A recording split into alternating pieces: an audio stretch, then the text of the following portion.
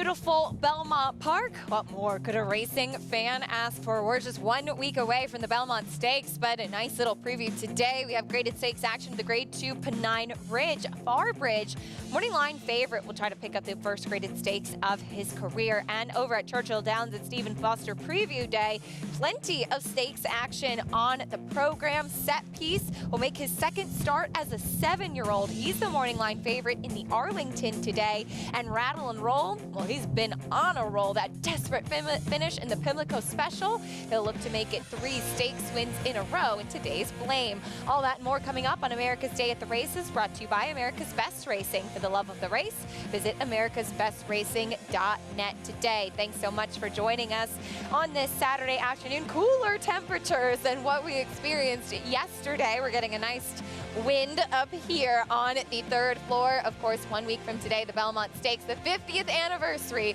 of Secretariat's Belmont score to win the Triple Crown. Acacia come on alongside champion jockey Richard Migliore. Richie, you can feel the excitement, feel the buzz around this place just 1 week away from the Belmont. It's always an exciting time, not just because we have the longest American classic, the Belmont Stakes, but all the incredible undercard races, the celebration of our sport, if you will. The entire Belmont week's a good time.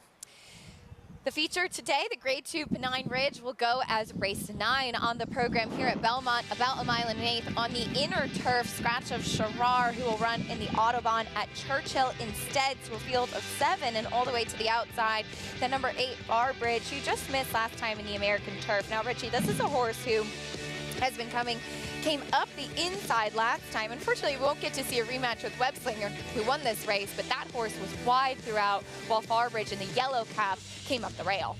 You got to save all that ground, but a horse needs to be brave to negotiate traffic. You saw, look like Joel was thinking about maybe angling out around the leader, and good thing he didn't, because that door closed sharply, dove back to the inside. It was smooth enough, altering course, but he had to negotiate traffic, save ground. Which is the lesser of two evils, losing ground and having an unencumbered run, or having to kind of negotiate your way through rush hour traffic? One horse that can also handle rush hour traffic is Silver Knot, a horse that did just that in the Breeders' Cup Juvenile Turf. He was off a little bit slow. William Buick, his regular rider, was aboard that day, and then a similar kind of move to what we saw from Farbridge, in fact, came up the rail and just missed behind Victoria Road, who was closing on the outside. The Euros running 1-2 in here. Let's see, Richie, how he can do, making the second start of his 3-year-old season for the always dangerous Charlie Appleby. He's coming out of the Grade 1 Guineas over there, going a mile, always a kind of a barometer of things to come in their 3-year-old division in Europe. And look at how tight he is in here, and he finds a spot. Again, riders got to be brave, but you've got to have a willing dance partner, a horse that's brave enough to make those spots, a horse that has acceleration to get through those spots. He was an unlucky loser. I mean, this was just, 2 very good horses, and Silver Knot showing how brave he is to come through a very narrow opening. Was soft going at Newmarket last time in the Group 1 Guineas. Will get a firm turf today. It's something he should appreciate. Richard Mullen, who we saw ride Ottoman Fleet to victory in the Fort Marcy for Charlie Appleby and Godolphin. He said he liked New York, and, well, he's back at 2 Pilot Silver Knot today. I want to remind everybody, you can sign up with Naira Bets, the official betting site of the Belmont Stakes. Get a $25 free bet plus a $200 deposit match bonus. Use promo code Belmont25 to experience the excitement of the Belmont Stakes. You can bet any track, anywhere, anytime. Sign up at NairaBets.com for your free $25 bet and a $200 deposit match. Here's what's on tap today. Today's race is courtesy of Claiborne Farm. We've got a lot going on this afternoon on this Saturday. Pick 6 carryover of just shy of 35,000 starts in the 5th at Belmont Park, the Pennine Ridge. The feature, we're Fast and Firm in New York, Fast and Firm in Louisville, Kentucky as well. 4 graded stakes on the program for Stephen Foster Preview Day. We'll talk more about all of the exciting action as we'll kick off the program over at Churchill Downs with the first race sprinting on the main track. There's a look at Megan's Clara for Norm Cassie. Louis Saya is going to be in the saddle. We'll talk more about her chances and the rest of the field after this.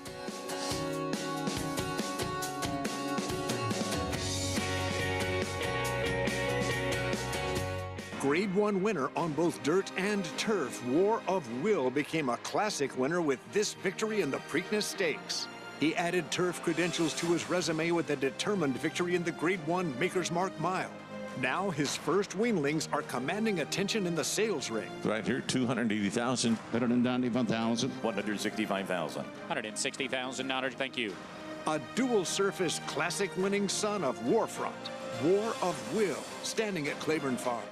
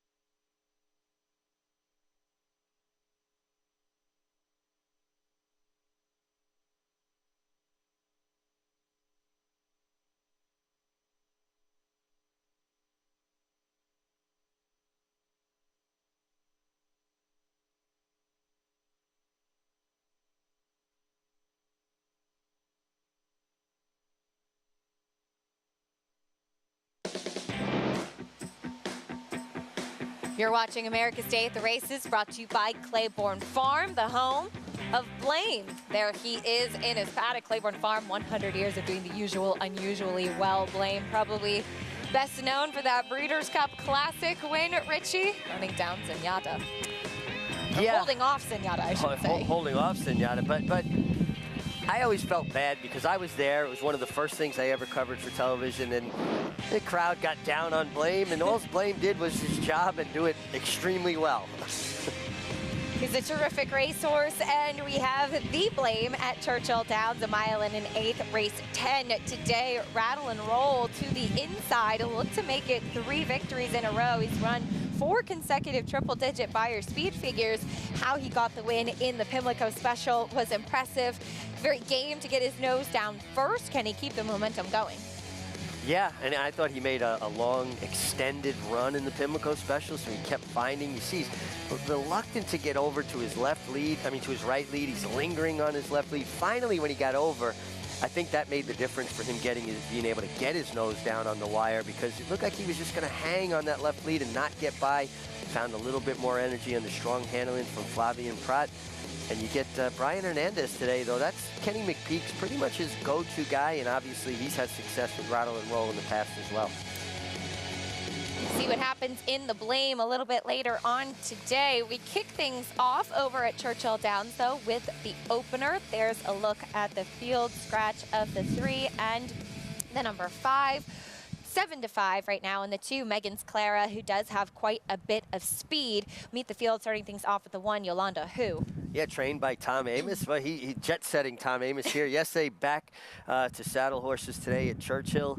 And this filly usually lays up close. Last time was compromised at the start, got off a step slow, and got pinched back. Should be forward again today. Who's your favorite, Megan's Clara? Yeah, a filly that has speed. You get Louis Saez, and I'm not seeing a tremendous amount of speed in here. And you know Louis is aggressive. 3-2 right now on your favorite, coming off a second-place finish last time out. Here's the 4, Shell Shock. Yeah, turning back in distance after trying to stretch out last time. She was ranked, didn't want any part of that. Back to a proper distance today. Off a win in her most recent start, stepping up. Here's Candy Caramel. More of a closing type. Would like to see some speed sign on here. You get Tyler Gaffalione putting together another fine Churchill Downs meeting. We're going to be on a good one last time, beaten by Vava. Here's the number 7, Margot in a Bubble Bath. Yeah, either one of her 2 efforts previous to that, would certainly make her a contender here. Corey Lannery got off to a little bit of a slow start, kind of putting it together recently at Churchill Downs. And first off the claim to the outside, the number 8, Cami Cat. I thought she was a little bit interesting because when you have a horse with speed from the outside, it allows them to get into the race the right way. And I thought this filly had a real look to kind of get the right trip.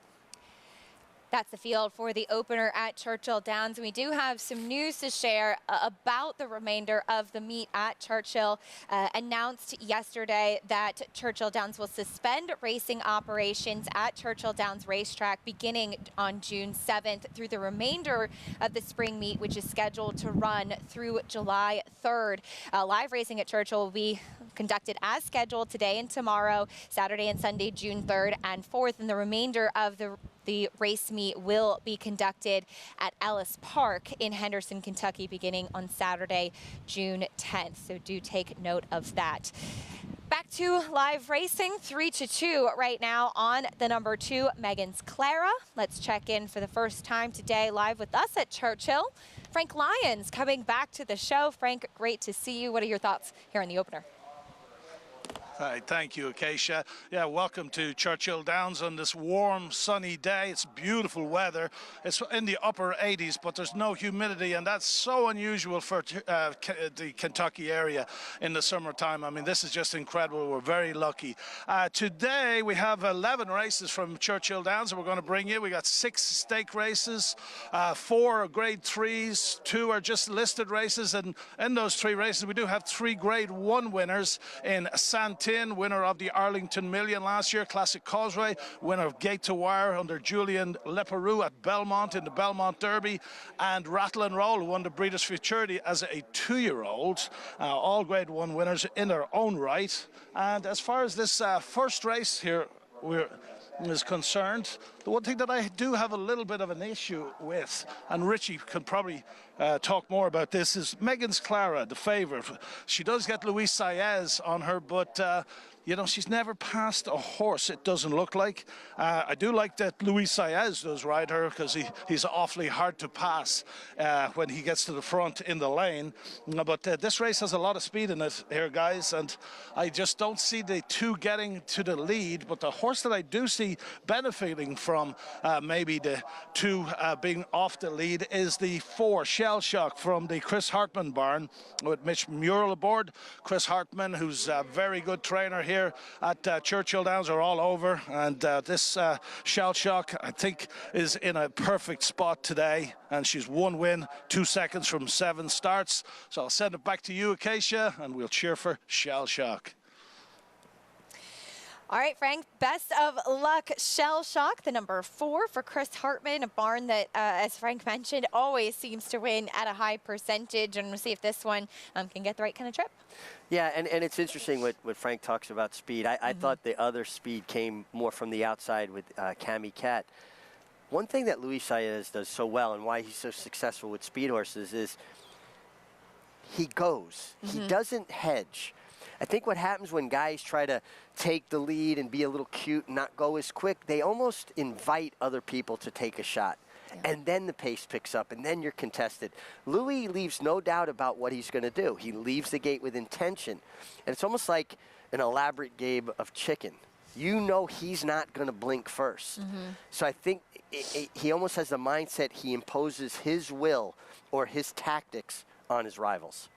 Has a date with Tappet Trice next week in the Belmont Stakes. Not a horse that you anticipate being forwardly placed, but the strength of Luis Saez, the pure physical strength, and why he suits a horse like that so well also comes into play. Well, a horse that we refer to as somewhat of a bicycle horse, right? If you're not pedaling, he's not running.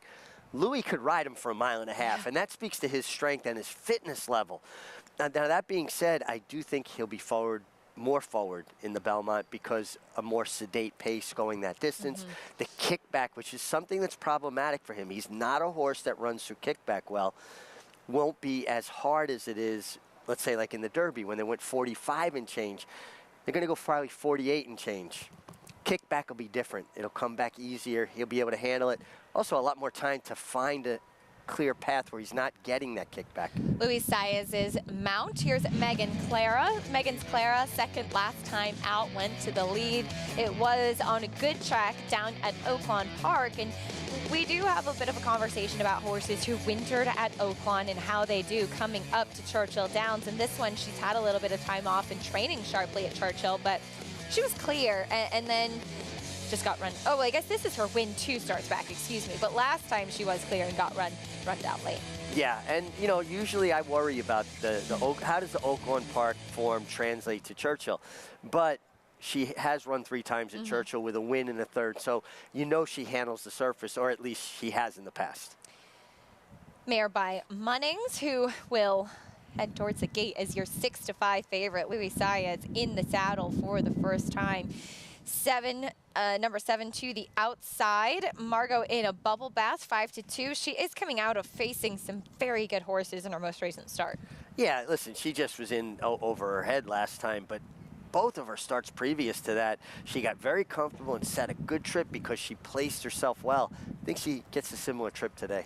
Loading in for the opener at Churchill Downs. We'll send it up to Travis Stone for the call.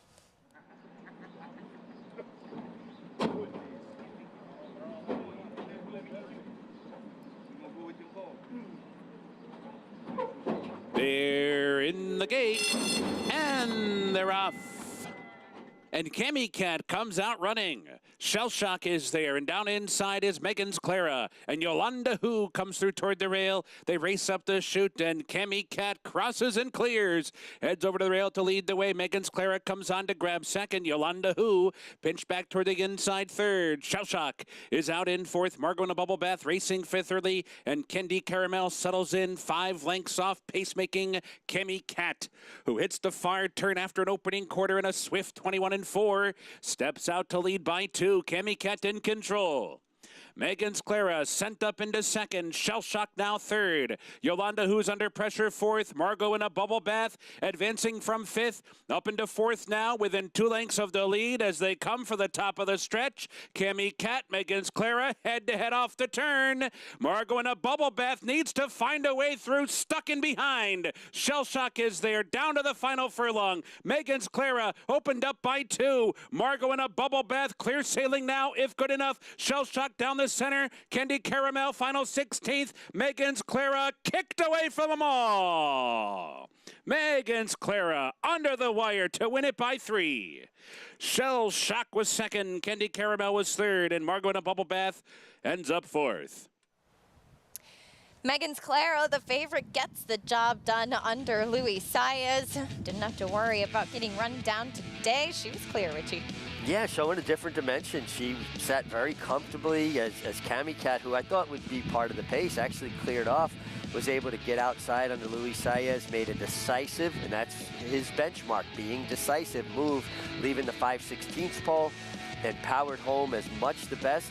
But your value, and you got to thank Frank Lyons for this. He liked Shell Shock, and she rounded out your exacta at a good price.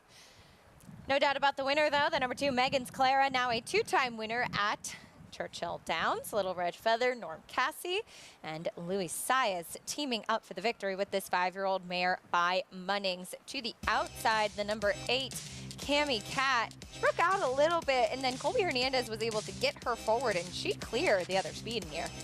Yeah, did it rather nicely, too. Didn't need to be used, considerably to make it. She's quick. Maybe these are just a little bit too tough for her. She was claimed for 20 last time. No doubt about the winner. It looked like she really enjoyed herself, too, the 2 Megan's Clara. Kind of turned it for home. You saw her wiggle her ears a little bit, and you knew Louis Saez had something left. And you want to talk about somebody that was built to be a jockey. He just looks like such a neat package on a horse. Over at Belmont Park, we'll get ready to kick off the Saturday racing action. There's your favorite in the paddock, 4-5 right now on Baby Socks, making her second start for trainer Rudy Rodriguez. We'll talk more about her and the rest of the field after this break on America's Day at the Races. Champion Good Magic was the co-leading freshman sire last year of Grade 1 winners, graded stakes winners, and stakes winners. This year, he's the sire of 2 classic performers in his first crop, Kentucky Derby champion, Mage. Come into the final 16th, and it is going to be Mage to win the Good Kentucky Magic, Derby. the classic sire, standing at Hill and Dale at Alapa.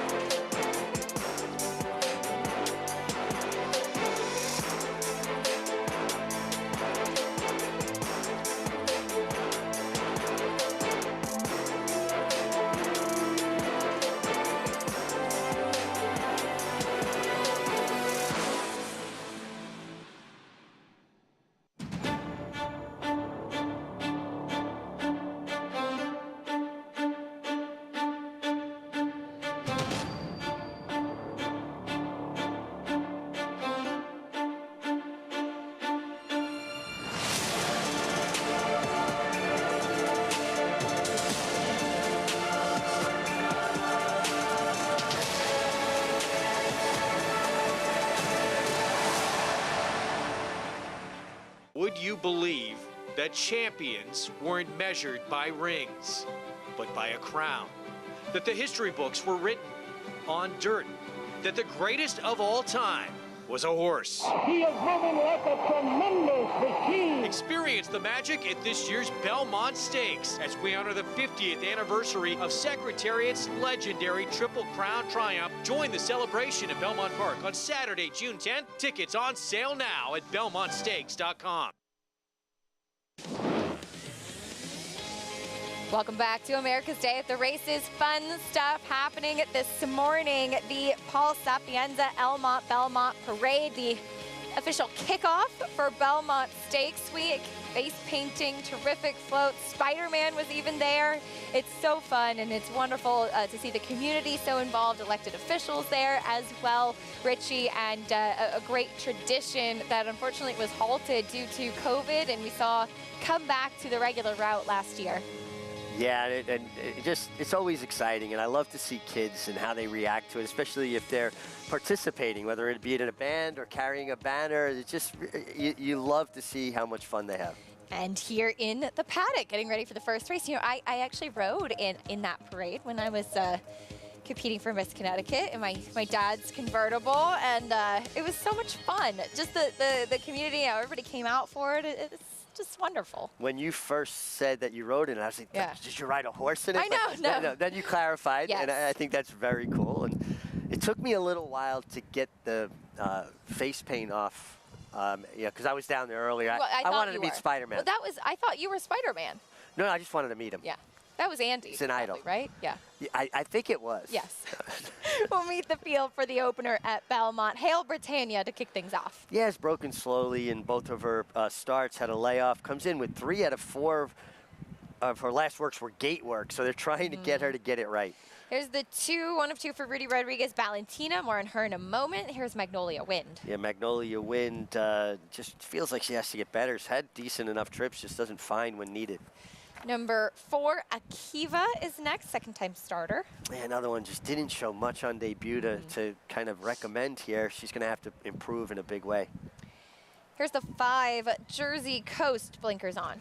Yeah, another one coming back off a freshening, but was well beaten at the same level when last seen in March. Class dropper, Irish Empress is next. And I think that's significant here. You know, her last race on the grass, you could put a line through. Her races previous set in dirt certainly make her a contender. 7-2 on that one. The 7, Touche, did that one go by? I think we might have missed her. Here's the 8, Baby Socks, your favorite. Yeah, another one from Rudy Rodriguez. Rudy's got both of the main speeds in here. Which one's quicker? I think Baby Socks might have actually a bit more pace. She was 3 wide in that Pimlico race last time. And last in the post break, there she is, Touche.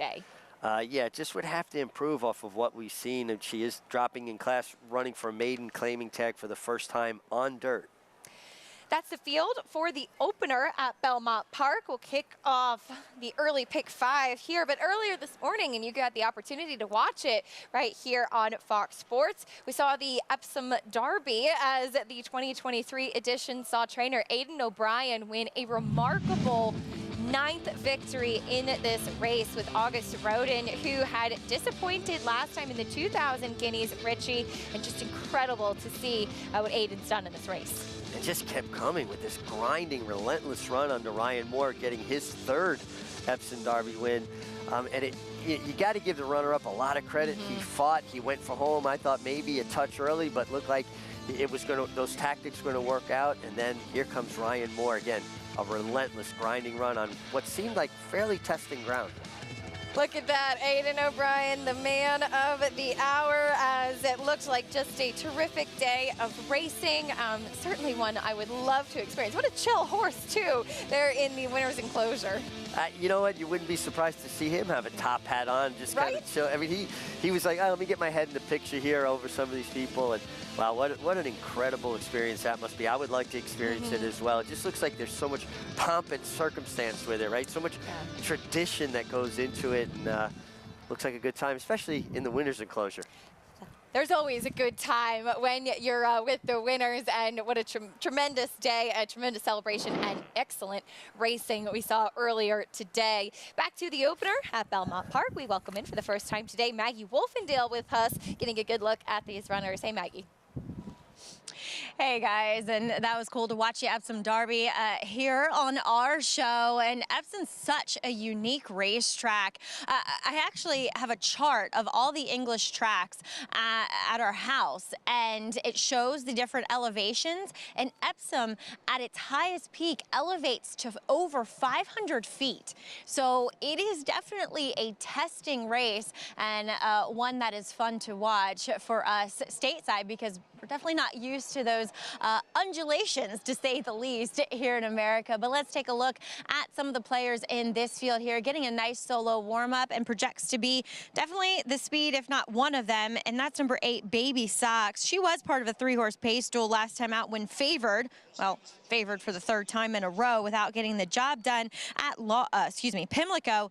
And yeah, she won the battle but lost the war. Unfortunately, just run down by a horse who's sitting that lovely stalking trip behind those 3 early leaders. She looks great here, but she always has, and she's yet to get the job done. At least she breaks outside. Then again, she broke outside in her last start too. I just thought there maybe were other appealing options in here, and the one that I took is number 6, Irish Empress, as she is 2nd off the bench, has yet to run this cheaply yet in her career, returning to the dirt for Tally Lynch. Now, she's one that does have, at times, difficulty getting out of the gate, and I think is due to the fact that she has a particularly light mouth. What I mean by that is if the rider applies pressure, she's going to react in a fairly substantial way by throwing her head up in the air, and I think at the break, the rider really has to, Richie can expound on this, but just grab mane and let the reins kind of go. Now, she puts blinkers on, and she's always struck me as one that at least has A, the demeanor to be forward, and B, the physical prototype to be a more forward runner, and her best performance 2 back at Aqueduct would indicate that being more forward would be a better option for her. She looks fantastic. She definitely looks best in this field. I'm going to go with her, just hoping that Dylan can get her out of the gate cleanly without getting in her way too much. And then you have the drop down, the other drop down in here, number 7, Touche. She's got a more true drop down. She's an open company type. Hasn't done too much running, but cuts back in distance and back to a fast track. She certainly looks more like a kind of fast track runner. I'm just concerned about the distance, honestly. She's kind of been acting up. It might not be her fault. I feel like Dalton Brown's kind of arguing with her a little bit more than maybe needed out there on the racetrack. Again, I'd find her interesting at a price because these are low-profile connections. But again, I feel like the 6 furlongs might be a little on the sharp side for her, Acacia. All right, Maggie, thank you. Touche. We'll see how she handles the distance. Hasn't run at this distance since her debut, and she's facing significantly tougher competition in her 2 races on the dirt. Yeah, I mean, this is a significant drop in class, and her first sprint on the dirt, even though she was well beaten, wasn't terrible in the context that for maiden 20, it's just a big difference, and that race actually, she wouldn't be that far off of some of these in here. I mean, obviously, Baby Sox has been running quick. Her buyer's in the 50s the last 2 times, and she has speed. And I always take into account in some lower level races about horses getting more easily discouraged. So when you have a speed horse in a lower level race, they're the one doing the discouraging, right? I think Maggie and I, we always seem to be somewhat on the same wavelength. We both landed on the 6 Irish Empress. Me too. And you as well. Yeah. So, getting down to this maiden 20 level, I don't trust Baby Sox at a much shorter price. She adds blinkers, and Maggie talked about having a light mouth. This is something that Dylan Davis and I have spoken about a great deal over the last few years, less so recently. 5 pounds of pressure. Not 10 pounds of pressure on a horse's mouth, not 15, not 0. But certainly with a filly with a light mouth, give her as much rein as possible, because that first jump, you don't want to put the bit up in her mouth, inhibit her, have her throw her head, keep her from finding her stride immediately. And Dylan's pretty quiet on that horse and pretty light with his hands on horses like that. And that's exactly what happened to her last time, is she broke out badly, hit the gate, and then she hit the horse next to her and kind of threw her head up in the air and didn't look comfortable at all. Back to what she seems to do best today, sprinting on the dirt, 7-2 on Irish Empress. Rudy Rodriguez is 2 in here, though. Back to the 2, Valentina, as this horse had speed and she showed it last time out when she was beating Justin Neck. Now there are 3 horses coming down to the wire. Axel Rose was closing in that spot. She's 2-1. It just doesn't it kind of feel like last time was the time to like her? Yeah, I mean, I do get that, you know, some people may say, well, she's cutting back 1/8 of a mile from 7 furlongs to 6. But I also think that the presence of the other Rudy kind of cancels her out. I don't think she's going to make the lead. I don't think Rudy wants his 2 horses to go head and head. And I just think maybe you're taking her best opportunity, her best weapon away, because she should get out-footed. Baby Sox just looks faster to me on paper. Quick reminder, you can get all the stats on horses, trainers, and jockeys in today's races with free Equibase past performances. Go to NYRA.com/TV schedule for all of your past performances on today's show. We're kicking off the day at beautiful Belmont Park. There it goes, the number 6 Irish Empress loading in. Dylan Davis in the saddle. The favorite, Even Money, will kick things off with the opener at Belmont. Here's John and Brielle with the call.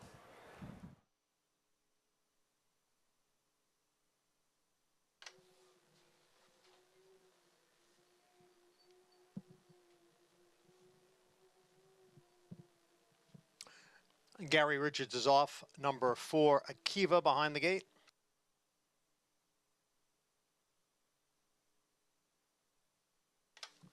And we're waiting now for Akiva and Baby Sox.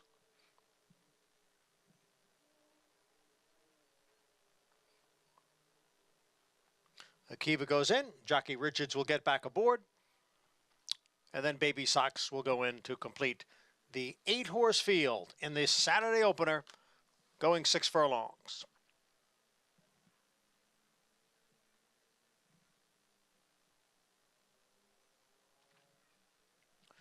Baby Sox steps up. And we are ready for race 1.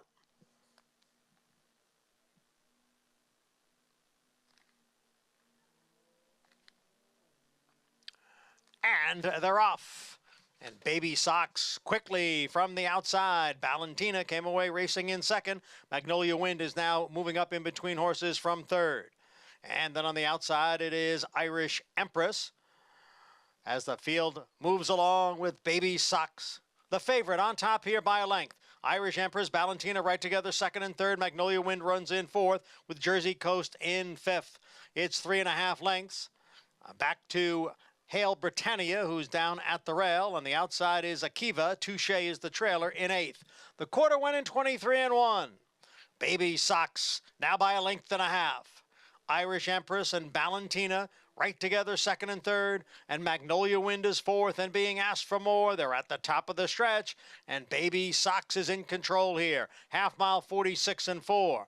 Baby Sox clear quickly here by 4 lengths.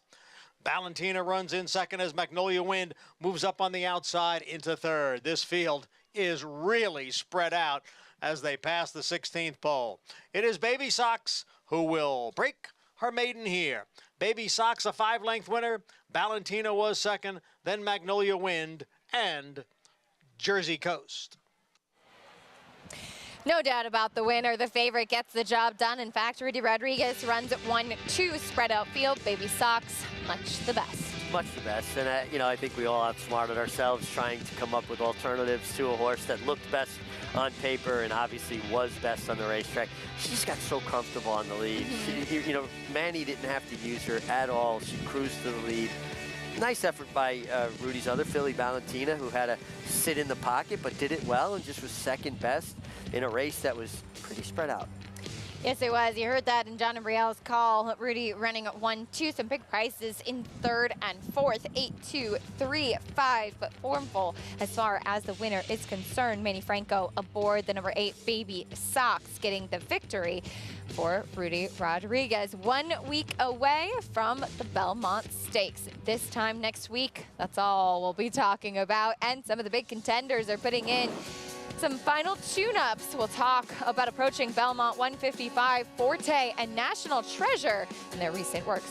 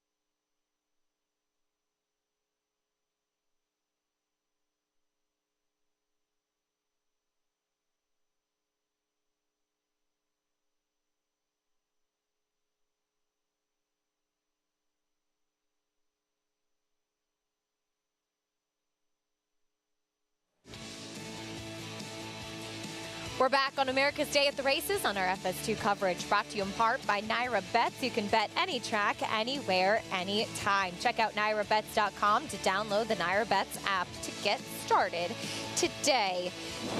1 week away from Belmont 155, the 50th anniversary of Secretariat's Belmont Stakes record-setting score. 3-year-olds going 1.5 miles. Here's a look at the probables, and we hope that everybody lines up as is expected. Riching could be incredibly competitive. Of course, the post position draw will be on Tuesday to find out where these 3-year-olds will line up in the starting gate. Forte will take a look at the 2-year-old champion who unfortunately was not able to run in the Kentucky Derby due to a scratch the morning of the race from a foot bruise. Taking a look at a recent workout from him and Irad Ortiz in the saddle. Yeah, wound up yielding a pretty fast time here, you know, 59-3, essentially. Broke off about 3 or 4 lengths behind his company, picked him up quite readily. They finished up together, though. They finished up nicely together, the horse on the inside, kind of emboldened by Forte's presence. Gallop out was good. Nice work. Tough ass to go 1.5 miles, not being seen since the Florida Derby. Obviously, his schedule just kind of completely upended. But it was a good work.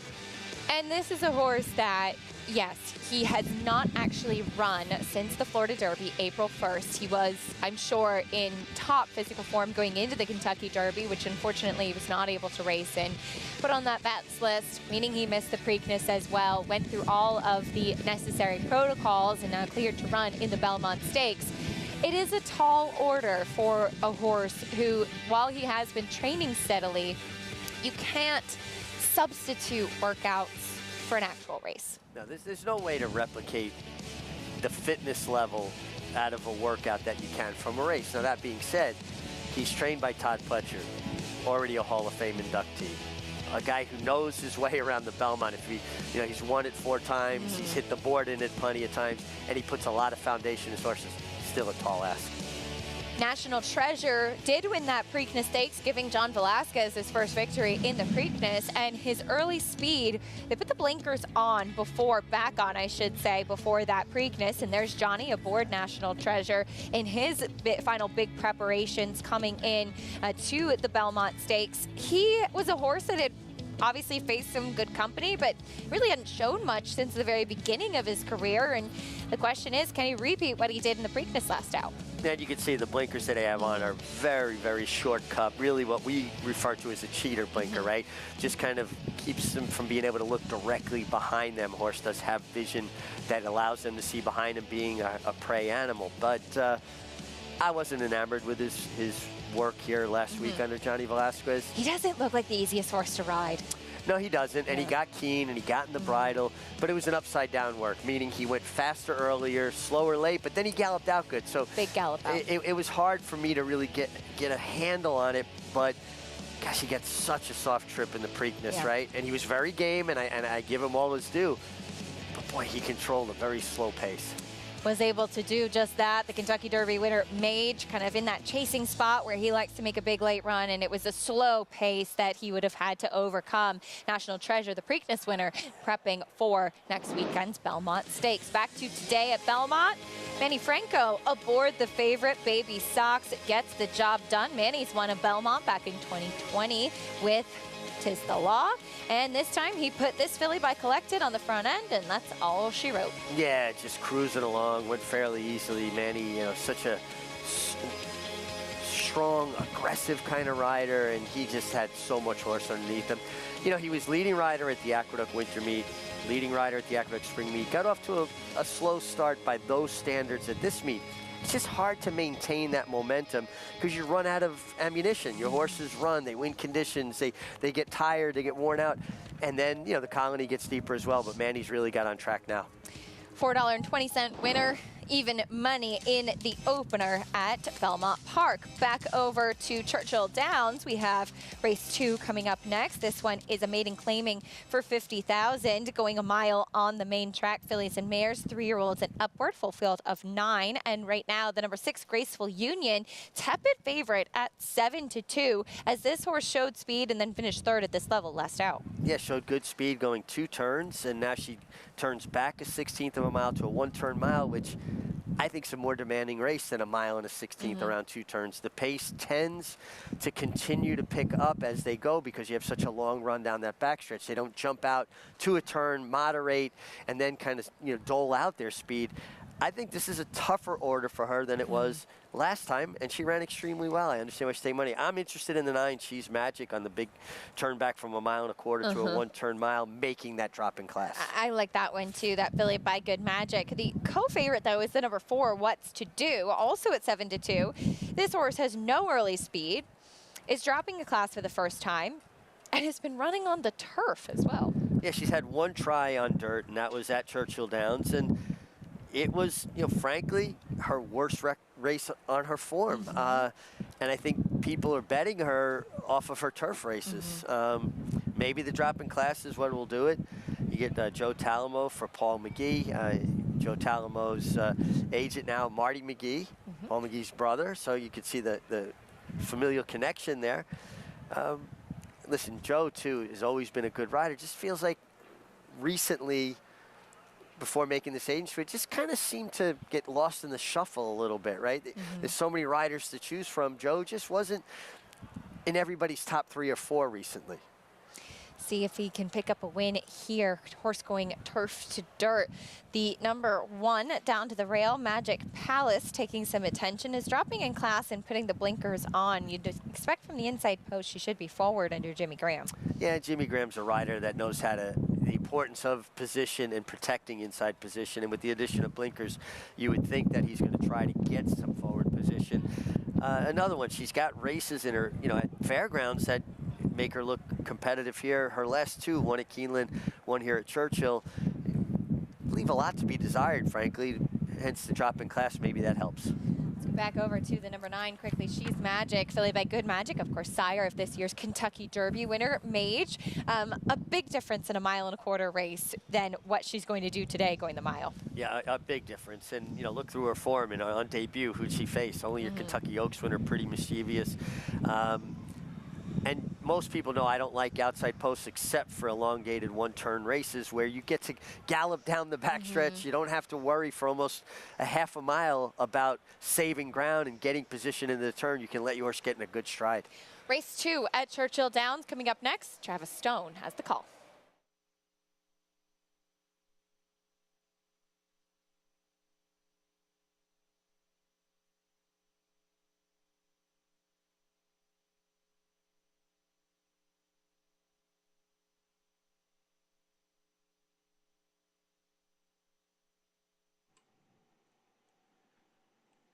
They're in the gate, and they're off. Miss Analyze bounces out on top, and Gora Deb is there. So to Graceful Union. Exclusive Joni is not far behind. 2 words comes on from the far outside. Stage Bell comes on too. Graceful Union and Gora Deb and Stage Bell, the 3 of them across the track as they move up the chute. And up close and down inside is 2 words. Racing 4th, a break of 3. Back to She's Magic, who's out in 5th. Exclusive Joni racing in 6th. What's to Do is 7th. Magic Palace is 8th. Miss Analyzed is at the back in 9th. 5 furlongs to go. And it's Graceful Union in front. A clear leader now. Opens up by a length. And Gora Deb comes on to grab 2nd as 2 words is backed off down inside. Stage Bell in the clear, racing up into 3rd. 2 words is now 4th. The opening quarter goes in 23 to a 46 3/2 mile. So they're on the far turn, and it's Graceful Union, the leader. The leader a length and a half, and Gora Deb under pressure to keep up in 2nd. Stage Bell's on the outside 3rd. 2 words in 4th. What's to Do 5th. She's Magic moving up on the far outside of horses within 4. Exclusive Joni's finding a seam in between. Miss Analyzed and Magic Palace. Quarter pole. Graceful Union in charge off the turn. Still in front by 3. Exclusive Joni rallying down inside. What's to Do coming on strongly. Then it's Stage Bell. And She's Magic and 1 furlong to go. And What's to Do has taken the lead and is taking off for the wire. What's to Do finishing full of run. Streaking onto the wire to win it by 5 in the end. She's Magic 2nd. Stage Bell 3rd. Exclusive Joni 4th.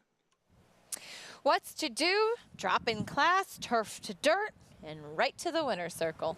Yeah, I questioned her one dirt race, so she certainly responded in a positive way. Got a real nice ride from Joe Talamo. And boy, she powered away. Kick Clear was much the best. Kind of interesting to watch She's Magic, who wound up being a distant second. Talk about a filly that was running with the emergency brakes on. She was trying to drift out a little bit, yeah. Around the turn, trying to drift out. In the stretch, trying to drift in. And making short runs and then kind of losing her focus. I'd be interested to see that filly with blinkers. Yes, we'll see if an equipment change is forthcoming. Back to Belmont Park, horses in the paddock for this fun. 1 3/8 on the inner turf, 7-5 right now on Highland Grace. Let's check in for a paddock report with Maggie.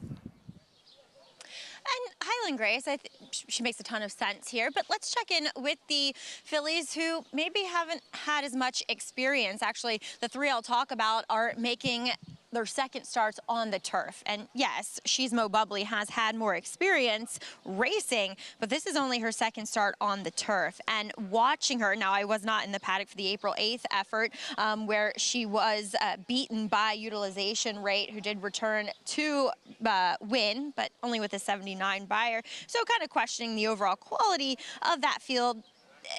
You would be fair to do so, but watching the race, looking at her here in the paddock, I think she wants every bit of this 1 3/8 as she moves on from the flat mile distance. She's just a big, long-strided, galloping type, very much of her daddy's physical frame, but a lot of times the Uncle Mo's can be, as I like to say, built downhill, which indicates a bit more speed, a bit of a shorter distance. Not her. She's a little bit more evenly framed, but comes in here incredibly fit. I think she fits really well with her competition. Now, Christophe Clement, he'll send out two that are making their second starts. Number 4, Settling Storm. She was beaten by a 1-5 shot Root Cause, and looking at her, she's a big galloping type of filly, and certainly the wider turns here and just wider course in general that we have at Belmont should suit her a bit more. And she did pull a wide trip that day, and it's always hard to overcome those types of trips at Gulfstream Park, and I just thought she stayed on well. So she gives every indication as she takes it out a bit further from 1 1/8 to 1 3/8 that she should be up for the test. Now, she of the two definitely looks the more fit, the leaner, relative to number 8 in here. That is Prêt à Toucher. She does come out of a liver race. Obviously, Queen Picasso, she's a stakes winner. Soviet Excess would come back and win as well, albeit on the synthetic. But there were 6 to come back, 3 winners, 3 second-place finishers out of that race. She's really, really solid in here. She got a good trip. She got to the rail quickly from the outside. She was a little headstrong early and then just stayed on evenly late. So just a very even run. She, for me, is more the physical type I like, but I just am not totally sure about the distance/fitness perspective relative to her stablemate in here. But again, like I said, at least she met probably a more quality field. Acacia. All right, Maggie, thank you. 6-5 on Highland Grace, who will try to build off of that second place finish last time out. Pick 4 kicking off here. We'll talk more about this second race after this quick break.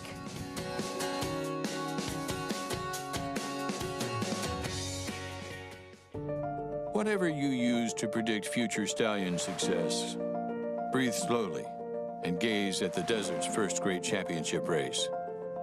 Curlin won it. So did Street Cry, Arrogate, and now, in a time even faster than Arrogate's, Mystic Guide. The cold hard fact is, after this, he was rated the best horse in the world. Mystic Guide.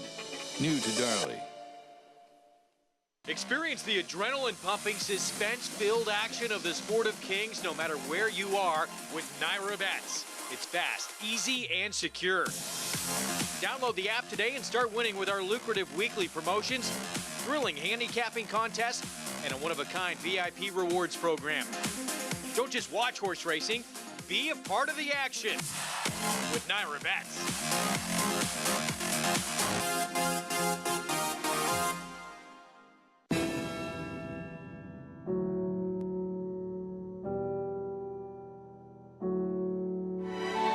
Independent Independence Hall is hands down one of the most impressive horses I've ever seen physically. Independence Hall is pouring it on here in the Nashua Stakes. Won by maybe a dozen lengths. Independence Hall wins the Hagyard Fayette.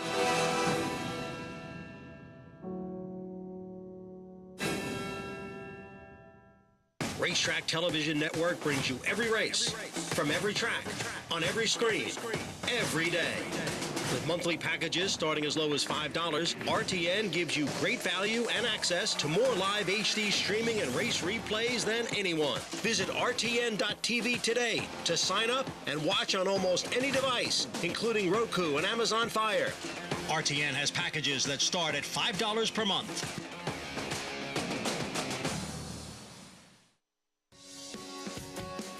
We're back on America's Day at the races as we're taking a look at your favorite for race 2, Highland Grace, trained by Barclay Tagg. Barclay Tagg, of course, had his Belmont Stakes win 3 years ago with 'Tis the Law.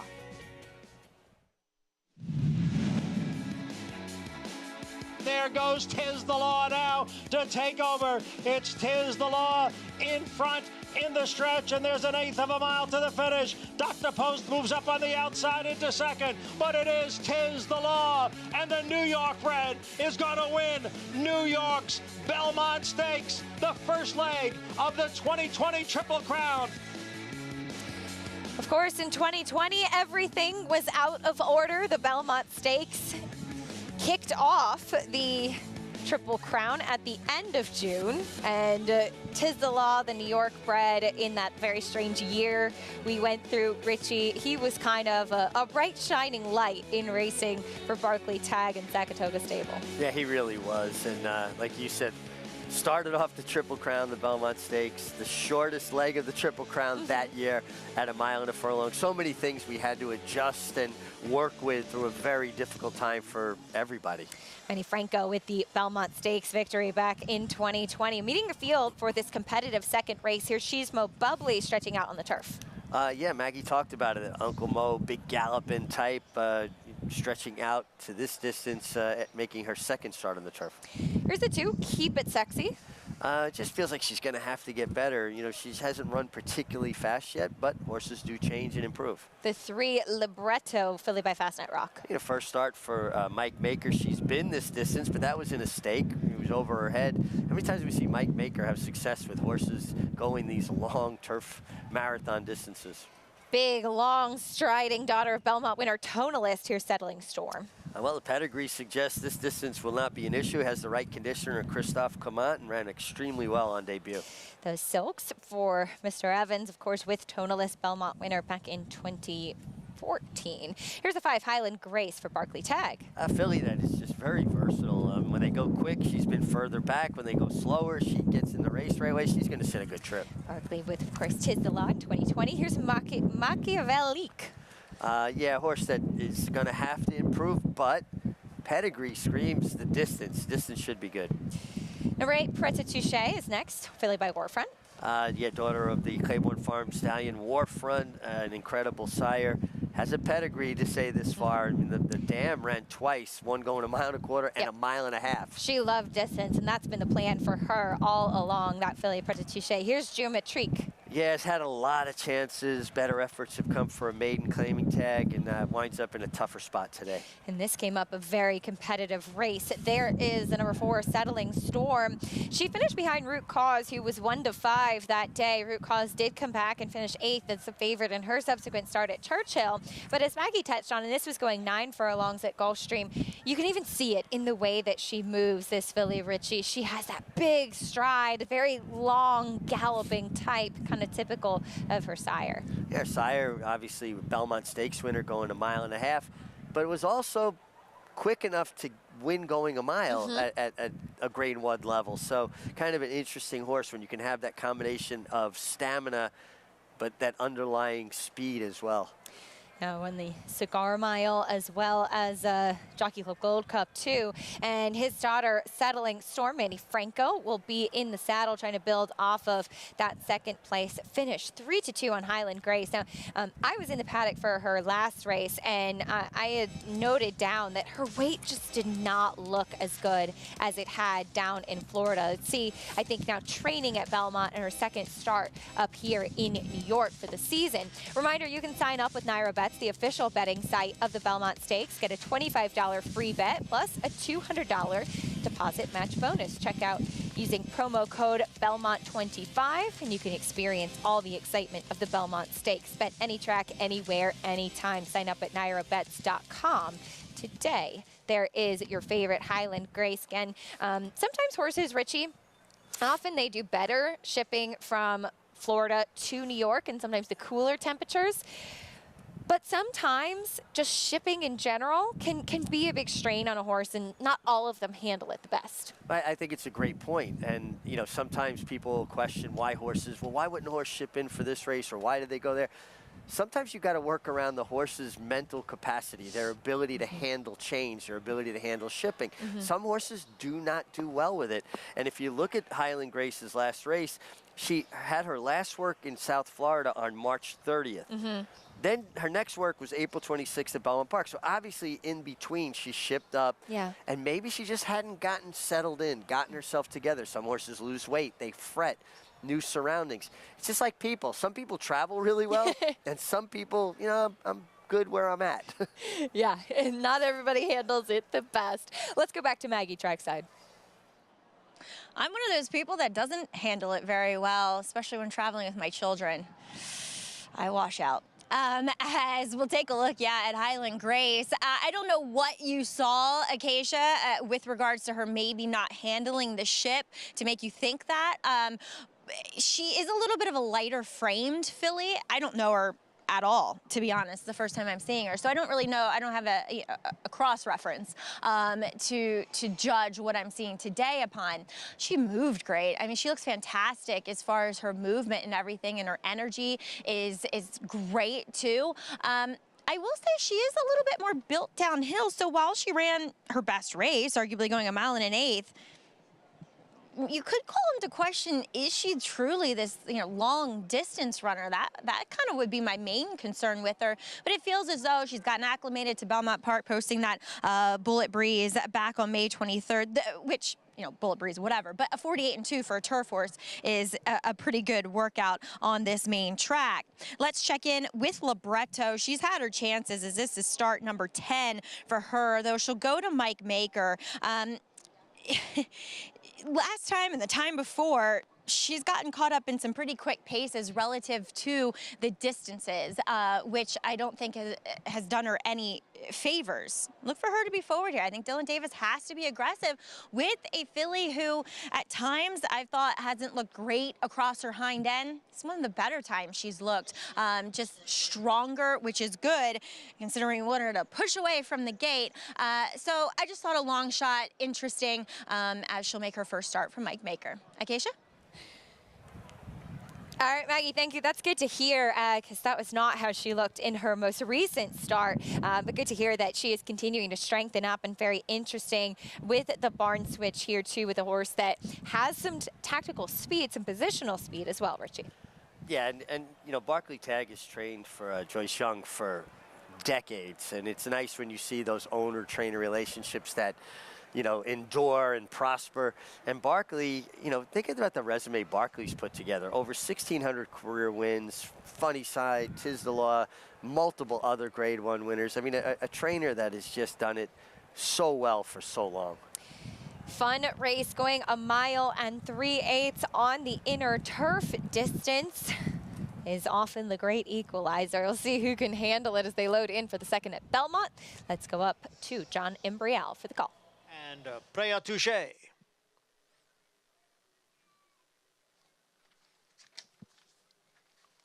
There in the gate. And they're off. Machiavellic. Settling Storm now moves up. Keep It Sexy is down at the rail. And Highland Grace is up close. So it is Settling Storm and Machiavellique. The two of them are right together, and they've got 2.5 lengths now. On Highland Grace in third, to her inside is Keep It Sexy racing in fourth. Libretto is next in fifth.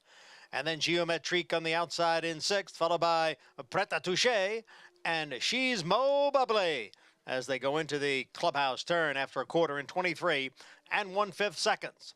Settling Storm is the leader here, and the leader now by 2 lengths. Machiavellique is running in second. Keep It Sexy, saving ground down at the rail in third. On the outside is the favorite Highland Grace in fourth, now 5 lengths from the front. Then it is Libretto and Geometrique right together. At the back of the pack, She's Mo Bubbly and Prêt à Toucher. Half mile went in 50 and 3/5 seconds, and now they're on the back stretch. Settling Storm continues to lead here by 2. Machiavellique remains in second. Big long shot there in second position. Keep It Sexy, another long shot in third. Then the favorite, Highland Grace, in fourth. They're midway up the backstretch now. And it's been Settling Storm right from the get-go. She continues to lead here by 2.5 lengths. Machiavellique is in second. Keep It Sexy, Highland Grace, third and fourth. Libretto has gotten a bit closer now in fifth. That is Geometrique, followed by She's Mo Bubbly and Prêt à Toucher.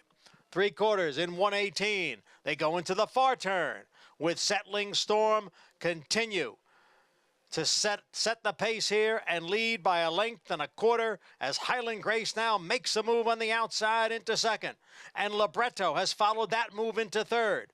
Machiavellique has dropped out of it. Far outside is Geometrique, then Prêt à Toucher, and She's Mo Bubbly who has come on. The field is in the stretch. It is Highland Grace, Settling Storm. Highland Grace now to the front. Settling Storm is back running in second. Then Libretto in third. She's Mo Bubbly continues to gain ground on the outside. It is Highland Grace with the lead as they come on for the finish. Highland Grace breaks her maiden going 11 furlongs. She's Mo Bubbly closed to be second. Libretto was third.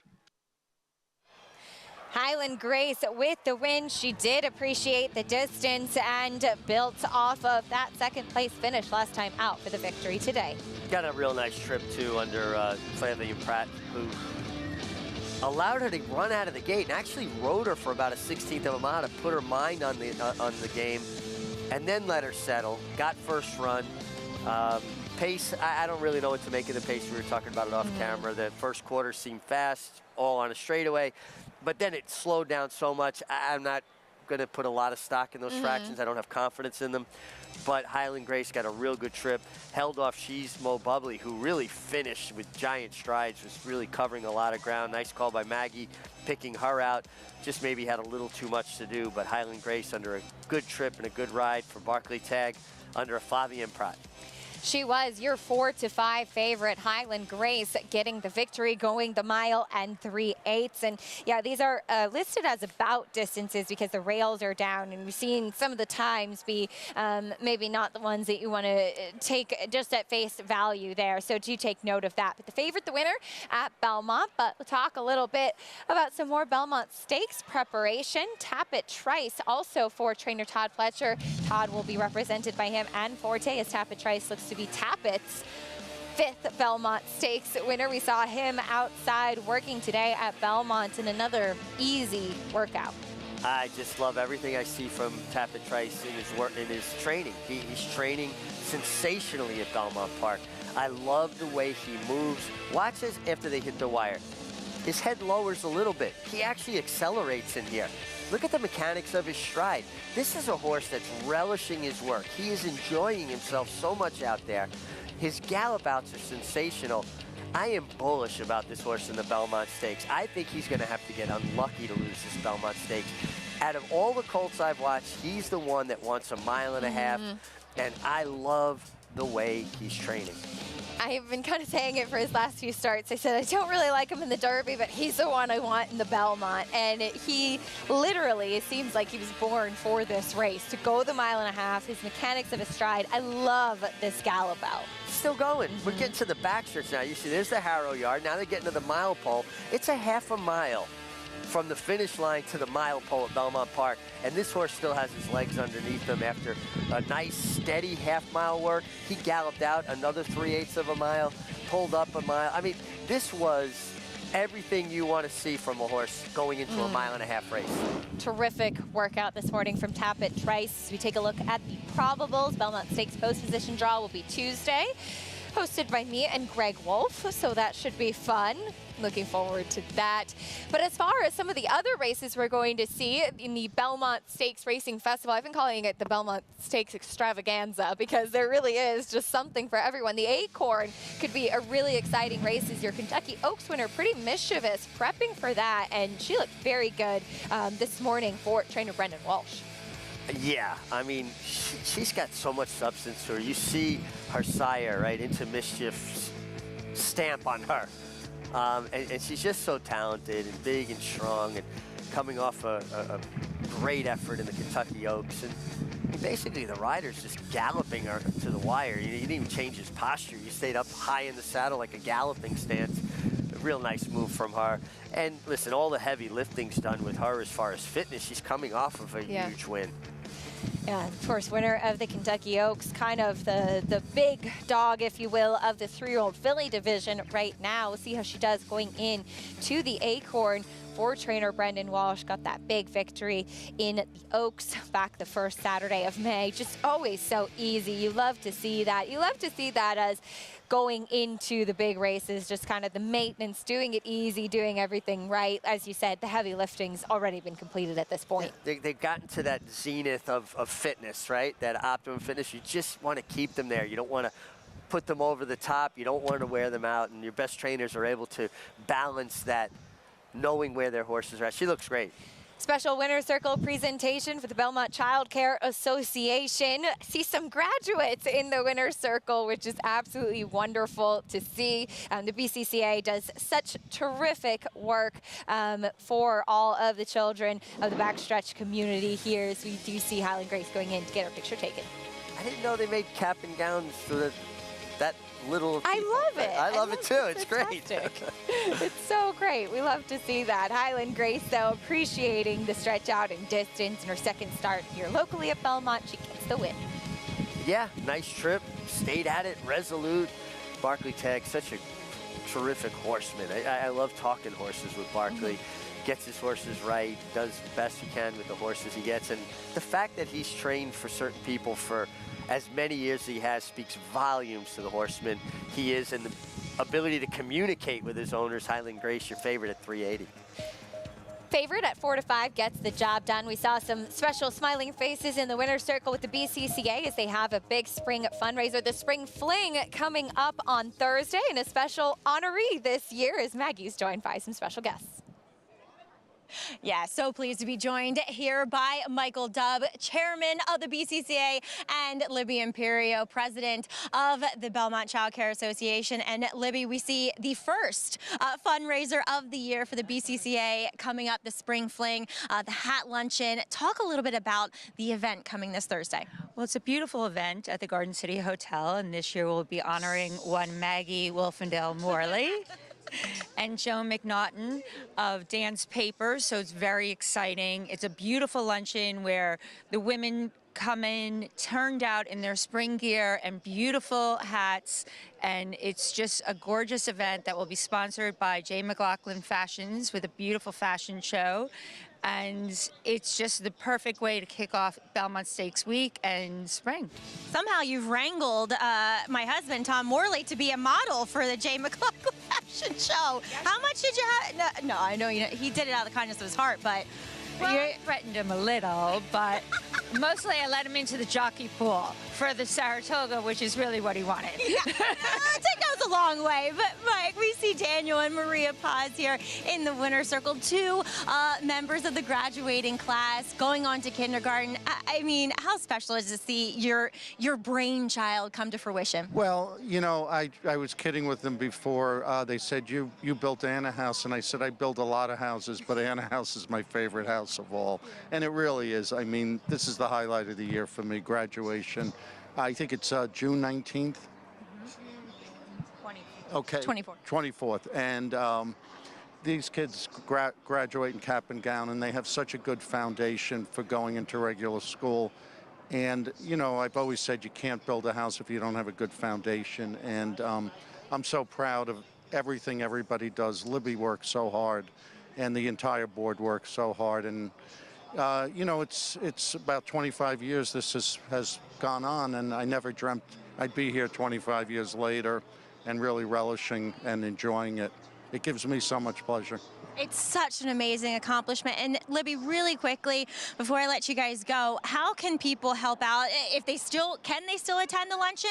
And if not, can they participate online? Yes, you can still attend the luncheon. You can go to our website, belmontchildcare.org, and purchase tickets, as well as participate in our silent auction and buy raffles online.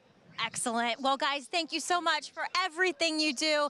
Be sure to support the BCCA if you can, because these smiling faces from Maria Paz and Daniel melt your heart, Acacia. That's what it's all about, Maggie. Looking forward to that 6th annual Spring Fling coming up on Thursday at the Garden City Hotel. Be sure to check out the BCCA and how you can support all of their wonderful efforts. Back over to Churchill Downs, race 3 coming up next. It's 7.5 furlongs on the main track. Favorite to the outside, the number 7, Braganza. Braganza, well drawn outside. Luis Saez, Eddie Keneally. Interesting, you've got a daughter of Practical Joke, the 2, Joke Cece, Chilean bred, who's a Grade 1 winner in Chile. Gonna be curious to see how she performs. And Ignacio Nacho Correas does great bringing these horses from Latin America to acclimate them to American racing. We'll see how she does transitioning over. Loading in for the 3rd at Churchill. Here's Travis Stone with the call.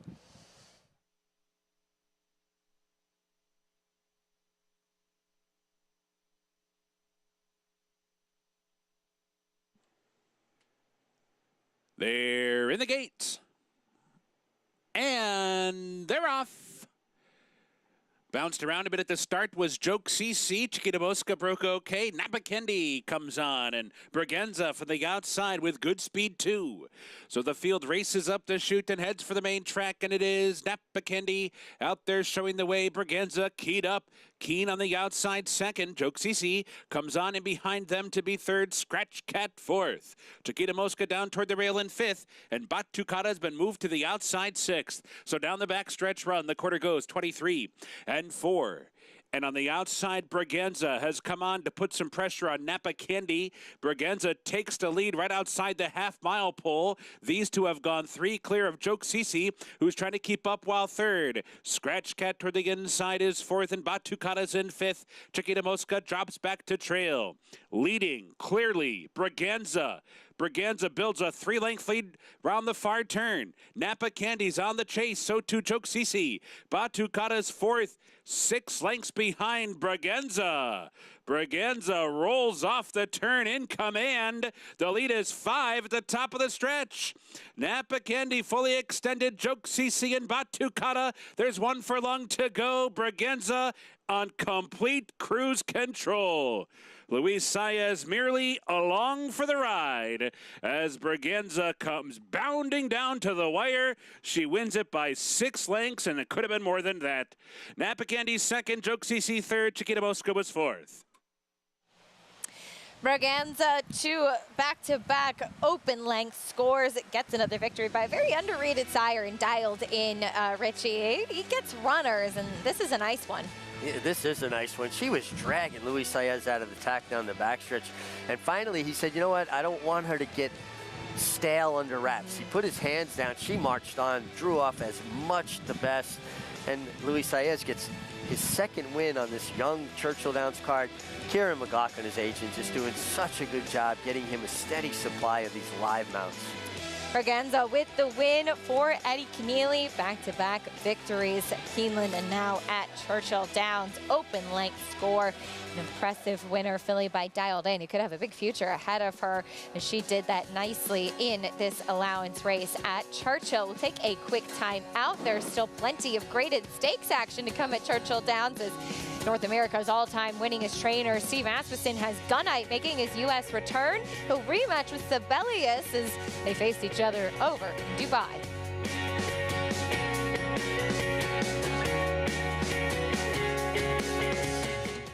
The Run Happies are running, the Run Happies are selling, the Run Happies are winning. Eclipse champion Run Happy is showing a new dimension with winners on turf, dirt, and all weather. A record-breaking sprint champion, Run Happy is also siring winners at all distances, burning up the tracks. A sire whose runners can carry his speed over all distances and all surfaces. Run Happy, price for value, and standing strong at Claiborne Farm.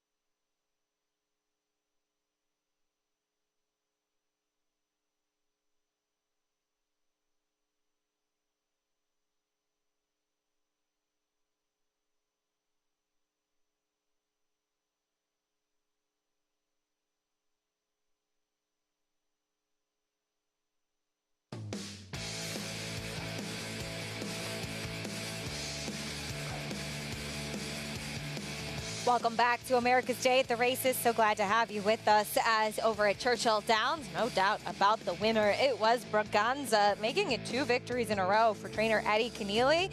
And she was much the best in this spot.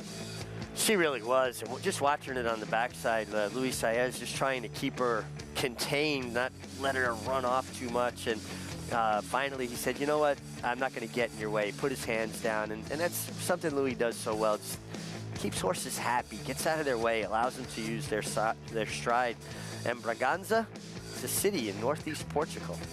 Wow, very cool. $3.86 winner, 4 to 5 on the winner, Napa Candy and Joke Cici to round out the trifecta there in race 3 at Churchill Downs. Back over to Belmont Park. We'll be going a mile on the main track in the next race coming up at Belmont. Horses in the paddock. There's the Secretariat statue 1 week away from the Belmont Stakes. Taking a quick time out. Talk more about the 3rd at Belmont after this. Stay with us on America's Day at the Races.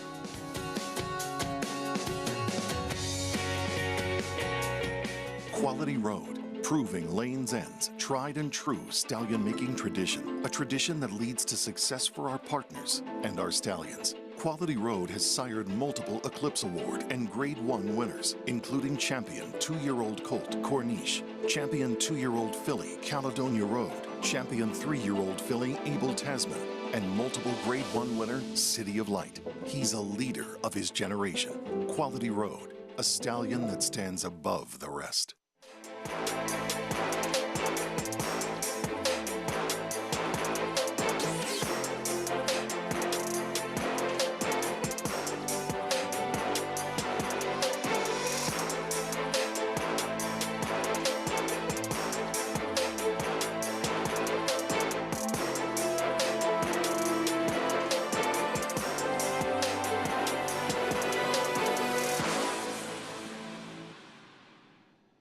The rumbling started early and only intensified, with performances that sent shockwaves across the nation.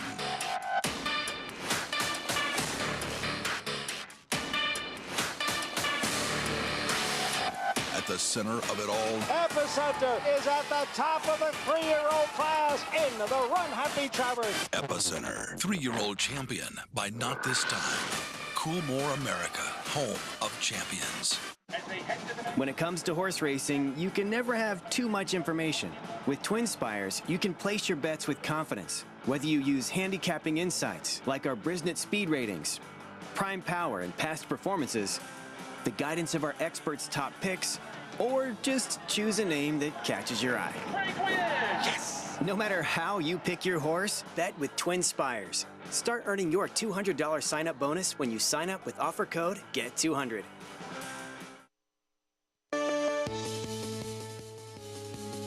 Welcome back. You're watching America's Day at the Races here on Fox Sports 2. We're just a week away from the 155th running of the Belmont Stakes. You can catch all the action on Fox, the first time ever. But if you want to come out to Belmont, I'm so pleased to be joined by the VP of Sales and Hospitality, Kevin Quinn. And Kevin, it's not too late for people to get tickets.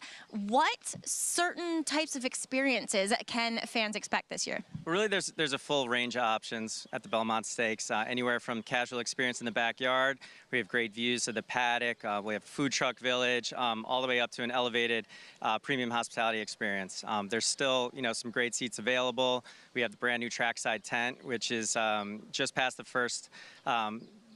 finish line on the first turn, and offers a premium buffet along with open bar for the day and access to the clubhouse apron. So it's really, a great spot. If you're looking for great sight lines, we have the Garden Terrace. We still have a few tables available there where you see a full panoramic view of the track.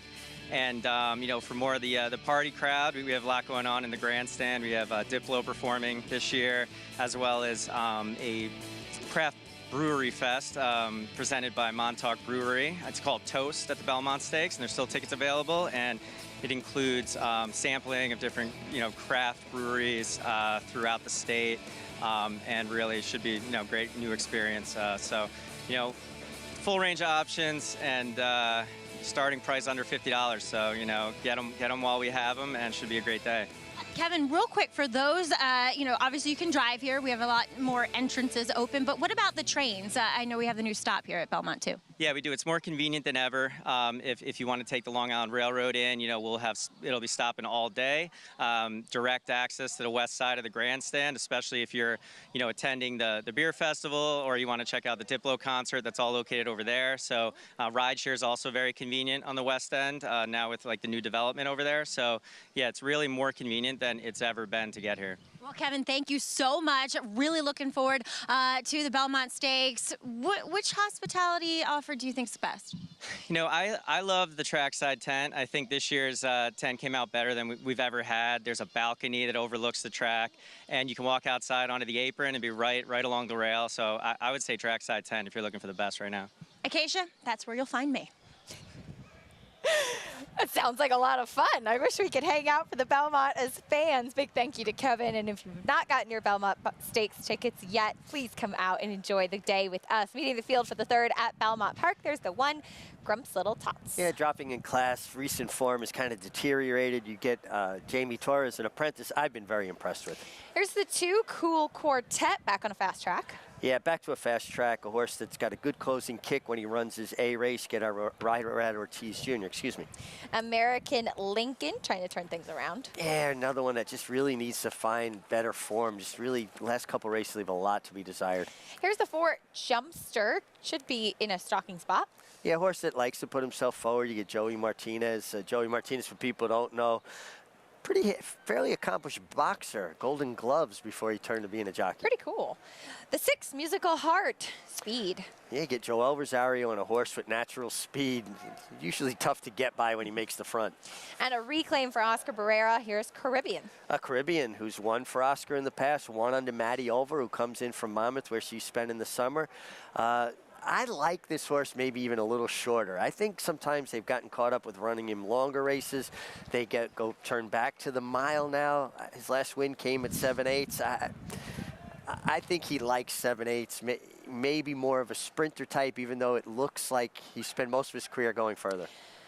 Cross country pick 5 sequence kicks off just a little after 4 p.m. today. There are Belmont and Churchill races in the sequence, 4 of them graded stakes, and a really nice maiden special weight in the 7th at Belmont that'll kick off the sequence.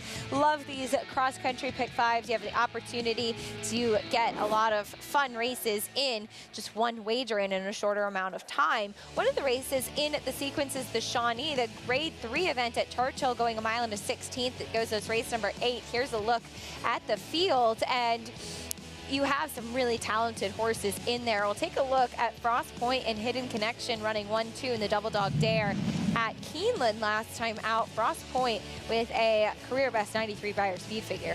Yeah, and ran down Hidden Connection, who set a fairly controlled pace. Had fight when challenge came. She fought all the way to the wire. Just got outgamed by Frost Point. Flavien Prat aboard this day. One of the things I talk about with Flavien Prat, he's a rider that I think is stronger than people really give him credit for. He does everything so well, tactically very sound, puts horses in position. The strength of the finish is something that people really should pay attention to. So strong, so good with getting horses to save a little bit coming down to the wire. There could be some other pace in here for Hidden Connection to make things a little bit more difficult. We'll see if Frost Point gets the right kind of trip that she wants a little bit later in the Shawnee at Churchill Downs. Back to today at Belmont. Horses on the track warming up. There's your current favorite, Musical Heart, who should be forward in this 3rd race. Let's check in trackside with Maggie. We're talking about a former stakes winner when it comes to Musical Heart, Acacia. So he certainly has the bat class and the former credentials to get the job done here in this 12-5 claimer. And I like what I saw with regards to the warm-up in that some of his recent efforts, he hasn't shown that much energy, but Joel Rosario really kind of got him underneath of himself and sent him forward today, which is great considering the turn back in distance, and good for him. There's no don't be late in here, but he has been beaten by some of the other contenders that we see in this field. So all things said, this horse is doing better than what I observed from him going back to earlier in the springtime. And I don't mind the turn back in distance, honestly, from that physical perspective to the mile here today. Moving on to number 2, Cool Quartet. He was wired last time by Salippo, who got away with things on the front end over a sloppy racetrack. Back to a fast track here today. He hasn't won in a while. I mean, granted, back in February he won, but that was for former connections. He just looks exceptional on the racetrack. I really like what I'm seeing from him here. Just really framed himself up well, carrying his coat and conditioning to the utmost and peak condition. So I'm just going to go with him, Acacia. I know Irad Ortiz always hurts your price a bit as he did drift down to favoritism now, but between the two, I just liked him a bit more. Fair enough, Maggie. Thank you, Cool Quartet, who is now your favorite. And, I feel like he would have been a little bit of a better price if Truculent had stayed in here. Richie, that was a significant scratch in this race. And as Maggie touched on, Salippo wired the field. Cool Quartet was off the pace that day. And it looked to me like he didn't love all of the kickback that he took on that wet track, too. Yeah, some horses don't handle kickback as well as others. It's a non-factor. But usually on wet tracks, most horses react negatively to it. And listen, I think he looks great warming up too. And I always elevate a horse that Maggie likes from a physical perspective. I'm going with the 6, Musical Heart. I just love Joel Rosario taking them out, and I think he can control things on the lead here. And when a horse gets comfortable and gets up into Joel's hands, it just feels like they keep finding. Just a reminder, soon we'll have the pick 6 starting in race number 5 today. We have a carryover just shy of 35,000 in the pick 6. That starts in race number 5. So get your handicapping hats on and don't forget to participate in that. We saw some big prices on yesterday's card to trigger that carryover, and always a fun sequence to participate in. Starting in race 5 today, 8 to 5 now back here at race number 3 in Belmont. Again, $12,500 claiming race going a mile. 7-2 on the number 7 Caribbean to the outside. Now, what's interesting about him, Richie, is that yes, he's a reclaim for Oscar Barrera, and I always like that angle. I always pay attention to it. He just did disappoint in his last 2 starts, and those are for Linda Rice, who's a very sharp claiming trainer. maybe Oscar's just kind of figured him out a little bit more, though. Well, you know, when we talk about horses going to different barns, it's never an indictment of the former barn or an indictment of the current barn if the horse isn't in as good a form. Some horses just respond to different training methods or a different feed program, just a different routine, right? The fact that he knows this horse, and it shouldn't be overlooked that Oscar's had a terrific year so far. Belmont's gotten off a little slow. He's hit the board with several, but he's batting at 18% on the year. And, you know, his horses have been running well. So, and I like the fact that he reached out for Maddie, who had success with this horse with him in the past and brought her in for the day. Maddie Olver, who's been riding over at Monmouth, a 7-pound apprentice who did have quite a bit of success with Oscar throughout the winter, too. Loading in for the third at Belmont, John Embriel has the call.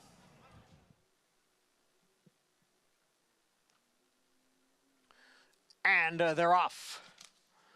A good break for Caribbean from the extreme outside. American Lincoln now comes on through. Musical Heart gains ground quickly. There goes Musical Heart now to take over the lead. Caribbean is back running in second, and American Lincoln is in third. And then it is a Cool Quartet down at the rail, being passed there by Jumpster. Grumps Little Tots is the trailer in sixth. It is Musical Heart who leads here by 2 through a quarter and 24 seconds. Caribbean tracking in second, 3.5 lengths back to Cool Quartet. The favorite has moved up into third. Grumps Little Tots now gains ground in between horses. And then it's Jumpster in the clear on the outside. American Lincoln now the trailer.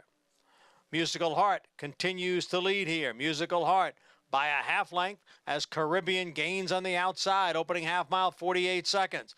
It's Caribbean and Musical Heart. And now they're heads apart. They've got a length and a half on Cool Quartet in third. Grumps Little Tots is fourth. Farther back, Jumpster and American Lincoln.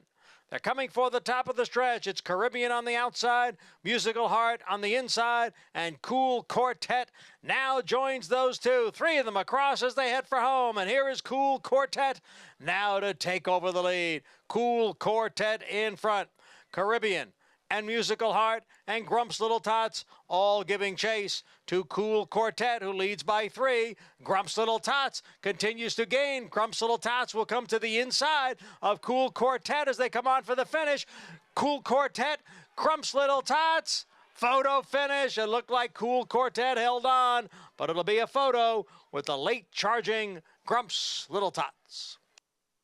It looks like Cool Quartet held on, but what a late run from the #1 Grumps Little Tots. Definitely the best race he's run in a while. Yeah, that was a big departure from his current form, an improvement for Grumps Little Tots and Jamie Torres, an apprentice I've been very impressed with. Cool Quartet did hang on.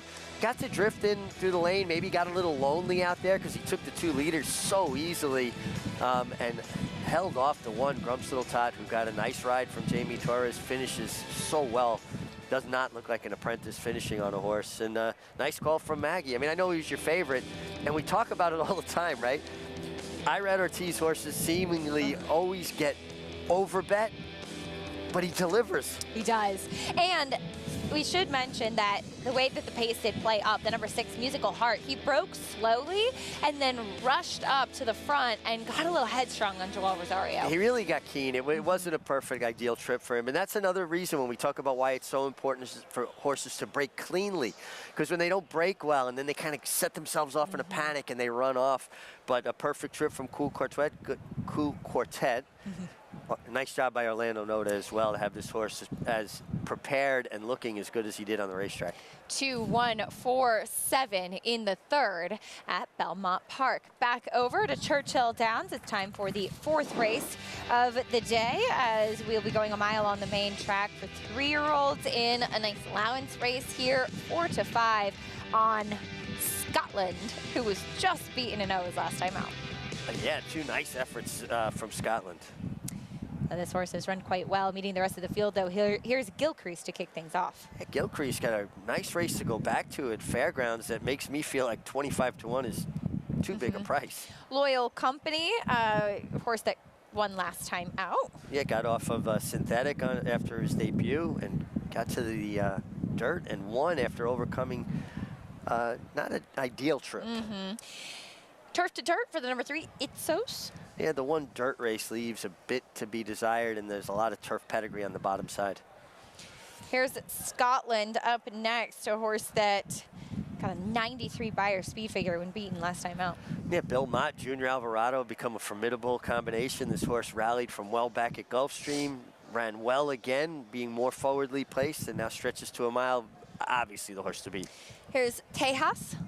Came with a relentless rally last time to win, going 2 turns at Oaklawn. This is a bit tougher. Try to build off of that win. Very late closing type of horse that likes to be far back. Here's Heroic Move for Brad Cox. Yeah, won on debut, showed good speed next time, then kind of middle moved last time. Feels like this horse is still figuring it out. Number 7, that's not Gilcrease. That's the 7, Bourbon Bash. Dropping out of much tougher company for the coach. Wayne Lucas, last seen in an allowance company, ran a good second. 10-1 on that one, a horse that has been running against graded stakes types. Here's the number 8, Cagliostro. I knew I was going to struggle with that. You're better at it. Comes out of the Louisiana Derby. They thought enough of him to try him there. Last time he was seen allowance race beating a neck with a fast figure.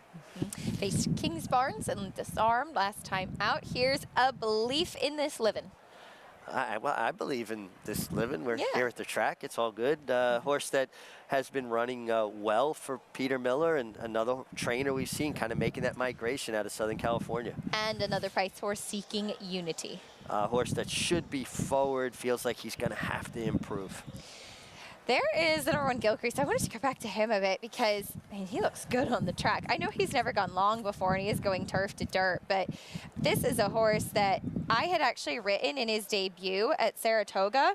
So laid back in paddock, looks like long, not overly turf. And he's going to go a mile on the dirt today. I'm very interested in this one. Well, I don't understand the 26-1. Yeah, I think this horse is too big a price. Way too big a price. Listen, they all have to beat Scotland, but I think people are kind of losing this horse in the shuffle. Well, for more on that horse, the rest of the field, let's check in at Churchill with Frank Lyons. Yeah, Acacia. Well, this race I think is a fabulous race, and I think there's a good chance that there's a good 3-year-old going to come out of this race. I think there's like 5 horses in here that have a very good chance. One of those being Scotland, the 4 horse. He was second, beaten a nose by the Brian Lynch trained Tumbarumba, and Louisiana bred, owned by John Ammerman last time out. Won first time out at Gulfstream Park on 7 furlongs. Came on the scene very late, looked very impressive that day, but this is a huge step up for that horse. And I really like the 1 horse in here, Gilcrease. Julian rode him last summer at Saratoga on the grass, and I actually loved this horse. First time out, I bet $1,300 on him, and he paid $56, and I lost money because I bet the pick 5 only. It only paid $900, but I really love this horse, and I think that last time out in the William Walker, that was a 5 furlong sprint here on the grass, and he just outran, really. I think he found that race a little bit too competitive, too quick for his action now. He's a taller horse. I think this mile is going to really suit him, and he's back onto the dirt. And then the other horse in here is Caligostro, the 8 horse. That horse finished second by a neck to Dennington. 2 starts back. He ran in the Louisiana Derby last time out. He was beaten 11 lengths after being involved early. So kind of like that he was involved early. But he was second to Dennington. Dennington is from the Kenny McPeak barn. He came out of that race to be 4th into Lexington behind First Mission, Arabian Lion, and Disarm, who ran such a terrific race in the Kentucky Derby. But I really think that Gilcrease is going to step up today. I think that the 2 horse Loyal Company has got a good chance. He was very impressive last time out. He beat a horse trained by George Weaver called Dark Victor, who came back to win at 10 by 10 at Aqueduct next time out. Also then the 6 Heroic Move from Gary and Mary West, Brad Cox's barn. Brad Cox he's just unbeatable right now. He's won 11 out of 37 according to the form. And the 7 Bourbon Bash is a horse that also he was on the Derby trail for quite a while, has 2 bad races, but you're getting a huge price on a horse trained by D. Wayne Lucas and ridden by leading rider Luis Saez. So I think it's the 1 horse Gilcrease. I have respect for the 4 and for the 8, but I'm going to go with the 1 to win, and underneath the 4 and 8 in the exact. Acacia? I like it, Frank. Thank you. Gilcrease now 18-1. I had the same kind of feelings that Frank did, and kind of funny. I remember that race, and he was a big price to debut sprinting on the turf at Saratoga, and hopefully Frank will bet to win if he likes him today. Yeah, at 16-1, now he's taking a little bit of money. You don't want to let them get away, and by not hooking them up properly and exacta, just bet them straight. Scotland, we saw him win first time out over Let It Ride, who came back to win in his subsequent start. But last time at Keeneland, big buyer speed figure for a horse that was the favorite, the Son of Good Magic. Scotland for Bill Mott, just missed by Tumbarumba. Yeah, and you see him looming up 4 wide. He laid 5 wide. He laid closer to the pace than he had on debut, but horses will do that, right? They get a race under their belt. They're a little sharper. They break better. Look like he's going on about his business. And then he goes down and engages with the eventual winner, Tumbarumba, who fights back. And I think you're inviting a horse to fight when you go lean on him like that. You're better off staying away and keeping your forward momentum. Yeah, it seemed like that really was the case. And we saw Tumbarumba re-rally down on the inside. As a result, it almost made him a little bit braver because of that. It's like poking the bear. If the bear's sleeping, let him sleep. Exactly. As that horse is 4-5 right now. The number 2, Loyal Company, is 4-1, also coming out of a race at Keeneland. Got the win over Dark Vector, who, as Frank mentioned, came back to be pretty impressive for George Weaver in his subsequent start. Not the best trip for Loyal Company on debut, or last time out, I should say. No, and still got it done and beat a horse that came back up here to New York and was really impressive. I mean, he won off by the length of the stretch.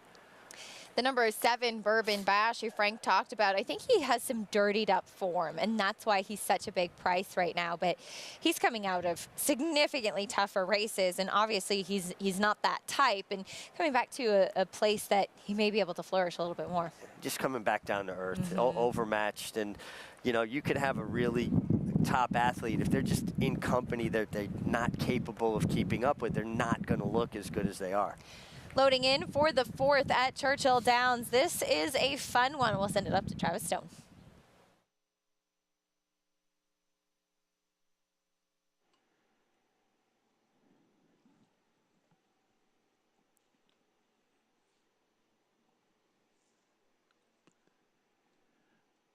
At the gate.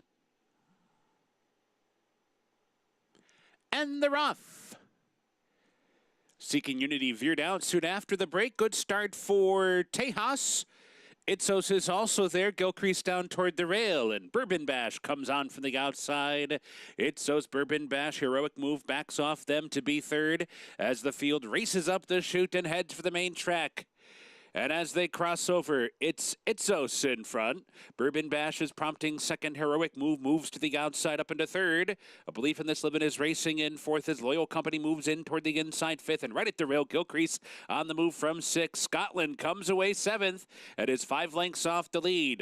And then it's Cagliostro racing in between horses, 7 lengths off the lead, just off Scotland. At the back, Seeking Unity. The trailer is Tejas. 4 furlongs to go.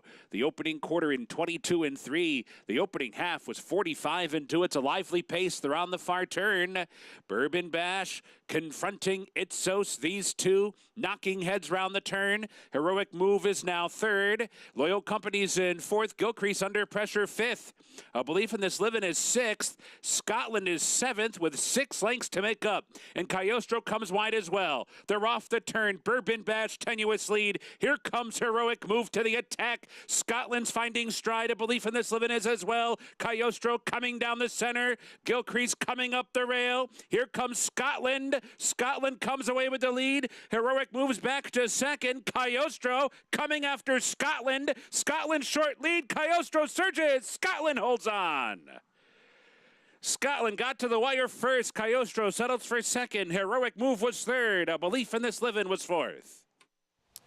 Scotland just held on, able to get the victory under Junior Alvarado. The number 8, Cagliostro, closing strongly on the outside. Yeah, very strong pace on in here, and your winner, Scotland, sat back much like he did on debut. That day, also under Junior Alvarado, comes down the center of the track to get it done, and then he has to hold off the late charge of Cagliostro, who named for Alessandro Cagliostro, who was an Italian magician. I like the way you say it. Very nice. We gotta work on. We gotta like. I know. yeah. I know. Well, I've been doing the French, and so I. You're really good with the I gotta French. practice the Italian pronunciation now. French more spoken in your household, though. Yes, that's true. Back at Belmont Park, the number 2 Cool Quartet got the win in race 3 under Irad Ortiz. Yeah, nice ride under Irad Ortiz. Sat behind a contested pace up front. Took over. Looks like Cool Quartet might have got a little lonely out there, kind of looking for company. See Jamie Torres on Grump's Little Tots dive towards the inside. I like the idea, kind of staying away from him. Don't keep following the drift. But it looked like Cool Quartet might have spotted him and just held him safe. $5.30 winner. It was 2-1-4 in the third at Belmont Park. We'll take a look at the field for race number 4 at Belmont. It's a New York bred maiden special weight, going 7 furlongs on the turf for fillies and mares. Taking a look at the field, you have a 5-2 favorite right now in the number 7 Soufflé, making the first start of her 3-year-old season. We'll talk a little bit more about this maiden special weight field in a moment. Also continue our Belmont Stakes discussion as Brad Cox has some strong chances training for it. Hit Show, Angel of Empire, both seen in the Kentucky Derby, getting ready for their tries in the test of the champion.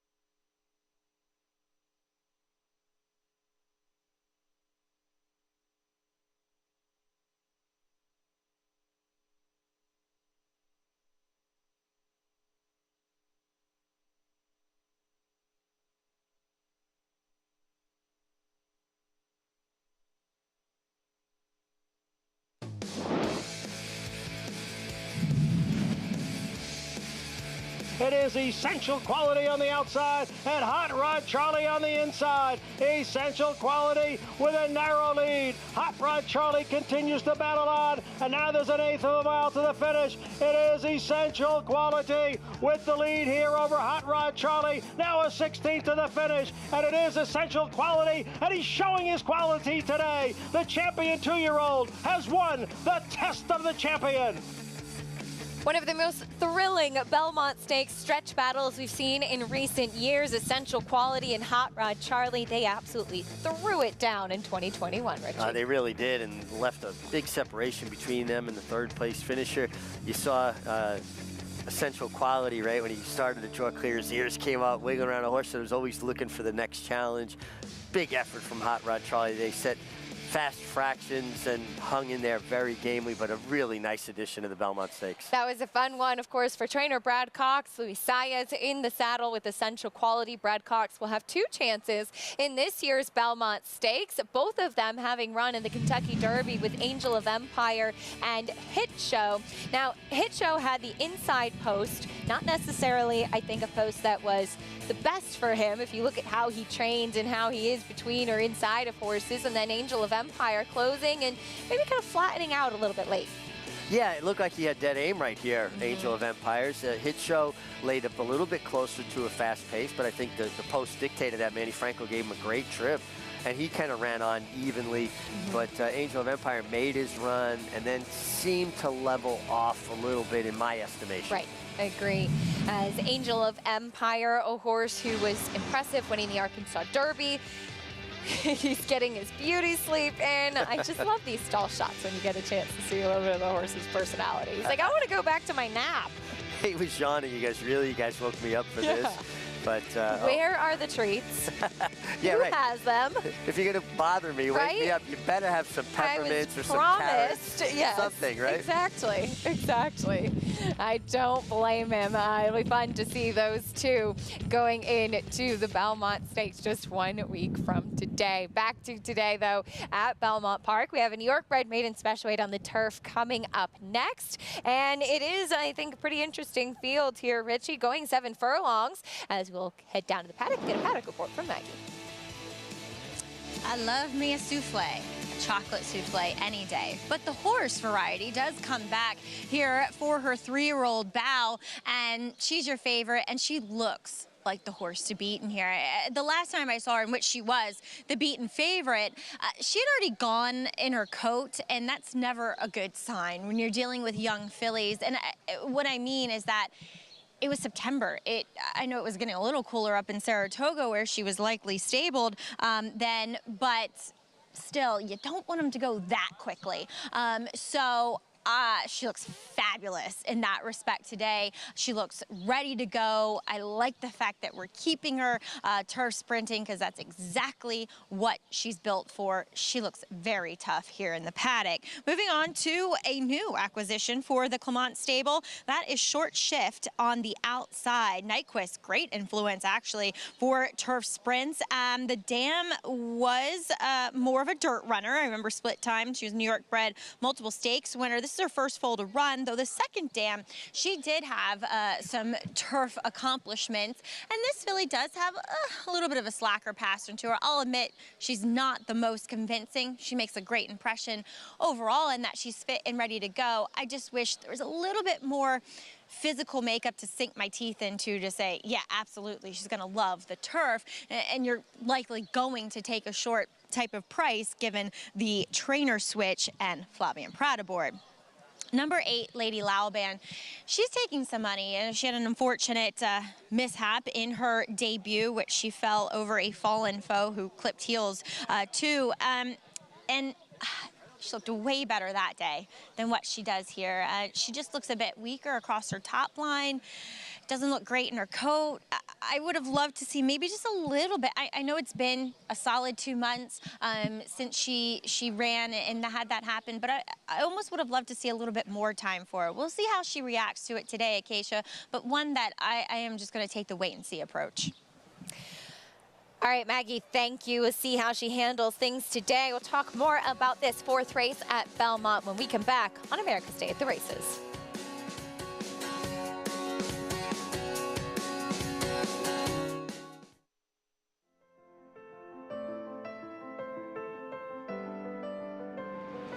It's a domineering display by the ultra-talented McKinsey. McKinsey Preservationist Vito Rosso and Yoshida. McKinsey's in front.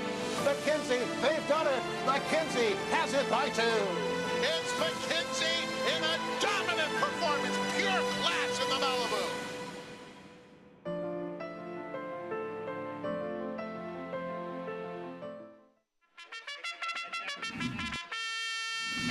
Monmouth Park's summer season rolls on with live racing action every weekend in May.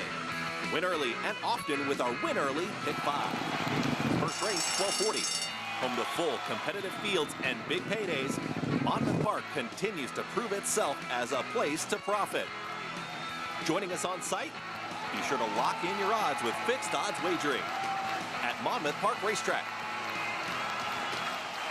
The momentum continues for War Dancer as 26 Black closes to take the first turf race of the 2023 Aqueduct Meet. 26 Black in time! Now with over $5 million in progeny earnings, including Dancing Buck. Dancing Buck by a half dozen lengths. Long shot Surprise Boss. Surprise Boss is not going anywhere! Surprise Boss, look at this effort! New York's #1 turf sire begs the question, shouldn't you have a War Dancer? Visit wardancerstud.com to book your mayor today.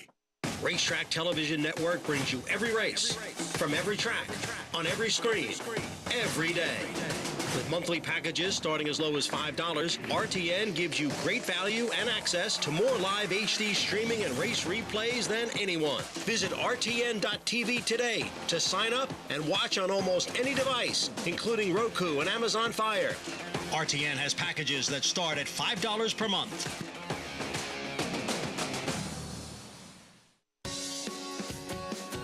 That iconic Secretariat statue in the paddock at Belmont Park, one of the greatest racehorses to ever look through a bridle. We'll see who will add their name to the history books in just 1 week's time. You can earn a $25 bonus today by playing with Naira Bets. Bet $75 each at Belmont Park, Churchill Downs, and Santa Anita. Do that today and you can get a $25 bonus, win or lose. All you have to do is opt in. Check out NairaBets.com for more information. Race 4 Turf Sprint at New York Bred Maiden Special Weight coming up at Belmont here. Just one scratch of the main track only to the outside. Let's meet the field, Richie. Starting things off with a bit of a price. The #1 Asa Per Sleeve back to the grass. Yeah, has had a lot of chances. First time trying 7 furlongs. She's gone shorter, she's got longer. Is the 7 furlongs going to make a difference? Has to improve, I feel. And has been exposed against Maiden Claiming Company before as well. Next will be a horse that switched to the turf for the first time last time. Here's Northway. Really didn't show a lot, didn't break well, but they decided to give it another try on the turf. So obviously Ray Handel, her conditioner, feels there's something there. Blinkers going on. Can Spooky Lady repeat her last race? That's the big question. I like Spooky Lady a little bit. Kendra Carmouche gets on. She's stretching out a bit, but has speed. Here's Soretta. Yeah, nice Barolo, which we know the Bonds name their horses after good wines. I always wait for the explanation from you. Here's the #5, Snowy Evening. Yeah, ran well last time at this distance against Loon Cry. Gets Jose Ortiz today. Last Chance. Big price. Tried the turf once. All the races just leave a lot to be desired. Not much turf pedigree either. First start is a 3-year-old, your favorite, Souffle. I'm with Maggie. I love Souffles as well. Both her races, I think, are good. Half to Derry Nane, right conditioner, a lot to like. Here's Lady Lauban. Rod Ortiz in the saddle. Yeah, just very unfortunate. Last time was involved in that spill. Was contending at that point too, though. Charisse will make her 3rd start on the grass. Another one. Just feels like she's got to find it a little bit more, put it all together. First time on the turf for Short Shift. Yeah, Maggie talked about it. The Grand Dam was a winner on the turf. Speed dating. Has a good outside draw. I'm more about inside post, particularly turf racing. But again, 7/8, plenty of time to the turn to sort things out, and you get Flavien Prat. And one thing to note, too, while the turf course, as far as workouts in Saratoga, was not open yet while she was up there, you do have the opportunity to gallop on the turf infield if you so choose. As we see some wind coming out today. Quickly, we know Maggie likes this chocolate souffles. I'm a Grand Marnier souffle fan, personally. What about you? Well, I'm a chocolate guy if I'm going to go with sweets, but Yeah. years ago went to Lutece when it was the restaurant in Manhattan with Dick DeStacio, Wow. the trainer, and you had to order your souffle before you ordered anything Yes, else. to give it time. To give it time, yeah. Well, now I'm hungry, Maggie. Oh, look at me, I'm Acacia. I like the Grand Marnier souffle. No, I'm kidding. That's fancy. I'll give you that. I don't mind a cheese souffle either. A little savory and sweet. Got to cover all bases. Yep, talking myself into serious hunger pains now. But #3, Spooky Lady. I don't think the big race on the turf last time was a fluke in that she looks like a turf horse. I mean, I've always questioned her feet because she always has those flat kind of shelly feet to her. So I don't think it was a fluke. Do I think that number maybe is a little bit higher than it maybe should be? Possibly. But with that being said, I know she was a part of the pace that kind of held together Maddie's Grace, who was a long shot, just kind of outgamed her slightly to the wire as they were battling up front the entire way around there. But I actually don't think the 7/8 is that big of a problem, because I kind of thought she would be okay going a mile when she tried it on the dirt back in February. And as we all know, it's a bit easier to carry your speed on the turf than it is on the dirt. But again, you, at least I would say, demand a higher price. You're getting a decent price on her for a filly who has the highest number as far as last time out races are concerned. Number 4, Soretta. I'm going to try her here. She looks a little bit slower on paper, maybe not quite as good, but I really liked the way that she came back and her appearance that she showed first off the bench. I thought she looked ready, and I just thought within the running of that race, if she had been a bit more forward, she would have been closer in the end. Well, the 7/8 might mitigate that. And as Richie likes to say, it might be the Goldilocks effect with her. Because as far as her frame goes, she's more than capable of getting longer distances, and she's run okay races going long on the turf. I'm going to play with her today. She's a generous 8-1. Getting a good price on her, Maggie. Thank you. Yeah. Some of the horses in here, Richie, you have a question. Can they handle the extra little distance going to the 7 furlongs? Soretta's a horse that has run well going a mile and a 16th before, so you know stamina and distance is not going to be a problem with her. Yeah, right. It's a bit of a hybrid distance. We don't run 7 furlongs on the turf that often. So you're taking those pure sprinters and having to stretch them a little bit and getting horses that maybe want more ground, turning them back. And that's where we come up with that Goldilocks idea. Years ago, they had 1 7 furlong sprint stake on the turf for colts and 1 for fillies and mares, colts and geldings, fillies and mares. On the turf here at Belmont Park, and I won the filly division of it for Moyglare stud, Vers La Case, a filly, really nice filly that shipped over. Wow. Lefty Nickerson, cool story. Terrific trainer. Yes, absolutely. Soufflé, the favorite at 2-1 as she makes her 3-year-old debut, going that 7 furlong distance on the turf. There is the number 3 Spooky Lady trying to repeat that big number we saw from her last out. Richie's top pick, race 4 from Belmont. Up next, here's John and Brielle.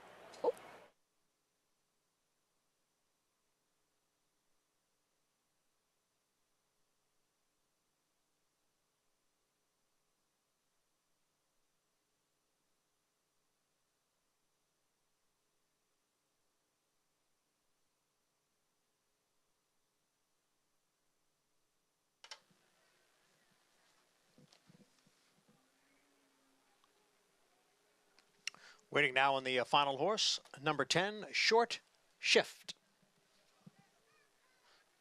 Field of 10 going 7 furlongs on the Widener turf, which is firm. And they're all in the gate.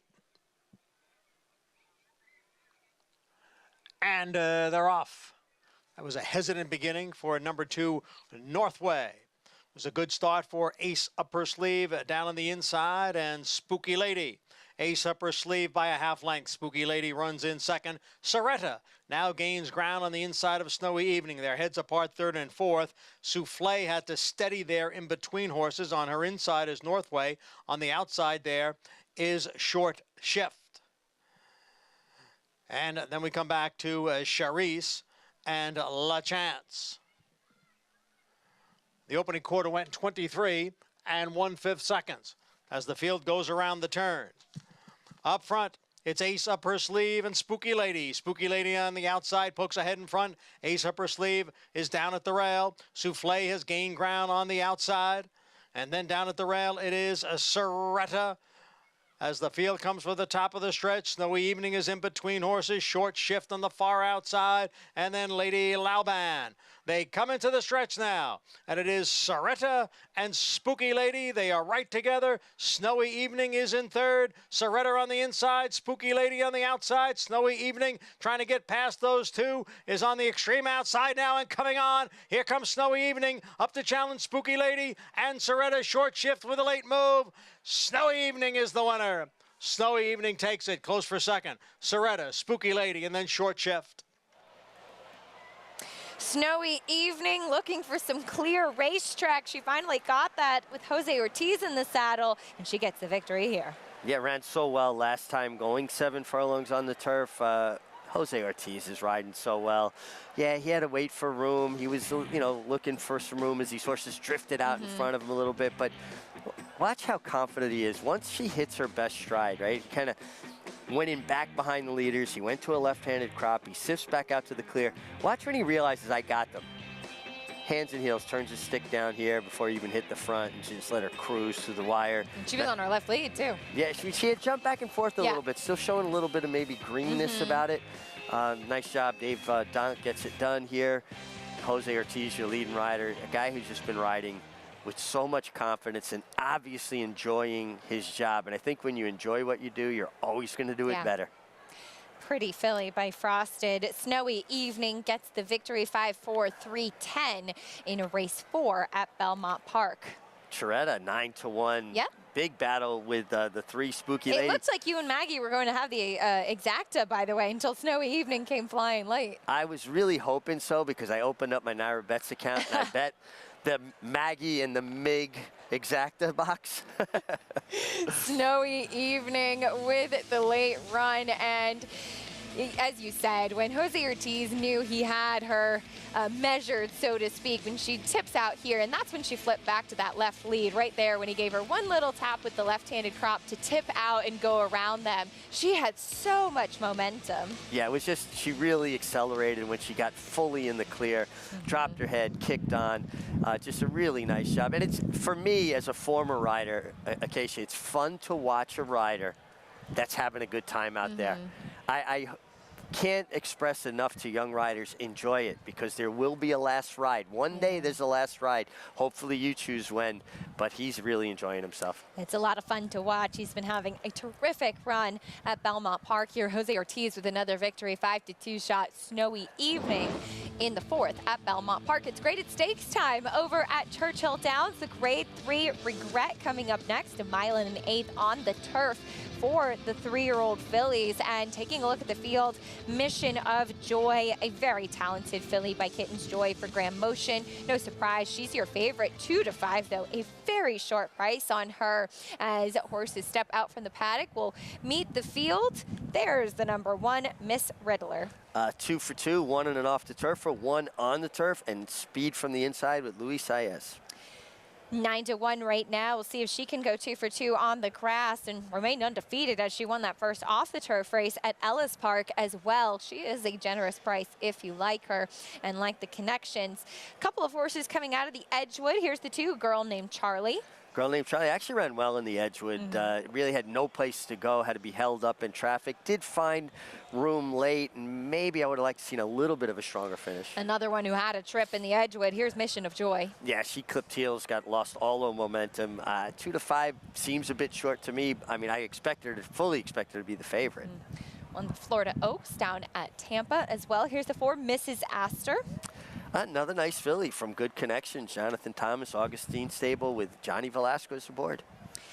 She's coming out of a stake at Horseshoe Indy, finishing 4th by a slim margin that day. She's 13-1 on the board. Number 5 is Next Papilio. A filly that's certainly run fast enough, figures to be a major contender here, comes out of that same Edgewood and keeps Javier Castellano. To me, she's the most likely upsetter. Won the Appalachian 2, starts back at Keeneland. Next is the 6, Sabalenka, a big price to the outside. Yeah, filly that was far, far back last time, finished, only beaten 4 lengths. You know, you could make a case for a lot of horses coming out of the Edgewood. This one didn't get off particularly well, has shown more speed at times. First graded stake of the day at Churchill Downs, the Regret on the turf. Let's check in live at Churchill with Frank Lyons. Okay, Acacia, this is a wide open race, I believe, also, and your favorite is probably the 3-horse. The 5-horse Papilo, I'm not sure about the distance. I'm not really sure about if she wants a mile and an eighth. You know, she's by Star Spangled Banner. I think she's probably she's indicated more of being a miler, maybe a mile and a 16, but I think this mile and an eighth might just find her out as far as stamina is concerned. The 1-horse Miss Riddler, she's won 2 of 2. A race taken off the grass at Ellis Park, first time out, and then a race on the grass here at Churchill Downs. She beat Safi Joseph, trained Be My Sunshine, last time out. She's ran 3 times. She's got 1 win and 2 seconds. Also then a Chad Brown filly firster from Europe was 3rd, so that wasn't a bad race. And I mean, I don't know if this race is really full of exceptional talent. They've all got talent, but I just think that Miss Riddler could possibly just step up against these here. The 2-horse girl named Charlie also could step up. I think she by McLean's Music out of a Dynaform mare, cost $160,000 at the Keeneland 2021 sale. Tom Amos is the trainer of this one. She got in trouble last time out. She was blocked from the 3/16 pole to the 8th pole, got beat 2 3/4 lengths. I watched that race. I didn't really think that she got in that much trouble. She's one of 4 horses that exit the Edgewood, the others being the 3-horse Mission of Joy, the 4-horse or the 5-horse Papillo, and the 6-horse Sabalenka. Now the 3-horse Mission of Joy, I think she is the most likely winner of this race. She was closing ground in the Edgewood, got beat a length. She won 3 in a row before that, won the Florida Oaks, Grade 3 Florida Oaks.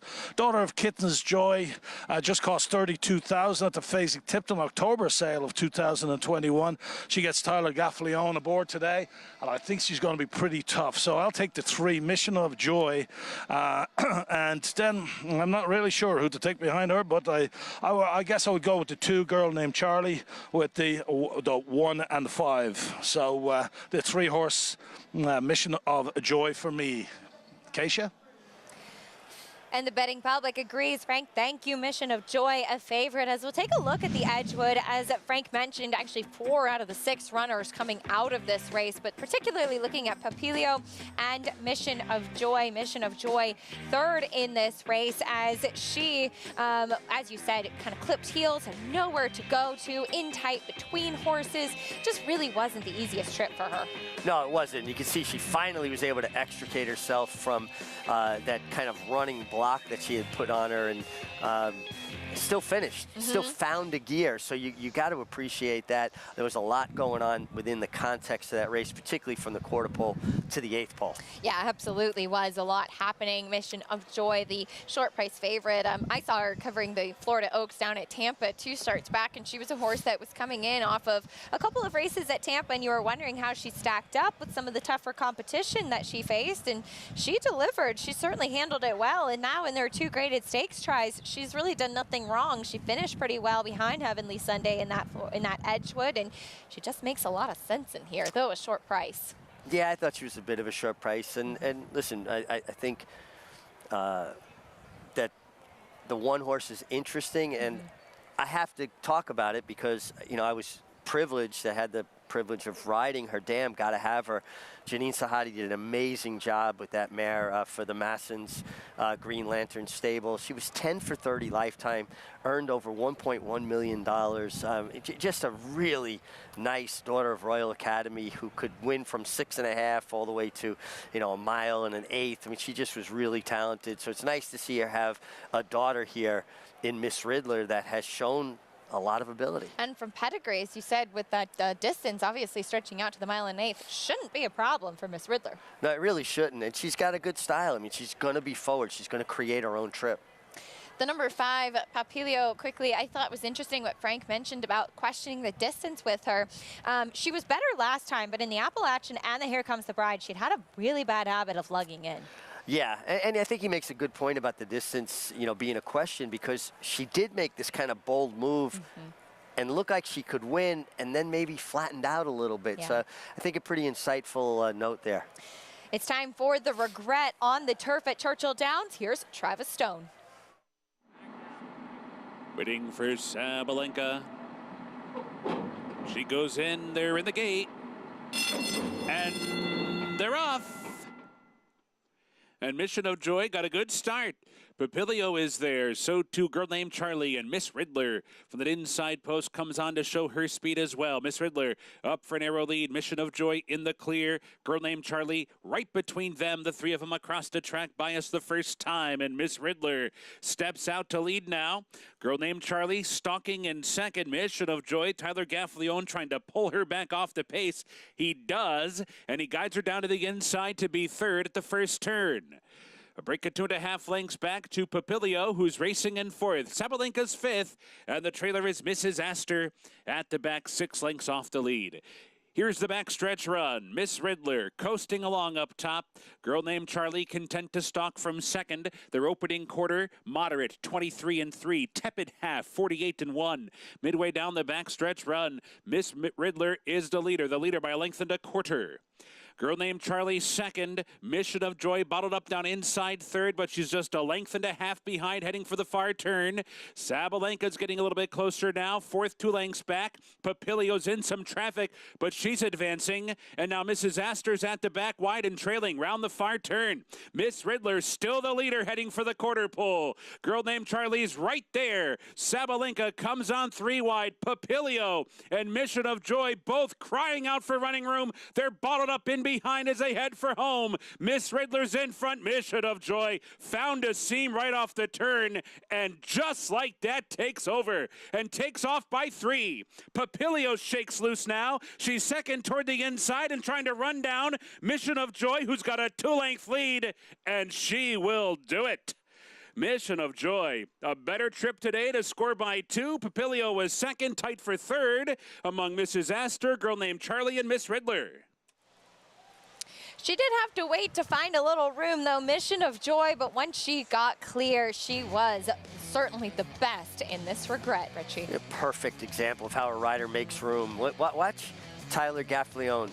Gets her shoulder on the other filly. They bump a little bit, but they'll allow you a certain amount to make a little space for you, particularly with a tiring horse. The two, girl named Charlie was tired at that point, but he didn't make it dramatize it, right? He kind of came out, put his shoulder on her, and was able to keep going forward. Worked out a perfect trip. Great when you have that much horse underneath you to be able to do that. Nice run, too, from Papilio, who was held up in traffic. Just second best. Easy winner, Mission of Joy. They were close to one another in the Edgewood last time. They run 1-2 now in the regret, Mission of Joy. And, Richie, when you see kind of that situation where you've got a lot of horse underneath you and you see a rider trying to find some room, if you're out there, you hear jockeys hollering at each other, too, and trying to be able to let your horse get their best run. Yeah, well, it's interesting. Sometimes you're better off being quieter, not allowing people to know exactly where you're at or how much you have underneath you. And usually when a guy doesn't have a lot of horse left underneath him, he's not going to make life too hard on you, because there's going to be a day he's in that situation as well. If he's got horse, well, fair game. Then his job is to block you if he can. No doubt about the winner, though. A talented filly, Mission of Joy, filly by Kitten's Joy, to get the win. Ontario bred as well. Big victory in the regret. Bring you prices and more when we come back. Stay with us on America's Day at the Races.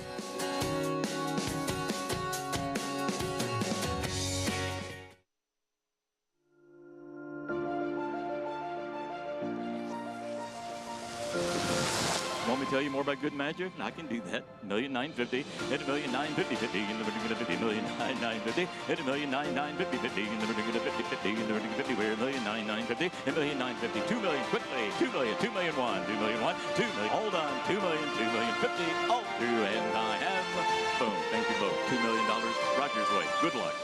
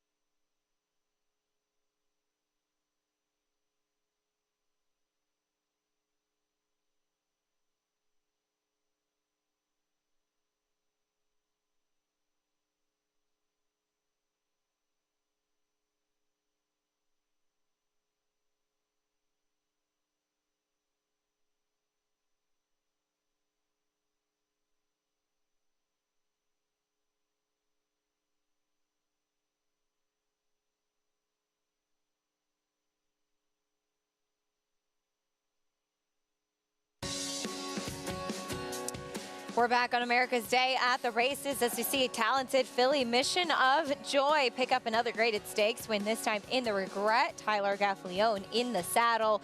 He found room for her to run. Just a nice filly, always traveling in that coveted pocket spot on the turf, saving ground, waiting for room. Got a little tired of waiting and made a little bit of space, but did it the right way, not over dramatically, not causing a foul. See Graham Motion travel down to Churchill Downs to saddle Mission of Joy, who is a tough trip away from being undefeated on the turf. Winner's Circle lead-in brought to you by Fasig Tipton July. Sales of selected yearlings and horses of racing age, July 10th and 11th in Lexington, Kentucky. Where will you be? Mission of Joy with the victory.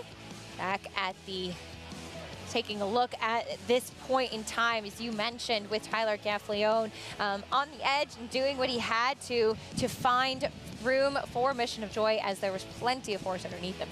Yeah, then once she was able to get through the spot, opened up, you saw mild urging, mild pressure to hold off Papilio, who put in a nice run, big separation back to the third place finisher, Miss Astor, under Johnny Velasquez. Mission of Joy gets it done at 3-5. Very short price favorite in the 5th at Churchill Downs. Nice performance from the winner, Mission of Joy, as the stakes action will continue. You've got Sibelius versus Gunite coming up next. They finished 1-3 in the Dubai Golden Shaheen. Pretty fun, as that'll be the 6th race coming up in the Aristides. Yeah, really nice race here. Nice to see these horses returning from big efforts. Back in March at Meydan, so they've had plenty of time to recover. Yes, indeed. Gunite 4-5. Are you a little bit surprised by that, given the fact that Sibelius has won his last 3, including that Golden Shaheen? Yeah, and I mean, he's 6-1. 6 to too big a disparity in Oh price my here. goodness! Much too big a disparity.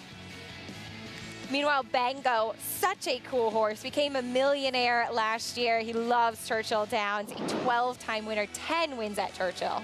Well, like my horses the way I like my people, honest and hardworking, and Bango certainly fits that bill. Back at Belmont Park, horses are in the paddock for the 5th race, going 6 furlongs on the main track. That's No More Talk, as that's a perfect segue. I'm about to stop talking. It's time for me to say goodbye, at least for now. I'll be back in the paddock a little bit later on reporting, but Richie, a lot of fun as always. A lot of fun, always good to be on with you, and you're representing Tapit Trice. I know, I feel like we're going to prom, though, with Richie's pink tie and my pink dress here. Greg Wolf coming up on the set to take you the rest of the way. Still more to come, including the Grade 2 Pennine Ridge here at Belmont, where we'll see a true clash of the Titans. Trainer Todd Fletcher with Far Bridge versus trainer Charlie Appleby sending out Silver Knot.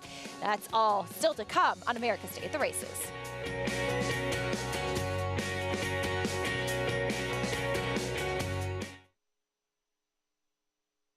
He possessed such natural athleticism. It is Golden Pal winning the Juvenile Turf Sprint. He's very, very agile and quick. Golden Pal has repelled the challenges. Each and every race, he just got better and better. Golden Pal broke like a rocket. Golden Pal, wire to wire. It's a very confident horse. Golden Pal, the lead is out to 5 lengths in deep stretch. He's just got a brilliant mind. They're all behind Golden Pal. I'm going to be breeding everything I have to him.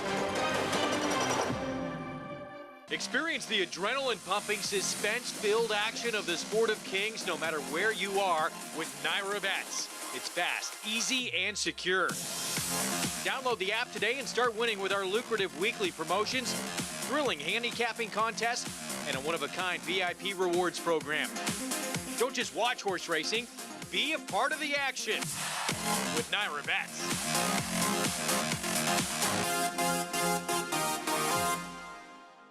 Harris Farms, proudly standing Smiling Tiger, a triple Grade 1 winner, defeating Breeders' Cup champions Dancing in Silks and Amazombie, a leading California sire with over $9.7 million in progeny earnings, with 94 winners in 2021 and graded stakes superstars like Spice Perfection. Spice Perfection wins the Grade 1 La Brea. And Tiger Dad. Smiling Tiger, a leading California sire, standing at Harris Farms. It pays to be Cal-bred.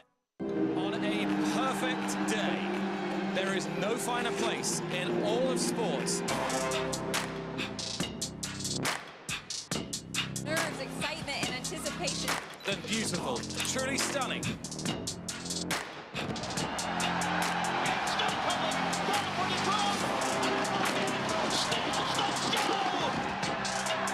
For the Breeders' Cup World Championships.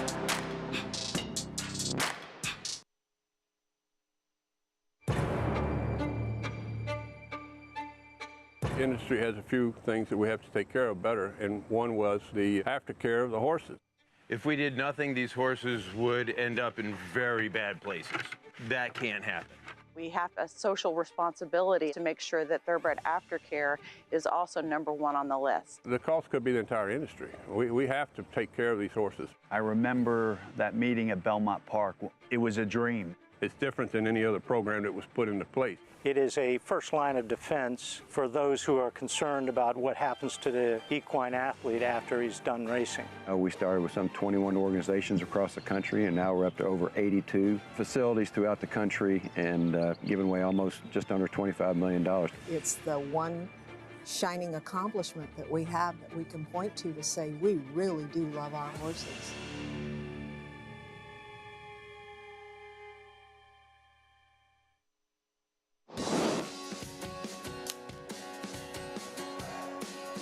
Welcome to continuing live coverage on this Saturday afternoon of America's Day at the Races. It's brought to you in part by NYRA Bets, where you can play all the action. Go to NYRABets.com, bet any track, anywhere, anytime. Just in time for the Belmont Stakes. We're a week away from that third and final leg of the Triple Crown. Greg Wolf stepping in for Acacia Clement here with the MIG for a little bit before I get Andy Serling. Good to see you on this Saturday afternoon. So I'll be a drop of sunshine in your day. You always are. You always are. We have a good one coming up later today on the turf. Grade 2 Pennine Ridge.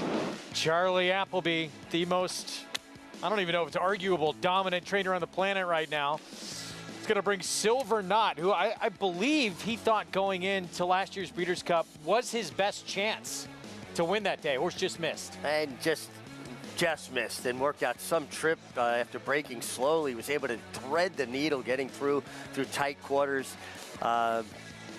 Certainly a major player here. I think he didn't like the soft ground on his debut, 3-year-old debut in England.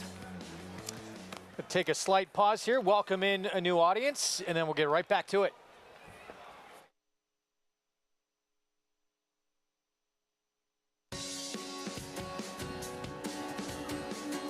Welcome to those just joining us on Bally Sports SoCal and San Diego. Those already with us on FS2. You're watching live coverage from Belmont Park and Churchill Downs here on America's Day at the Races. Greg Wolf alongside.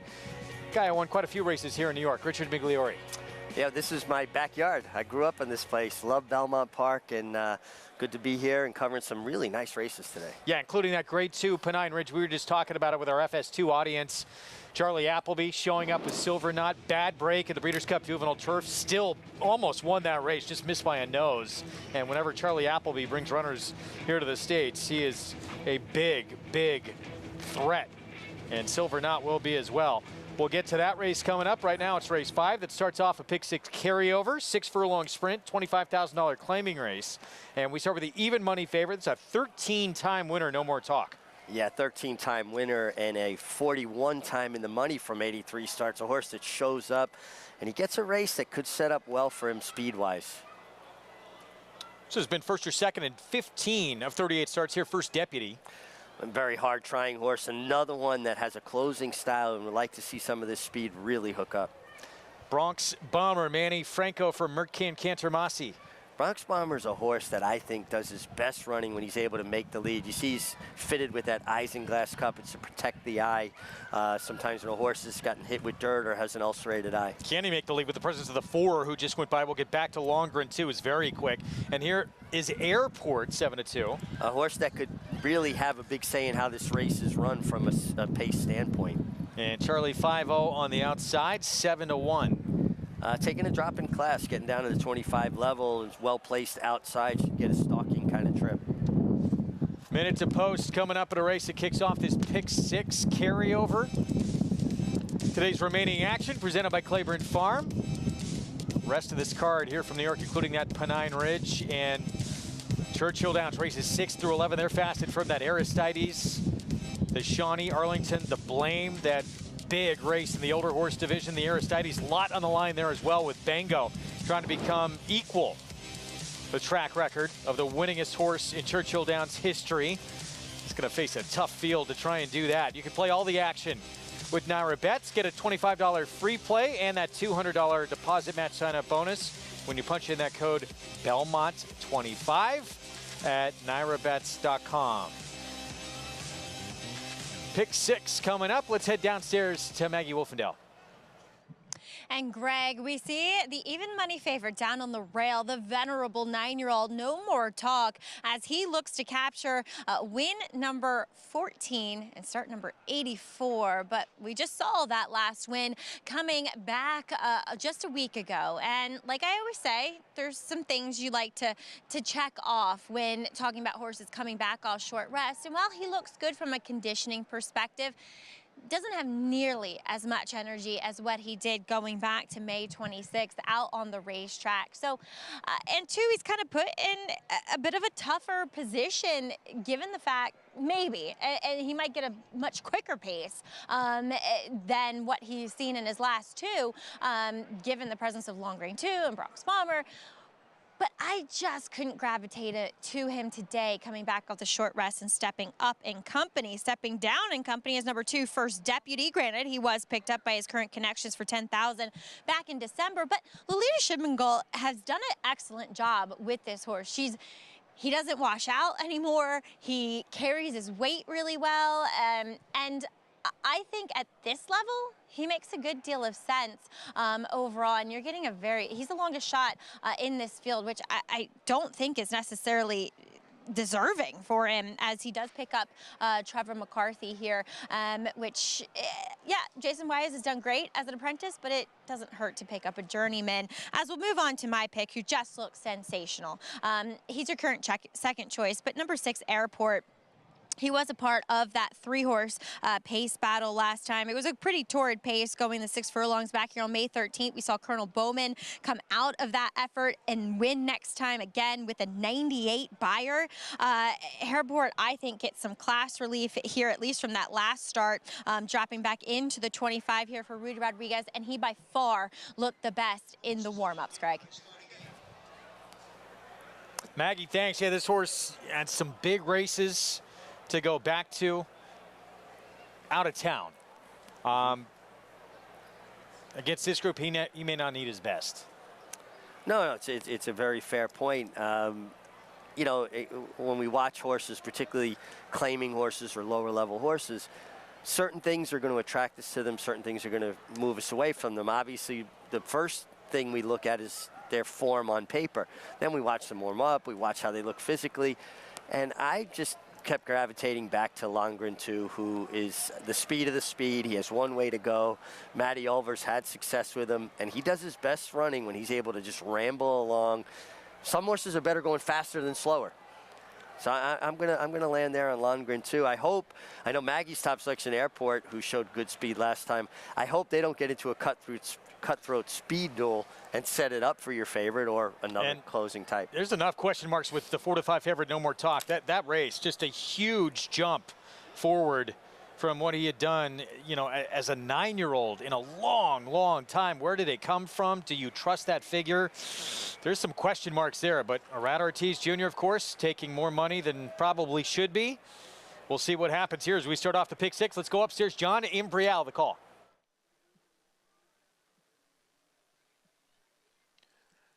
And they're off. A good start for No More Talk from the rail, but quickly moving up to take the lead is Lohengrin 2. Lohengrin 2 in front. Airport on the outside, second by ahead. Bronx Bomber down at the rail. No More Talk now back running in fourth. And Charlie 5-0. First Deputy is last. Lohengrin 2 is first, leading here by 2 lengths. Airport runs in second with a Bronx Bomber. And No More Talk. No More Talk moving up on the outside. The favorite is now third, just 2 lengths from the front. The quarter in 22 and 1/5 seconds. It's Lohengrin 2. In between horses, Airport on the outside. No More Talk. Now it's Airport and No More Talk. Those two are heads apart. Lohengrin 2 back running in third. And then it's Bronx Bomber as they come into the stretch. No More Talk has taken the lead from Airport. No More Talk in front. Airport trying to battle back on the inside. First Deputy, who was last, has come on now on the outside to take third and is continuing to gain on No More Talk. No More Talk is the leader. First Deputy runs in second. No More Talk trying to hold off First Deputy as they come on for the finish. No More Talk does it by a length. First Deputy was second. Airport finished third. No More Talk. He does back up that last performance, able to hold off that late charge from First Deputy. Back-to-back wins. That's a 14th win of his career. Yeah, a horse that just shows up. He's in good form, was able to get off the rail, following the pace set by Longren too, and Airport was nicely rated just outside of him, but no doubt about the winner. And then here comes First Deputy with a nice late run under Trevor McCarthy, and you get your last night's successful riders at Penn National Exacta. Irad won the Penn Mile, and Trevor McCarthy won the Penn Oaks last night at Penn National before having to fly back here. So nice, profitable evening for them in the mountains of Pennsylvania. 4-5 favorite with the victory here. Irad, David Jacobson, and this 9-year-old still as strong as ever. Like you said, 14th career win, a horse that shows up, honest, puts his head down, drives to the wire. I didn't think he was grabbing the bit as well as he was in the warm-up from last time, but a 9-year-old professional, he is, stand back, let me do my job. At 4-5, formful beginning to this Pick 6 carryover. But a long, long way to go. We're gonna get to Churchill Downs next. Let's head to Louisville as you get a look at Irad Ortiz Jr. Very good sprint coming up. Aristides, named after the first ever Kentucky Derby winner back in 1875 when it was run at 1.5 miles. Gunite, a huge favorite right now. He is so talented, so good. He was just beat by Sibelius, who he's gonna face in this race, who has the rail, who's 5-1 right now. We'll show you that race when they met over in Dubai. Sibelius, horses won $1.6 million in his career. Yeah, I mean, I just don't understand the disparity in price. Listen, I respect Gunite, and I have no problem with it being a favorite. I just don't understand Sibelius being 5-1 and him being such a short price. They, obviously wasn't much between them here over in Dubai. I mean, you see Sibelius driving up on the inside. No, excuse me. Yeah, I got a little lost here. Ryan Moore along the inside with him coming on. And, got a nice trip, but he defeated Gunite there by half a length. 5-1. Gunite has done it time after time after time with big figures. We'll see if he can turn the tables today. I mean, there's huge disparity, certainly, in this race. And the horse who can make history here, that is Bango the Four for Greg Foley. Been such a neat horse, 6-year-old, who's won the last 2 editions of this race. He has won 10 times, and there he is, the 4 at Churchill Downs. A win in this race, that would tie the all-time track mark that is held by Reddy's Rocket, but Bango's been doing it at a much, much higher level than Reddy's Rocket did. Well, I think it just speaks volumes to be able to string together that many victories at any level at one racetrack. And, with this action moving after this weekend to Ellis Park, this is the last opportunity, this meet, to tie that track record. Here's the one, Sibelius, that Dubai Golden Shaheen winner. Yeah, and a horse that has been on a mad tear. He's won 3 in a row. He gets Junior Alvarado back aboard, who won on him in Florida, albeit over a year ago. Tejano Twist was in really good form at Oaklawn earlier this year for Chris Hartman. Deep closer, needs pace, will be finishing. Just was 3rd against Cody's Wish. Here's Gunite, one of the top sprinters in the country, the 3-5 favorite. Respect Gunite, like him a lot. Grade 1 winner, just missed over there in the Golden Shaheen. Son of gun runner, very talented. Here's Bango with Johnny Velasquez trying to get his 11th victory at Churchill Downs. Just a tough, hard-knocking horse, shows up every time. And you get Hall of Famer Johnny Velasquez as well. Not a bad thing to have, right? And he's coming off, it's a 6-year-old too. The fastest figure he's ever run in his career too. So he's in tremendous form. Strava on the outside, 9-1. Dallas Stewart comes off a win at Churchill. Yeah, nice effort from him. And he's been running good efforts, showing up pretty much every time.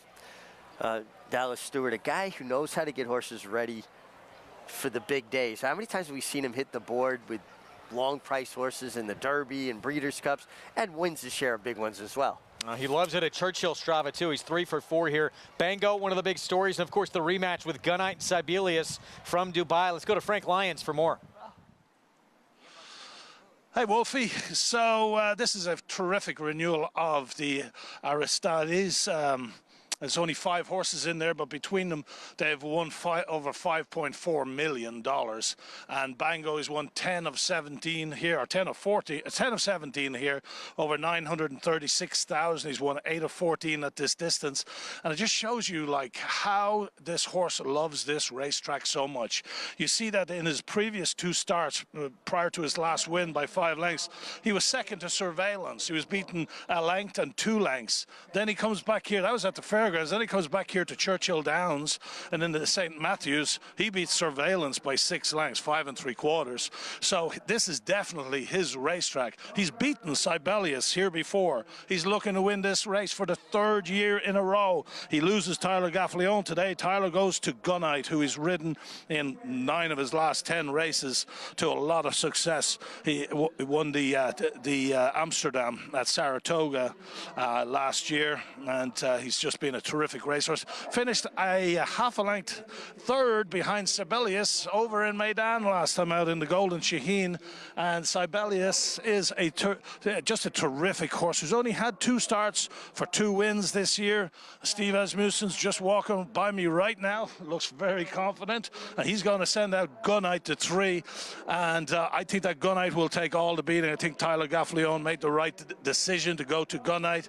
So even though it's a favorite again, I'm going to go Gunite, but my heart is going to go with Bango on his outside from the 4 hole. And then Sibelius, who I believe is a decent price. I can't see the odds right now, but Sibelius, who was beaten by Bango here in the Bet on Sunshine just last year. But he very, very good horse. So it's a terrific renewal of the Aristides, but I'm going to go with the favorite, the 3 Gunite. Wolfie? Frank, good to see as always. There is Gunite, one of the very best sprinters in the country. He won the Breeders' Cup Dirt Mile last year, where he was beat by Cody's Wish, but he is very adept at 6 furlongs. And, you know, back to Frank's point about Bango, I think for a lot of people, he's the sentimental choice in this race. Oh, absolutely, and I'm sure he's got a following now, particularly down at Churchill Downs. When a horse shows up and consistently runs as well as he does and wins at a racetrack, people jump on, and he's 6 years old. You know, he's had the longevity to actually build a fan base, so Bango, really nice story. And I heard from Greg Foley, too. I remember there was a very good sprinter many years ago back on the West Coast named Lost in the Fog. He would, if you weren't careful, he would rip your hand off. This horse is the same way, apparently, Bango. Very feisty in the barn. Seems like a lot of good horses have that characteristic where they're very protective of their space. Don't invade their space. You know, they treat them with the reverence that they've earned, right? And they really do. It's rare, like when you have a horse like an American Pharoah that is that talented at that level, who is that kind and, you know, generous with people and wanting to spend time with people. You know, that when we talk about Cody's Wish and his connection with Cody Dorman, this is a whole horse that competes at the highest level. Some of them will eat you alive, and the way he's almost like a puppy with Cody Dorman. I mean, that's what stands out to me about that whole relationship, the way he'll drop his head into his lap. Well, there's Sibelius. Try and do it again to Gunite. We should mention that Dubai Golden Shaheen, a little bit different setup than what we have today. Well, you know what? I actually thought it was straightaway, but it's left-handed. I thought it is left-handed. Listen, he did get through. He got a terrific run. Pace edge, too. No doubt. I just thought, and it's come closer together now. When the betting opened, you know, Gunite was 3-5, and Sibelius was 6-1. All right, so now Gunite's 4-5. And Sibelius is 7-2. So the gap has narrowed. You're not seeing that huge disparity. And Gunite is good at Churchill Downs. He's got the right conditioner. And look at that classic Steve Asmussen work pattern, right? His penultimate work before the race, his second to last work before the race, 59-1. That's the zinger. That's the tough work, right? Comes back with an easy, just maintenance 3/8. That's a pattern we've seen work so successfully for Steve over the years. He has been, just Gunite talking about the 3, remarkably consistent too. 14 of his 16 starts, he has been in the top 3. 12 of those 16 starts, first or second. But I'll say this, going back to Bango again, he won the last 2 editions of this race. This, no question, is going to be the toughest one for him to win with the presence of both Gunite and Sebelius. That race he ran last time out, in some ways, it makes him the horse to beat. He ran a bigger figure than either of these two, a bigger figure than Gunite ever has. Is that a concern? He's 6 years old now. Does he, some believe in that bounce theory, and there he is. Or can he back it up again? He obviously loves this racetrack more than anyone. Well, the one thing that stands out, I remember the post-race interview with Greg Foley talking about how he would have been very surprised if this horse got beat because his training went to another level. The way he was doing went to another level. We're kind of guessing if he's as good. Was he able to hold that form as much coming into this? Listen, again, a horse that's easy to root for. You got to like that son of Congrats, Claiborne Farm Stallion, Bango, looking to do something or tie a mark in the storied history of Churchill Downs. Yeah, and just as a 6-year-old in the 30th start of your career, as good as he's been, little strange to see your biggest figure yet come in that 30th start. Well, see if he can back it up. The Aristides from Churchill kicks off the Derby City 6. Let's go to Travis Stone. Here in the gate, and they're off.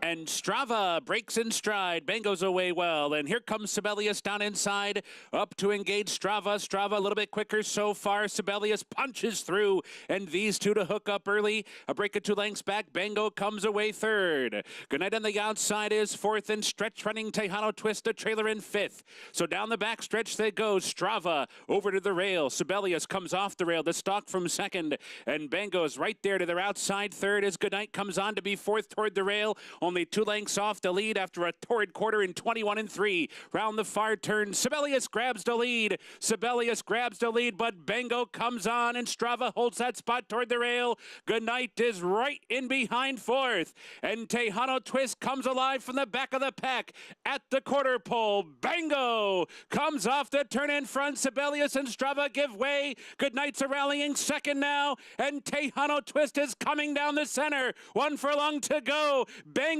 short lead. Goodnight keeps on grinding away, and Goodnight takes the lead right at the 16th pole.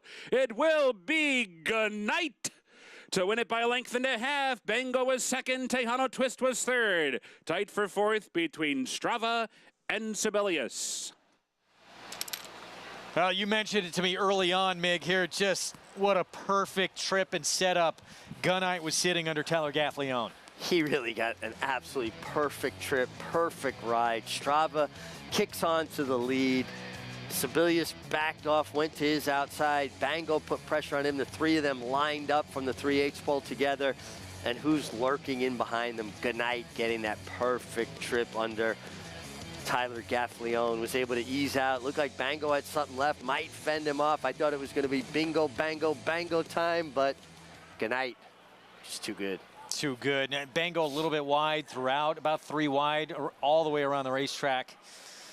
Good effort, but this is a really tough horse he was facing today. Really tough horse, the son of Gun Runner, just so consistent.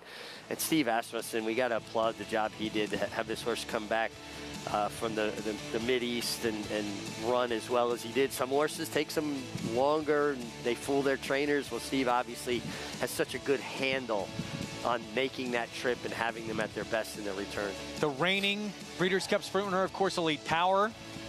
He's still at the top of that list, especially after he beat Goodnight in that Riyadh Dirt Sprint pretty handily. But Goodnight making strides. Be great to see these two go at it again, hopefully more than just once in the Breeders' Cup at the end of the year. Yeah, it would be like, I think the public gets inspired by rivalries and the competition. So when horses meet several times to settle it on the racetrack and kind of eliminate our opinions, and you know, let their own actions do the talking. That's what captures people's attention. And you know, for a horse like Bango in here, did you have to almost hope a little bit that a horse like Gunite wouldn't get things his own way as good as he did to be able to beat him? Yeah, it feels like Gunite might just be a little bit better than Bango. Take nothing away from Bango. Great effort, and a horse, again, that we all should admire for his honesty, his consistency, and his ability. Fun addition to that Aristides to kick off that Derby City 6. Mig taking off. I enjoyed the short time we had together. Andy Serling stepping in after a break. Yeah, it was fun. Short but sweet, but always good. We're going to take a time out. We've got the late pick 5, of course, coming up next at Churchill Downs. Still have that Pennine Ridge on a terrific Saturday card ahead at Belmont. Gunite wins for the 8th time in his career to take the Aristides at Churchill Downs.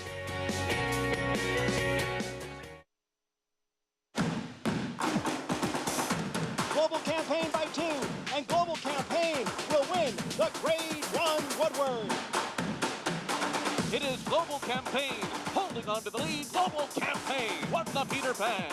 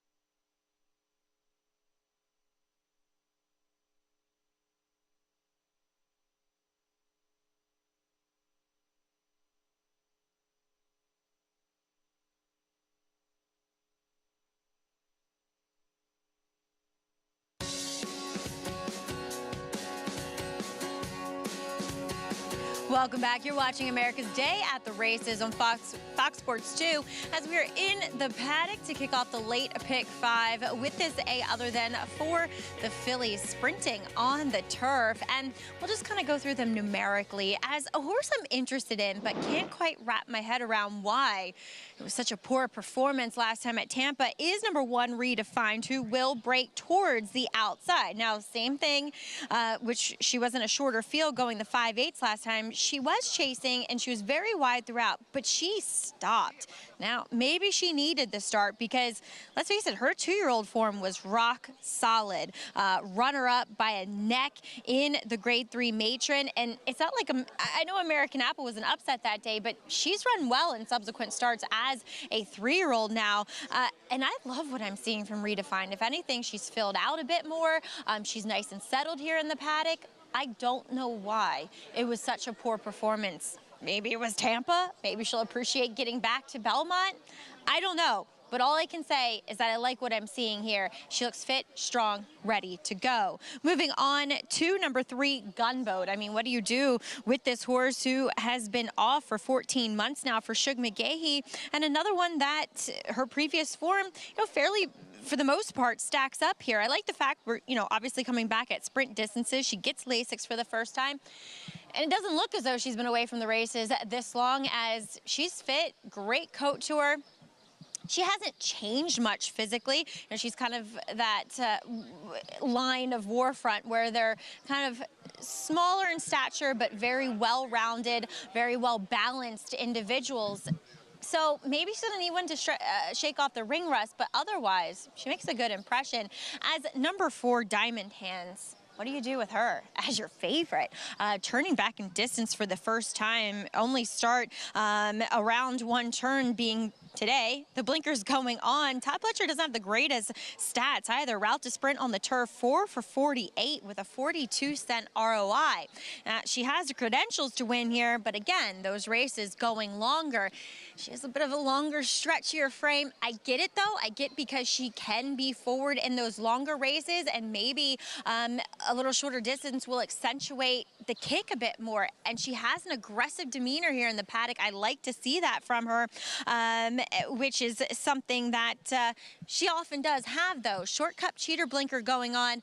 We'll see what she does here. I wouldn't be too primed and ready to take her at a short price, though, as we head back upstairs to Greg, who's joined by a new face, Andy Serling.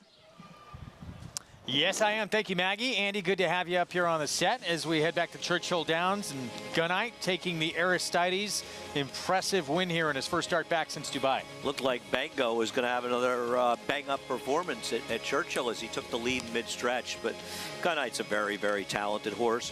Probably moved a little too soon last time in Dubai, but he comes back, and for people that think that you can't come back from the Middle East and run well, that was true 20 years ago. It hasn't been true in a long time. Look forward to seeing him up in Saratoga. I have to imagine he's pointing towards the Vanderbilt. Disappointing effort from Sibelius. I think the board kind of knew he wasn't going to show up today, huh? Very strange that he was such a big price. Gunite, one of the top sprinters in our game, and he just keeps on rolling. He is just remarkably consistent. Good to see you. Our grade 2 Pennine Ridge, our feature to come later on the card. Yeah, Pennine Ridge, an interesting prep, of course, for the Belmont Derby, which will be run the second Saturday in July. Or maybe it's the first Saturday. I don't know what July 1st is. Saturday? Here's our post parade to kick off our late pick 5, 6 furlongs over the inner turf. First allowance race, and here's Redefined. I don't trust her after that disaster at Tampa in her only 3-year-old race, but her form last year was good enough to win this. So if she can get past it, she can win this race. I picked her 7-1. Is she chilly or is she value? Going to break second to the outside. The rail to this one, Kali Magic. In the past, Kali Magic has actually run as well in the turf as she has in the dirt, and she's coming off a big F in the dirt. But that's a race where she was able to set a slow pace. Gunboat hasn't been seen since April of last year. Not an untalented horse, but it's been a long layoff, and Shug's horses usually need a race. Diamond Hands, the cut back in distance for Todd Pletcher. She's a horrendous co-favorite at this point. They'll bet any horse that Irad Ortiz rides, and not that she's not talented, but I'm going to be surprised when her talent extends to a turf sprint. Vienna Co, Jackie Davis, huge number. Yeah, she's a big price. She's just found herself in a very salty field. Decanter won her debut on the turf for Jorge Abreu. Had an absolutely perfect trip to break the maiden first time out and have to improve, but Jorge Abreu has good numbers off of maiden wins and turf sprints. Chad Brown filling next door, who is at 5-1 with Manny Franco. Yeah, Anna Karenina didn't run like the kind of Chad Brown you should be running to bet in her next start. She had a very good trip as the favorite last time, and she just didn't really finish. Flavien Prat showing up on a 26-1 shot for Todd Pletcher. Doesn't ride a lot of horses at that price, and understandably so. And this is a horse that's going to have to improve significantly stretching back. The Dam was a distance horse I think Chad Brown trained. Michelle M, Joel Rosario, first time on grass. I picked her second. I don't know if she gets turf from the sire side, but she gets it from the Dam side, and she's a big price. And then Galano Rush on the outside for Clement with Jose Ortiz. Yeah, she's okay, but remember something about her. She's 2-1 right now. She has never finished first in a race without the benefit of a DQ. Slight second choice was favored through most of the wagering. Diamond Hands, can she handle shortening up to 6 furlongs? Irad Ortiz for Todd Pletcher. We'll be back.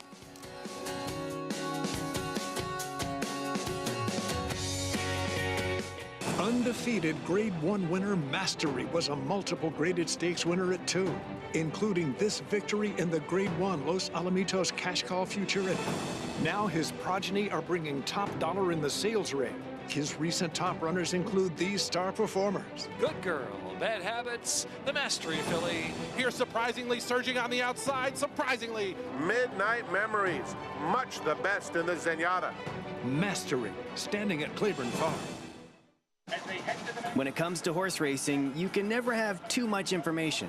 With Twin Spires, you can place your bets with confidence. Whether you use handicapping insights, like our Brisnet speed ratings, prime power and past performances, the guidance of our experts' top picks, or just choose a name that catches your eye. Yes! No matter how you pick your horse, bet with Twin Spires. Start earning your $200 sign-up bonus when you sign up with offer code GET200.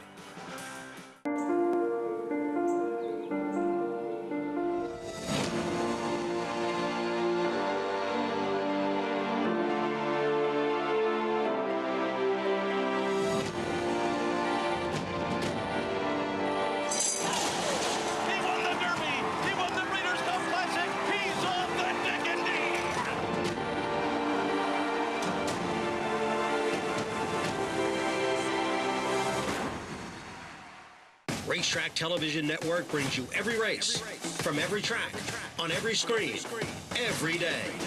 With monthly packages starting as low as $5, RTN gives you great value and access to more live HD streaming and race replays than anyone. Visit RTN.tv today to sign up and watch on almost any device, including Roku and Amazon Fire.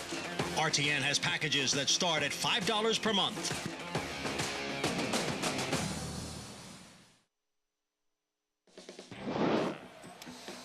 We're back on America's Day at the Races. Our late pick 5 set to kick off from Belmont Park. First allowance condition turf sprint over the inner turf. The rail's out 35 feet, by the way, in the inner turf today. Yeah, As that's we take why. a look at, Go ahead. I was going to say that's why they're at about distances. People are wondering when we're at 35 feet. here's our favorite, the 10.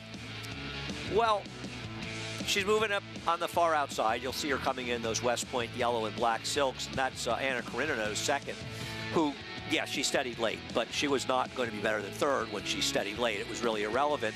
She couldn't catch the long shot pace setter, who's in good form, and Galina Rush finished where she likes to finish, second. She's been second. She's finished second a total of 4 times. And when she got put up, she was not involved really in the situation that led to the sort of surprising disqualification of Haughty that day, a very talented horse who won the Lake Placid for Chad Brown last year. And, you know, you look at this race, Greg, you've got a horse that in 10 starts has never finished first, that's 2-1. And you've got a horse that's sort of a money burner, cutting back in distance for a trainer. And Maggie mentioned that stat I put up earlier, the 4 for 48 for Todd Pletcher, cutting back in distance. And I think Diamond Hands is a horse that Todd's just sort of throwing his hands up saying, I gotta try something new.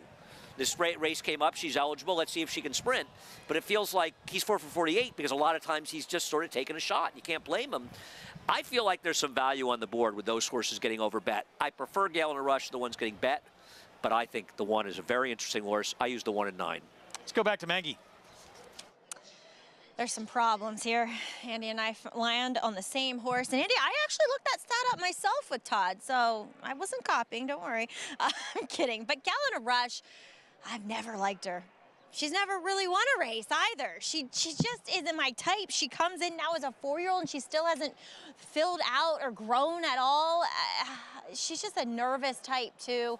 She's not my kind of horse. I get where her last race makes her very, very playable here and definitely did the most running of anyone, but she's just not my type. And at 2-1, I'd rather take the 1 here, Redefined, who checked every box for me. I'm just hoping she can remember who she was as a 2-year-old. Michelle M, interesting. Daughter West Coast, who's 2 for 9 with his turf sprinters. I know it's a small sample. Now, I'm familiar with this horse's 3-quarter brother, who was not much racehorse, but luckily she looks nothing like Chombo. Second dam, there's turf form, and that the dam is half to Wilcox Inn, who's a multiple greatest stakes winner on the turf. I think she should look like it, and she looks fabulous coming in off of a layoff. Generous price with Joel Rosario on for Christoph at 13-1, Greg. Late pick 5 starts here. Let's go upstairs. John Imbrial, the call. They're all in.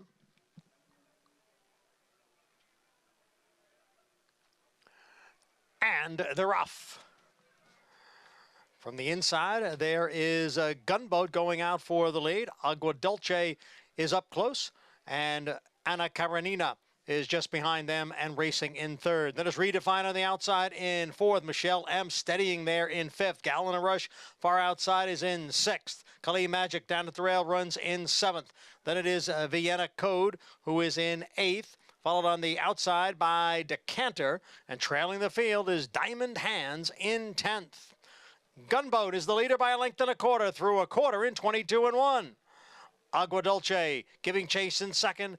Anna Karenina down at the rail, next in third. And then it's Redefined on the outside in fourth, followed by Michelle M. and Gal in a rush. Kali Magic is at the rail, and on the far outside, it is Diamond Hands, the half mile in 45-2. It is Gunboat, challenged here by Anna Karenina, and Redefined is kicking in here as they move for the 16th pole, and a late rush from Gal in a rush. Here is Redefined to take over in deep stretch, and it will be Redefined to win it. Gal in a rush up for second. Anna Karenina was third.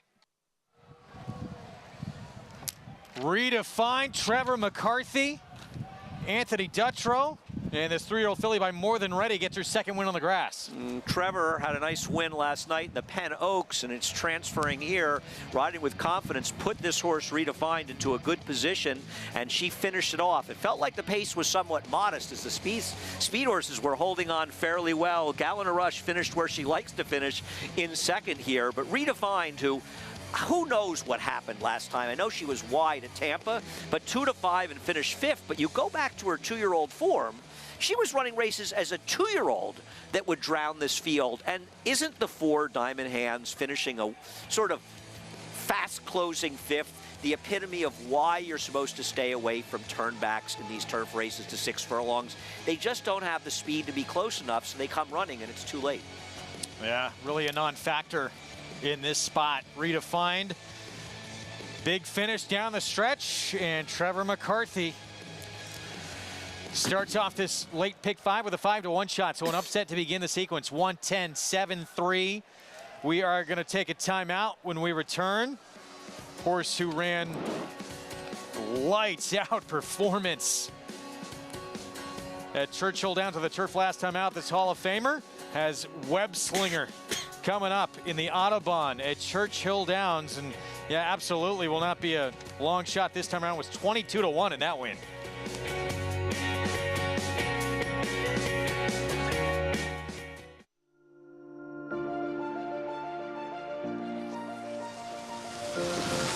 Want me to tell you more about good magic? I can do that. $1,950,000, hit $1,950,000, and the $1,950,000, hit $1,950,000, and the $50,000, we're $1,950,000, and $1,950,000, $2 million quickly, $2 million, $2 million, $1 million, $2 million, hold on, $2 million, $2,050,000, all through, and I have, boom, thank you both, $2 million, Rogers way, good luck.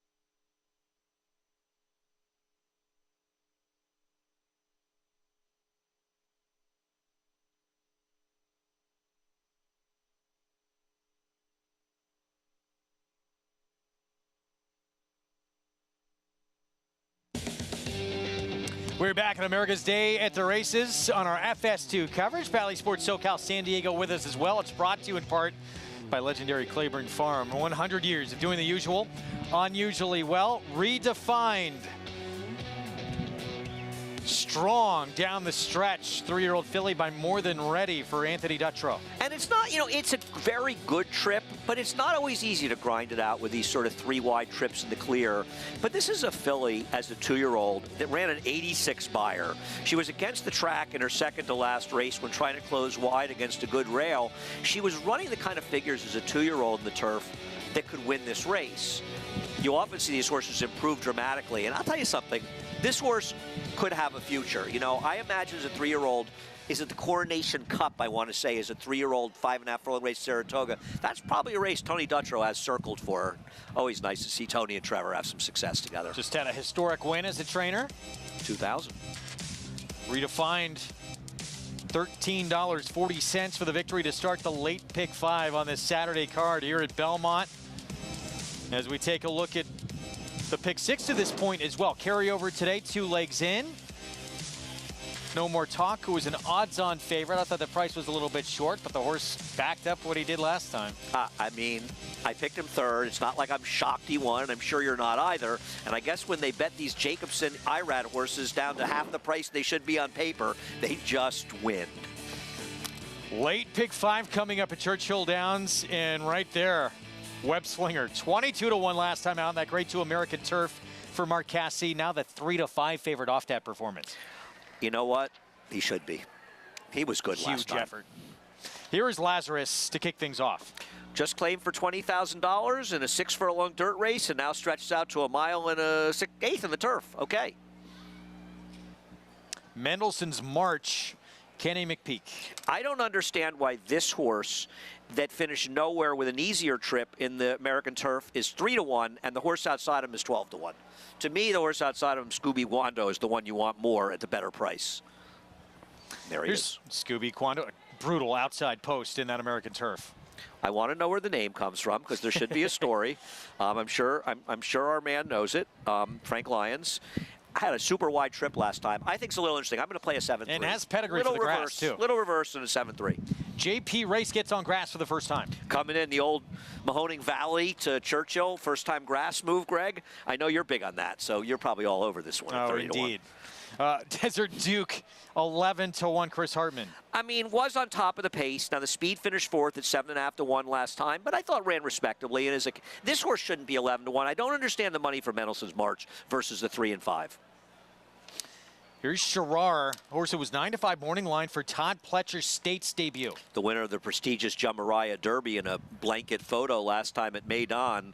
It's a total wild card that I'd be inclined to play against at 4-1, but it is first time Todd Pletcher.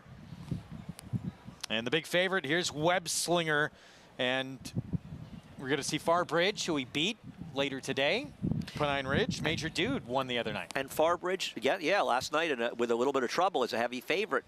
This horse was wide the whole way. Farbridge was coming up the fence. He was following Carl Spackler, who was 3 wide, who finished nowhere as the short price, and he just circled around him and got the job done. This horse, Web Slinger's okay. He should be prepping the Pennine Ridge, a more meaningful race, and not an ungraded race at Churchill. 4 minutes to post in this Autobahn. Let's go to Frank. All right, Wolfie. Well, you guys covered it pretty good there. I think Web Slinger is the horse to beat here. Broke from the outside last time out, had a wide trip, got in a lot of trouble, and still won. I actually bet on him that day. Web Slinger, I used him amongst quite a few horses in the American Turf. There's 4 horses come out of the American Turf. The 2 Mendelssohn's March exits that race. He was 9th, beaten 4 3/4. And then we got Scooby Quando and Desert Duke also exiting that race. The 6 horse, Sherrar, is an interesting horse. He's a $600,000 purchase of Todd Pletcher's in this race. He's by Gunrunner out of Sacré-Cœur by St. Bellado, bred by the Runnymede Farm. Sherrar is, I think, he was in the Pennine Ridge. Todd scratched him. Todd Pletcher scratched him there, ships him all the way down here. I just do not think that this Sherrar is a overly legitimate horse. He beat a horse called One Nation last time out, a horse called High Bank. They're both from the Charlie Appleby barn, and while they're Godolphin and they're Charlie Appleby, they're not two of the more prestigious Charlie Appleby runners. They haven't really done much in their racing career. Then the horse he beat, Two Back Sherrar, I'm talking about the 6. He beat a horse called Capla Crusader. He's a 7-year-old who's basically done nothing. So Sherrar has to, he's got Todd Pletcher on his side. He's got Luis Saez riding him. He deserves the respect, but I just think that he'll probably get a little more respect than he deserves. I do think that the 2 Mendelssohn's March is a very nice horse, probably a horse that's a little better than beaten 4 3/4 last time out. I do agree that they're over betting him. I heard Andy saying that, and I agree with that they're over betting him, but I do think that Mendelssohn's March is going to run good here. I believe he can win or run second to Webslinger, the 7. Then the 5 horse Desert Duke, he was part of the pace in that American turf. He ended up finishing 13th, beating 10 3/4. But Chris Landeros just kind of gave up on him that day when he was losing the lead. So he's probably, a speed horse of Chris Hartman's probably wouldn't be a bad idea to bet on him underneath of Webslinger, I believe. All right, so it's the 7 Webslinger for me. I'm going to throw out the 6 Sherrar. I'm going to go 7-2 Mendelssohn's March, and that's the way I'm going here, Wolfie. All right, Frank, good luck to you. And exciting to see Webslinger back. Ran such a big effort to see if he can back it up and do it again. I agree. I mean, off of that effort, this is a horse that could absolutely be a factor in our Belmont Derby, assuming he gets the 1 1/4. The Saratoga Derby, another Grade 1. This was a very good effort. It was an excellent ride by Javier Castellano, who's back aboard today, because he knew or felt, he ended up being wrong, but a lot of us believe that Carl Spackler was the horse to beat. And he had an outside post, so he couldn't save ground. But he thought, okay, I'm going to follow Carl Spackler. And almost like he had a plan, similar to the one he had a couple races later with Mage. And he put him in that position. Carl Spackler didn't go forward. He backed up, and Javier just went around him. And Farbridge had no excuse not to beat him in that race coming up the rail. A very nice effort by him. How is he 4-5? I'll put it this way. How does he look compared to the Jacobson horse that won here 2 races ago? I thought they had, well, now back to down to 3-5. I mean, he, based off what he did, and it's a 1 race number. But based off what he did last time out, yeah, he should be 2-5 probably, right? I just got a text from John Green, who's involved in the ownership with Webslinger, DJ Stable, and he makes a good point, which is correct. He said he's a gelding, so it doesn't really, the Grade 2 doesn't mean the same as if he's a colt. So a very good point. Thank you, Jonathan. Appreciate that. And yeah, but you're just trying to tout for New York. I just want them all to run in New York. John knows what I want. He knows exactly what I'm doing here. I want all horses to run in New York. I want all the good horses to run here. And I feel also that Webslinger belongs against the best horses, and I'm sure that the connections agree. I think a lot of him. I think you have to after his last effort. But in a way, and I don't know if this came into it at all, probably, look, he won impressively over that turf course. Why not run it back? But staying away from Charlie Appleby, a lot of these trainers probably thinking that's a good thing. Well, I'm not scared of Charlie Appleby. But then again, I only bet my money against him. They're running their horses against him. Well, Charlie Appleby and his runners might have something to be worried about if Webslinger can do again what he did last time out in that American turf. We'll see if he can back it up. Javier Castellano, Kentucky Derby winning rider, back aboard. He'll have the outside post in a race, the Autobahn, that kicks off this late pick 5 on the Saturday card. Let's go to Travis Stone. And Webslinger.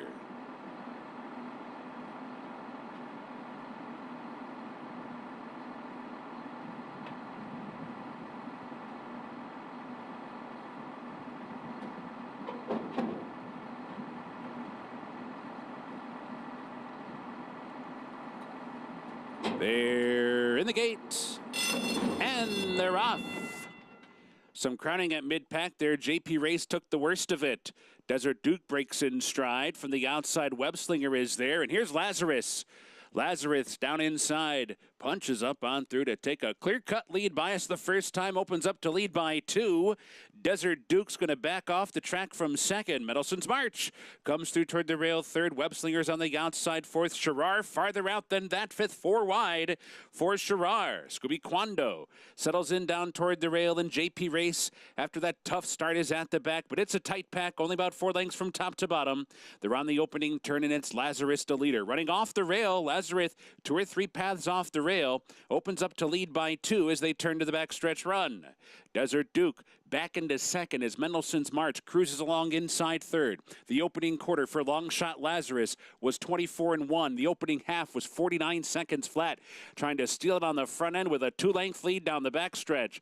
Desert Duke is right there, so too Mendelssohn's March. Webslinger coasting along on the outside. Scooby Quando's coming through toward the rail. Sherrar's at the back and is wide on the far turn too. JP Race to trailer, so around the far turn, a big opening at the inside for Mendelssohn's March, and they take advantage and grab the lead for the run to the quarter pole. Webslinger revving up on the outside. 4 wide sweep for Webslinger, who grabs the lead off the turn. Desert Duke tries to move with that one. Scooby Quando's buried in behind. Sherrar's trying to get on track as well. 1 furlong to go. Webslinger to the front, wandering down to the rail. Mendelssohn's March has to switch back out. Going to try and put in a run in the final 100 yards. Desert Duke on the outside, down to the finish. Webslinger does it. Webslinger by just more than a length in the end. Mendelssohn's March was second. Desert Duke was third. Tight fourth, Scooby Quando or Sherrar. Not a great beginning in this race for Webslinger, and made the trip a little bit wide early on. Put in a big move here. He's just too good for these horses. And, you know, honestly, the one Lazarus, who was a surprising entry to begin with at 55-1, and that's sometimes when you have these fields and they got other horses in them, they just sort of get in the way. And he got in the way of this horse early, caused him to be wider than he wanted to be. He's drifting out in the backstretch, and I think Javier Castellano just finally said, I've had about enough of this. I'm riding the best horse here. I'm going. I got to get away from this horse before he does something nutty when I hit the top of the stretch. And I think he's just riding a horse that's so much better than these horses. And I know the margin doesn't seem that extreme, but you hinted at it, Greg. Considering he was wide early, wide in the second turn, this is another good effort by a very, very talented horse. Webslinger, remember that name. Maybe more big things to come from him. Back-to-back stakes wins on the turf at Churchill. Mark Casse, DJ Stable, and your Kentucky Derby winning rider, Javier Castellano. That man right there, what a weekend he had over Memorial Day. 8 wins over that Saturday, Sunday, Monday. He's been on a tear ever since coming back to New York. We're going to see him coming up next in the 7th.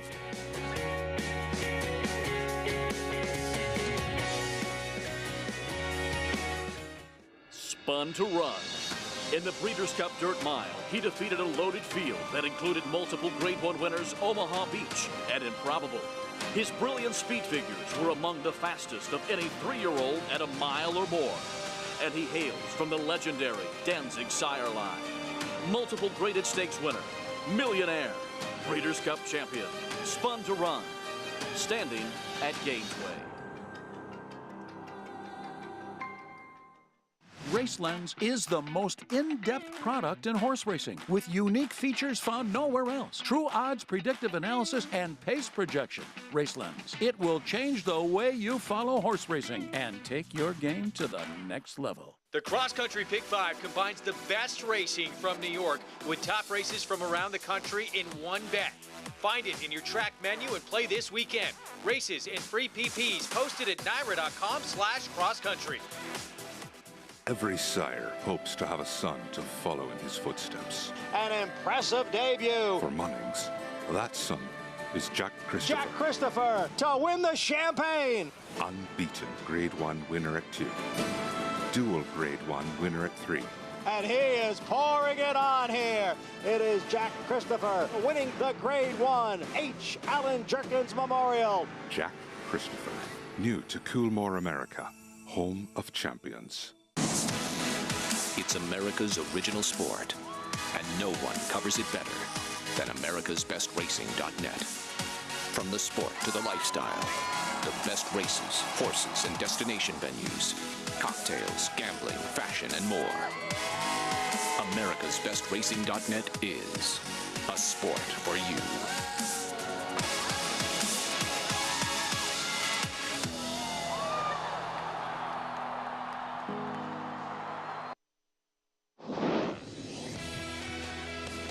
Back on America's Day of the Races on our FS2 coverage. Regional networks out in Southern California. Third and final leg of the Triple Crown. Coming up a week from today and all of next week. It's just sensational. And extra incentives to run and show up here with your thoroughbreds, with starter bonuses for all runners. That entire week of action, June 8th through 10th, paying all the way to last place. Shipping bonuses for horses stabled outside of New York. Take advantage, be part of the action as we get to the pick 4 coming up. Mile and a 16th on the turf. Maiden special weight here in the 7th at Belmont as we go down to Maggie. We'll check in with some horses coming off varying layoffs, and not that long of a one is at number 2, Cumberland, who nearly got the job done on the front end in his second start at Gulfstream Park last time. Now, you watch the running of that race, and you can see that he wanted to lean out a bit throughout the running of the race, and then when Joel Rosario asked him with the left-handed crop, he drifted out significantly, and you saw his head come up, and that was Joel kind of trying to correct him so he didn't interfere with the horse who was the eventual winner, which is the promising and talented Kalick. Still questioning how we say that. But he's such a good-looking son of Classic Empire. He usually doesn't get horses this big and robust, to be quite honest. So he kind of outdoes his bloodlines a little bit. But the little bit of break, he's a bit of a heavier, stuffier type. Does he need this start? And does he have to contend, though he has the inside, with a horse that, at least as a 2-year-old, had some early pace? And that's number 7, Fly Right in here. He's grown. He's gotten bigger here for my friend Leah Giramati as he makes his 3-year-old debut. He's a big, big guy now. And he looks fit from the leanness perspective, but I'm just wondering he might need a start to really kind of strengthen. But to be fair, he almost got the job done in his debut, and I thought he looked like he needed a race then. So I'm excited to see what he does coming back here. I think he is a promising type. And furthermore, I know this is a mile and a 16th, which he's run over that distance before. He feels like a horse that could actually get better with a bit more ground as we move forward. But let's turn our attention to some first-time starters. Son of Oscar Performance is number 5, Pavon. He looks just like his sire. Wow. Oh, but he is a naughty boy. Okay, as you see, he's feeling himself a bit here. Probably needs one to shake off this overstimulation, I think. But then again, Jorge Abreu is quite effective with his first-time starter, so there's every chance once he gets out on the track, he knows what his job is and will behave himself. Like I said, he's very, very good-looking. Again, feels like he might need a start, though, as number 8 is Redistricting for Chad Brown. Lovely, lovely pedigree. Son of Kingman. Nice dam side pedigree, as she's a sister to grade 1, $7 million earner, St. Nicholas Abbey. He's kind of a raw-looking type. He's not the most appealing and sleek and athletic-looking individual, but he is well prepared, Greg, and he has a pedigree to back him up. All right, Maggie, thanks. Coming through the tunnel. Post-parade coming up in a race that will kick off this late pick 4 on our Saturday card. And the 2-to-1 favorite, surprising, really surprising, Ohana Honor for Shug McGahee. Yeah, I'll be honest, I didn't really like this horse. A friend of mine who's paying I respect a great deal does. He felt the horse just, it wasn't that he had massive trouble, or he did. He just took a little while to sort of get it when he was going at the end. It's a very tough field. He's not going to be hurt by the addition of Flavien Prat, but this is too short a price. We start with the first timer on the outside for Tom Morley, Arrow of Time. Okay, he's got a lot going on right now. Eric Cancel aboard. We backtrack to the 1, Certified Lover Boy with Dylan Davis. It's just a horse that's going to have to improve off of his turf efforts in a very hard field. This is a very, very tough field. Here's Cumberland, George Weaver. Horse to beat, isn't he? He is and he isn't. He shouldn't be 4-to-1, and he lost a horse that could be a major player in the Pennine Ridge. I just wonder if he's going to get better with more distance. When Love takes over, Trevor McCarthy looking to add another win. Well, he's 13-to-1, and he finished ahead of the horse that's currently 2-to-1. I don't particularly like him, but I don't like the other one either. Balthazar, blinkers going on for Neil Drysdale. He seems like a logical horse in here. The problem is he's had 2 chances to win. He was on top of a moderate pace last time. I know the third finisher came back to win, but he was trying to close into that slow pace. He's okay, but 5-to-1's a big price. Pavon, first-time starter by Oscar Performance, who's so good on the grass for Jorge Abreu. Love the Oscar performances, and while this dam never won on the turf in 15 tries, she ran an 85 by her. She was good here in the Euros and U.S., but I don't know, tough spot for a firster. We did not get the memo of why this one should be the favorite here. Ohana Honor. Yeah, I mean, I have no problem with the idea that she could be an interesting horse, or he could be in this race. I just don't know how you want to have any part of him at this price. Fly Right, 8-1 Manny Franco, Leah Germani. He's my top choice in this race. This horse was running figures as a 2-year-old that are fast enough to win here, and now comes back and really ran well, sort of against it last time out. Chad Brown, Klarovich Silks with Arad Ortiz Jr. redistricting. Considering the pedigree on this horse, I think a relatively inexpensive purchase around $200,000. The dam was trained by the great Luca Kamani. A little aggressive out there right now, getting ready, taking some money. Well, let's go back to Cumberland. So the first 2 starts for the George Weaver barn, they came at Gulfstream 5 furlongs, stretched out to a mile, tried to do it on the front end in this race, came up just short against Kalik, who we're going to see later. Yeah, and, you know, Acacia made a very good point when we were doing Talking Horses. He was coming out. He probably comes down, actually, if he wins this race. He came out and bumped into Kalik, so maybe it was good for everybody that the horse lost by a nose. And Kalik, though, came back with a very nice win here at Belmont Park and is absolutely a player in today's Pennine Ridge. You see him coming out a little bit there. But it was a tough beat for this horse. Fouled or not fouled, close finish. The question with him is he's been entered since that race in races that got rained off at both 6 and 7 furlongs. So the connections seem to be looking for less distance, and now they get more distance. Regardless, and the 6 is going to drift up from here. Both the 2 and 4, who are 4-1 and 5-1 at present, don't they feel like overlays given the current price of the 6? The 2 Wait, the 8 just went to 5-2.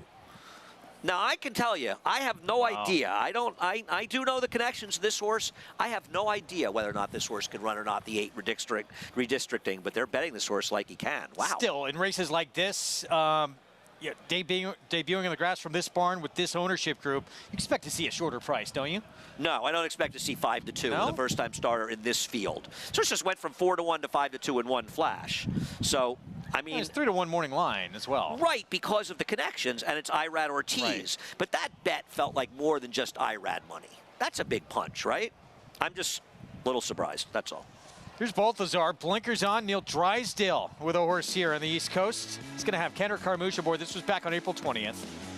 At Keeneland going a mile and just missed behind Sherlock's Jewel. As you mentioned, the horse who ran behind him came back and won yesterday, Cyber Ninja. He did, but Cyber Ninja, first of all, stretched out to a 1:03 ace yesterday, and Cyber Ninja was fleming from way back behind the slow pace, and if you look at the race, it's fairly clear that Balthazar made a move into that very, very slow second quarter, so he benefited from the dynamics of the race. It's not to say he can't win, and I think he's an overlay at 5-1.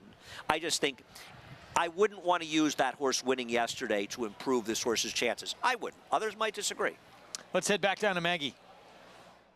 Yeah, let's check in with Balthazar. And he's one that I thought just had that wide, taxing, out in the middle of nowhere trip last time and really never gave it up.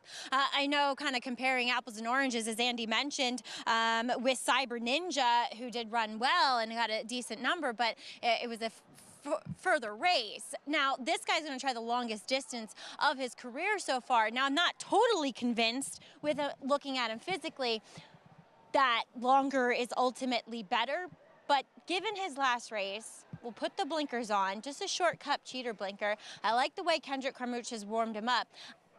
I don't think he's necessarily the speed in here. Obviously, you would think that comes from number 2, Cumberland, but I feel like he could pull the right kind of trip, being drawn more towards the inside, just get a nice cover right behind the early leaders here and be the one that has the most consistent races and be ready to pounce, moving very, very well out on the racetrack.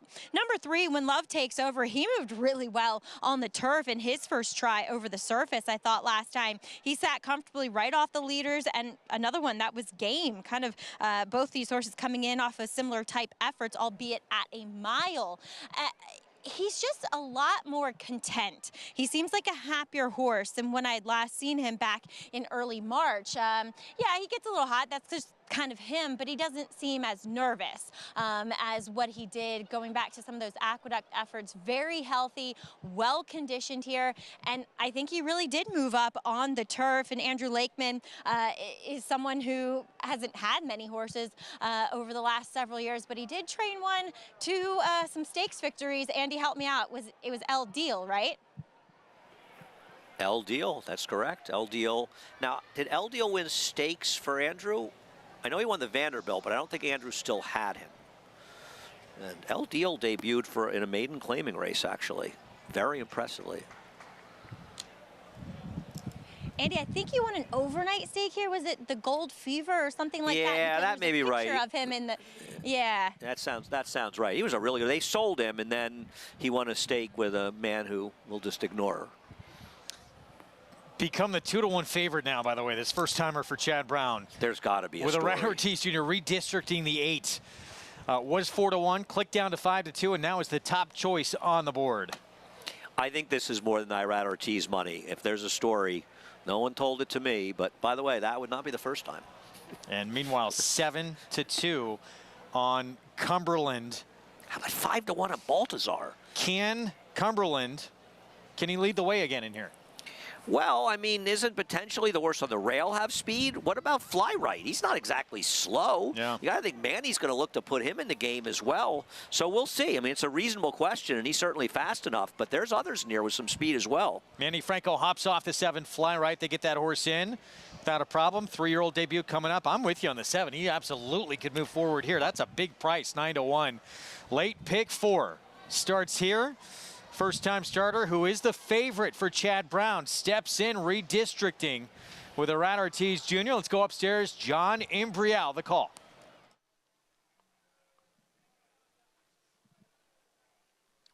Two first-time starters to complete the field. Number 8, redistricting.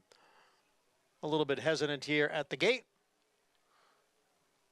Now goes in. And number 9, Hour of Time, another firster to round out the field.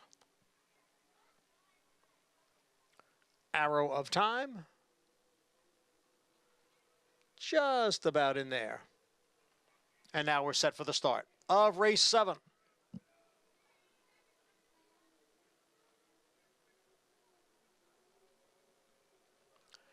And they're off. And it is Certified Loverboy who is out for the lead quickly, challenged by Baltazar. Baltazar with a head in front. Certified Loverboy runs in second, and Fly Right is next in third. Then When Love Takes Over is fourth. Redistricting is moving up now from 5th.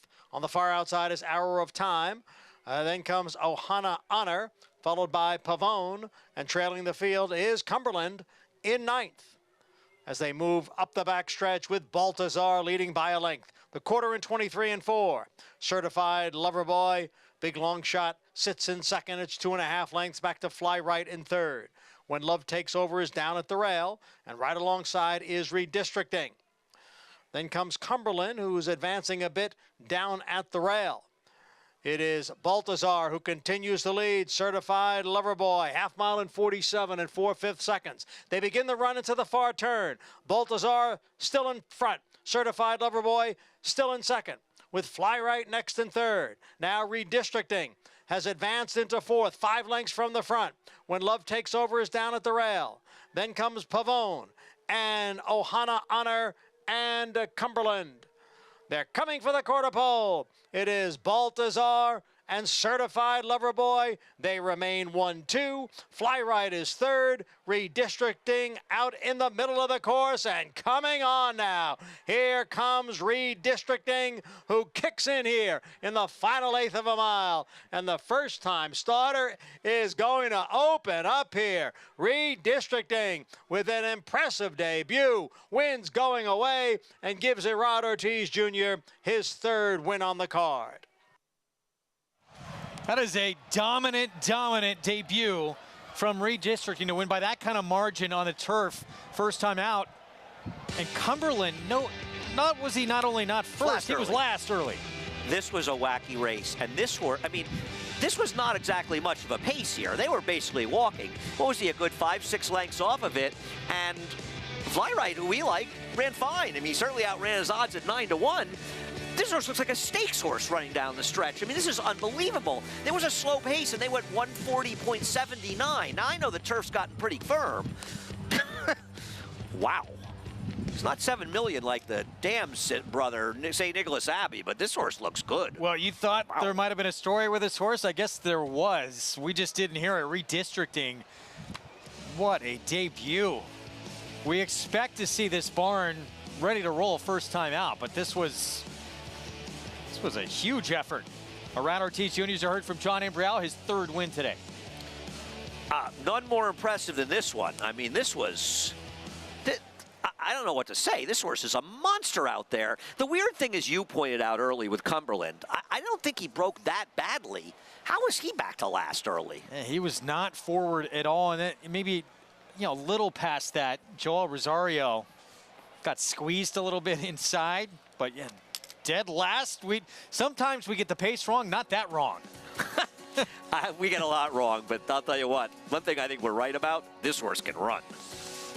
Redistricting, what a statement in his debut. We're going to take a timeout. When we return, Bill Mott, the Hall of Famer, and his main man, Junior Alvarado. They've been having a lot of success of late. Cody's Wish, Breeders' Cup Dirt Mile, and they got a very good filly ahead in the Shawnee and Frost Point.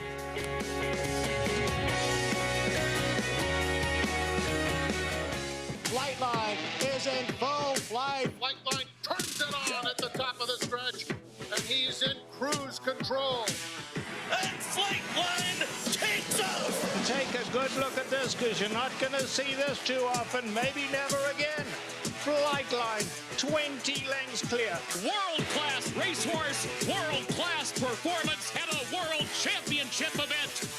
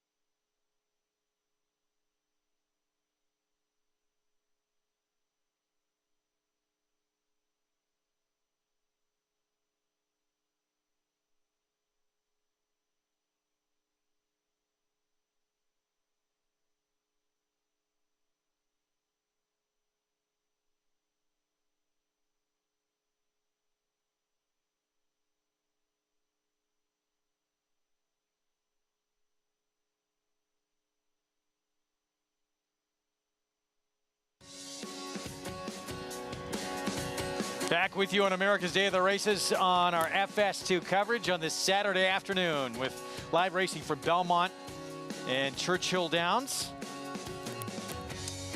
Redistricting, how about this debut effort for Chad Brown, Klarovich Stables, and win number 3 today for Arad Ortiz Jr. Just dominant in the debut. So you never know when you're going to come out and see a horse that might be a future stakes winner. And it's interesting that this horse has been gelded before he ran, and he's a Kingman. Now, you may remember the Connections had a very, very good horse named Domestic Spending. He was a Kingman, too, and he was gelded because he had difficulty training, and I wonder if it's similar here. But the way this horse ran, could be seeing a stakes winner in Saratoga. I know we just saw a pretty good one named Web Slinger at Churchill. He might be facing this horse very soon. I don't want to knock Webslinger. He's a multiple graded He's a graded stakes winner and a multiple stakes winner. But this guy looks like he's got to be competition for everybody. New face on the scene, no question. Well, how about Webslinger? What a performance. Not the best break early, forced wide, and still gets it done against this group off that grade 2 win back on Derby Day. Yeah, listen, he paid $340 and he won like a horse that could have paid $240 in my opinion. He did not have a good trip. He was wide on both turns. The one horse getting him his way, and he's just a really, really promising horse. And I look forward to the connections, bringing him to New York. And should be mentioned the DJ Stables, of course. The matriarch of DJ Stables passed away this week. So our condolences along with congratulations to the connections. We've talked about some big defections opening things up in the older horse division. Same could be said in the distaff division for fillies and mares. And we got a mare who is really now as a 5-year-old starting to come into her own, and Frost Point, who's even money, who we'll get to. Here's Soul of an Angel. Yeah, Sullivan Angels found herself in a pretty tough spot. She doesn't have a lot of speed. She's in good form. It's just this field's very tough. Hidden Connection, certainly a player, but has speed to deal with from Travel Column in the 2. Yeah, Travel Column is the controlling speed of this race. The problem is her recent form suggests it doesn't really matter. Christian Torres there for Palo Lobo. Idiomatic, Brad Cox trains 5-2. You know, Greg, I think she's overbet. I feel like she was sort of second by default last time in the Ruffian, and I know she figures to be stalking the 2 and get a good trip, but I thought she'd have to run better to win this race. Where in the world is Tom Amoss? He was on our set yesterday. He's got 63 caliber. He's a mystery man. He could be anywhere at this point. You know, who knows? She is a horse that looked like she was going to have a great 4-year-old season when she won her Cumley, and she's run 2 absolute clunkers. Maybe she can turn it around for Tom. Yeah, she'd won 5 or 6 at one point. This is the now mare. She has won 3 in a row, including a win over Hidden Connection. She can win from in front. She can win from behind. She won a race last time that had absolutely no pace that held together except for her. Frankly, I'm disappointed she's not running our Grade 1 Phipps, not just because I want them all to run in New York, which I do, but I think she's at least getting very close to deserving to be in a Grade 1. Maybe we'll see her in a race like the Personal Ensign. This is the filly she beat last time out. Hidden Connection was trying to do it on the front end. Frost Point got by her. Different trip for her today because of the other speeds, but she's not untalented. And isn't she a pretty generous price at 14-1? Yeah, Moon Swag not without a chance. Huge number outside. Brendan Walsh. I'm sorry. I was thinking she's 9-2. Yeah, Moon Swag is a horse that's going to need the race.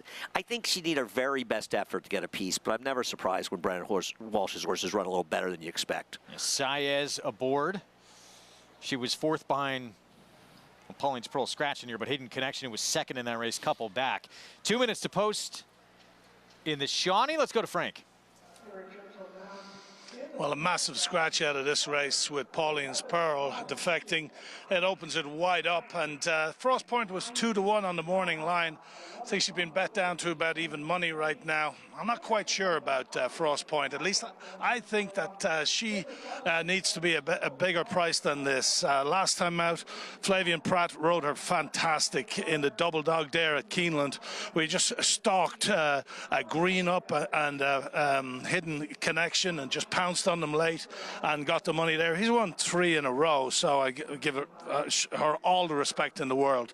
I actually kind of like the other daughter of Frosted, who is Travel Column, the 2 horse in here. This one went off at 7-2 in the Oaks. She went off at 2-1 favorite in the Fairgrounds Oaks, which she won, a Grade 2, and she went off at even money favorite in the Rachel Alexandra. Now that is back in 2021, and she has 1 win since then. That was back in June of 22 at Churchill Downs, going 7 furlongs, where she stopped the clock in 1:21.4. If she does a similar kind of run today, she could be pretty tough at a big price. You get Christian Torres riding for Palo Lobo. I'm not really sure about that connection. I haven't seen them team up that often, but I think it is a wide open race here. Also, then I agree with Andy about Idiomatic. I think that she was her form looks a little better than it actually is. A daughter of Curlin. She has two wins. She's raced twice on dirt. She has finished 3rd and 2nd. Besides that, she has 4 wins on synthetic. 4 wins from 5 tries. I just see them going pretty quick here, which will suit Frost Point, and but I do see maybe at the 5.63 caliber. I kind of like her exiting the La Troyenne, where she finished 8th, beaten 12.5 lengths.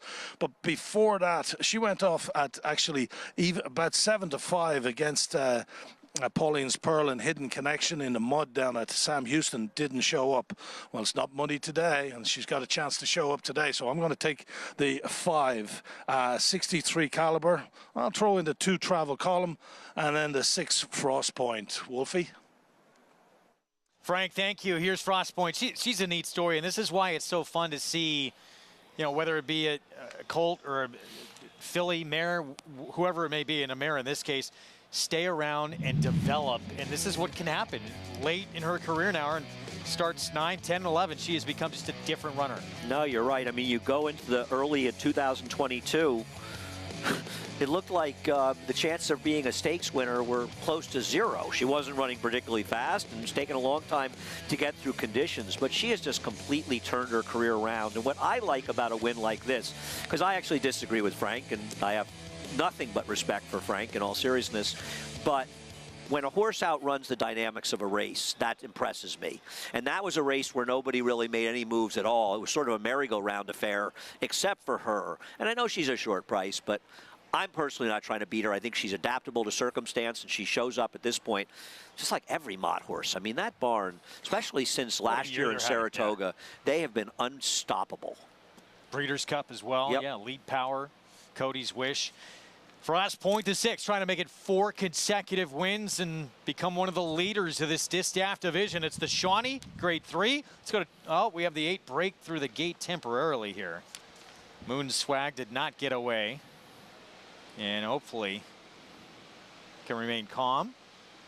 Good job by the gate crew, holding on to her, keeping her in. Let's go to Travis Stone. Ready? And they're off.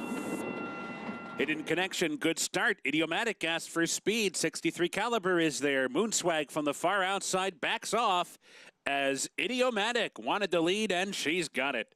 Idiomatic into the clubhouse, turn in front. Hidden Connection comes on to stalk the pace from the outside second. These two go 1-2. 63 caliber comes away third. Travel Column off the pace today, down inside 4th. Moonswag is 5th, Sullivan Angel down inside 6th, and Frost Point is relegated to last as they turn to the backstretch run. Idiomatic's opening quarter tepid 23-4, prompted by Hidden Connection down the backstretch run. Neither in any hurry. 63 caliber on the outside of Travel Column. They're 3rd and 4th, and they're together just 2 lengths off Idiomatic. And then farther back, it's Moon Swag and Sullivan Angel. Frost Point is still the trailer, 6 lengths behind with now 4 furlongs to go. And a soft pace up top, 47-4. Idiomatic the leader. Hidden Connection right there, 63 caliber, revving up 3 wide. Moonswag comes on with a wide move as well.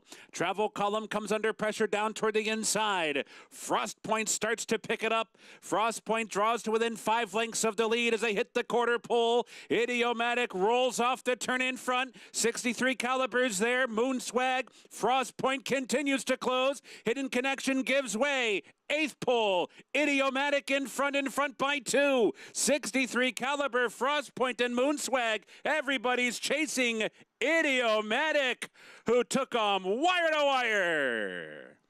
Idiomatic by 2.5 in the end. 63 caliber held second. Frost Point was 3rd and Moonswag 4th. Idiomatic, Brad Cox, Florent Giroux. 3rd time on the dirt, first win on the dirt.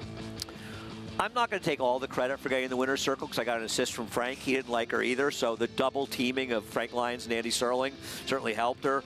But what really helped her in this race was the very puzzling decision to rate Travel Column, who was clearly the speed of this race. They wanted no part of the lead. They crawled up on the front end, but she won impressively. So I tip my cap to the Connections. Juddmonte, another runner from them. I think the way the race panned out, though, Frostbite actually ran well. It was hard to gain ground to that tepid pace. And I'm also happy for our friend Tom Amoss because 63 Caliber didn't win, but at least she showed up and ran a solid race today, and maybe that's an indication we can see more from her going forward because she certainly had promise last year. Win streak from Frost Point comes to an end. Idiomatic gets her first victory on dirt. Now 5 for 8 overall. All of the prices from the Shawnee when we come back. Familiar team in those Juddmonte Silks with a victory.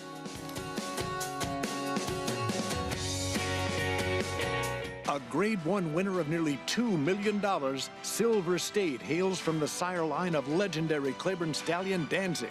And his second dam is full sister to Kentucky Derby winner Monarchos. After winning the Oaklawn Handicap, Silver State defeated Knicks Go in the Grade 1 Metropolitan Handicap. Now his first foals have arrived. Grade 1 winner Silver State, standing at Claiborne Farm. Experience the adrenaline-pumping, suspense-filled action of the Sport of Kings no matter where you are with NYRA Bets. It's fast, easy, and secure. Download the app today and start winning with our lucrative weekly promotions, thrilling handicapping contests, and a one-of-a-kind VIP rewards program. Don't just watch horse racing, be a part of the action with NYRA Bets.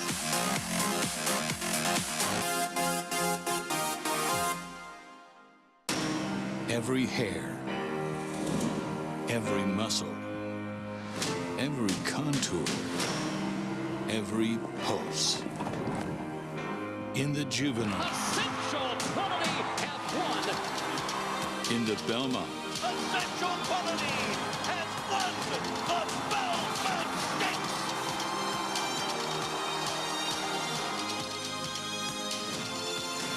Well named. Racetrack Television Network brings you every race, from every track, on every screen, every day. With monthly packages starting as low as $5, RTN gives you great value and access to more live HD streaming and race replays than anyone. Visit RTN.tv today to sign up and watch on almost any device, including Roku and Amazon Fire. RTN has packages that start at $5 per month.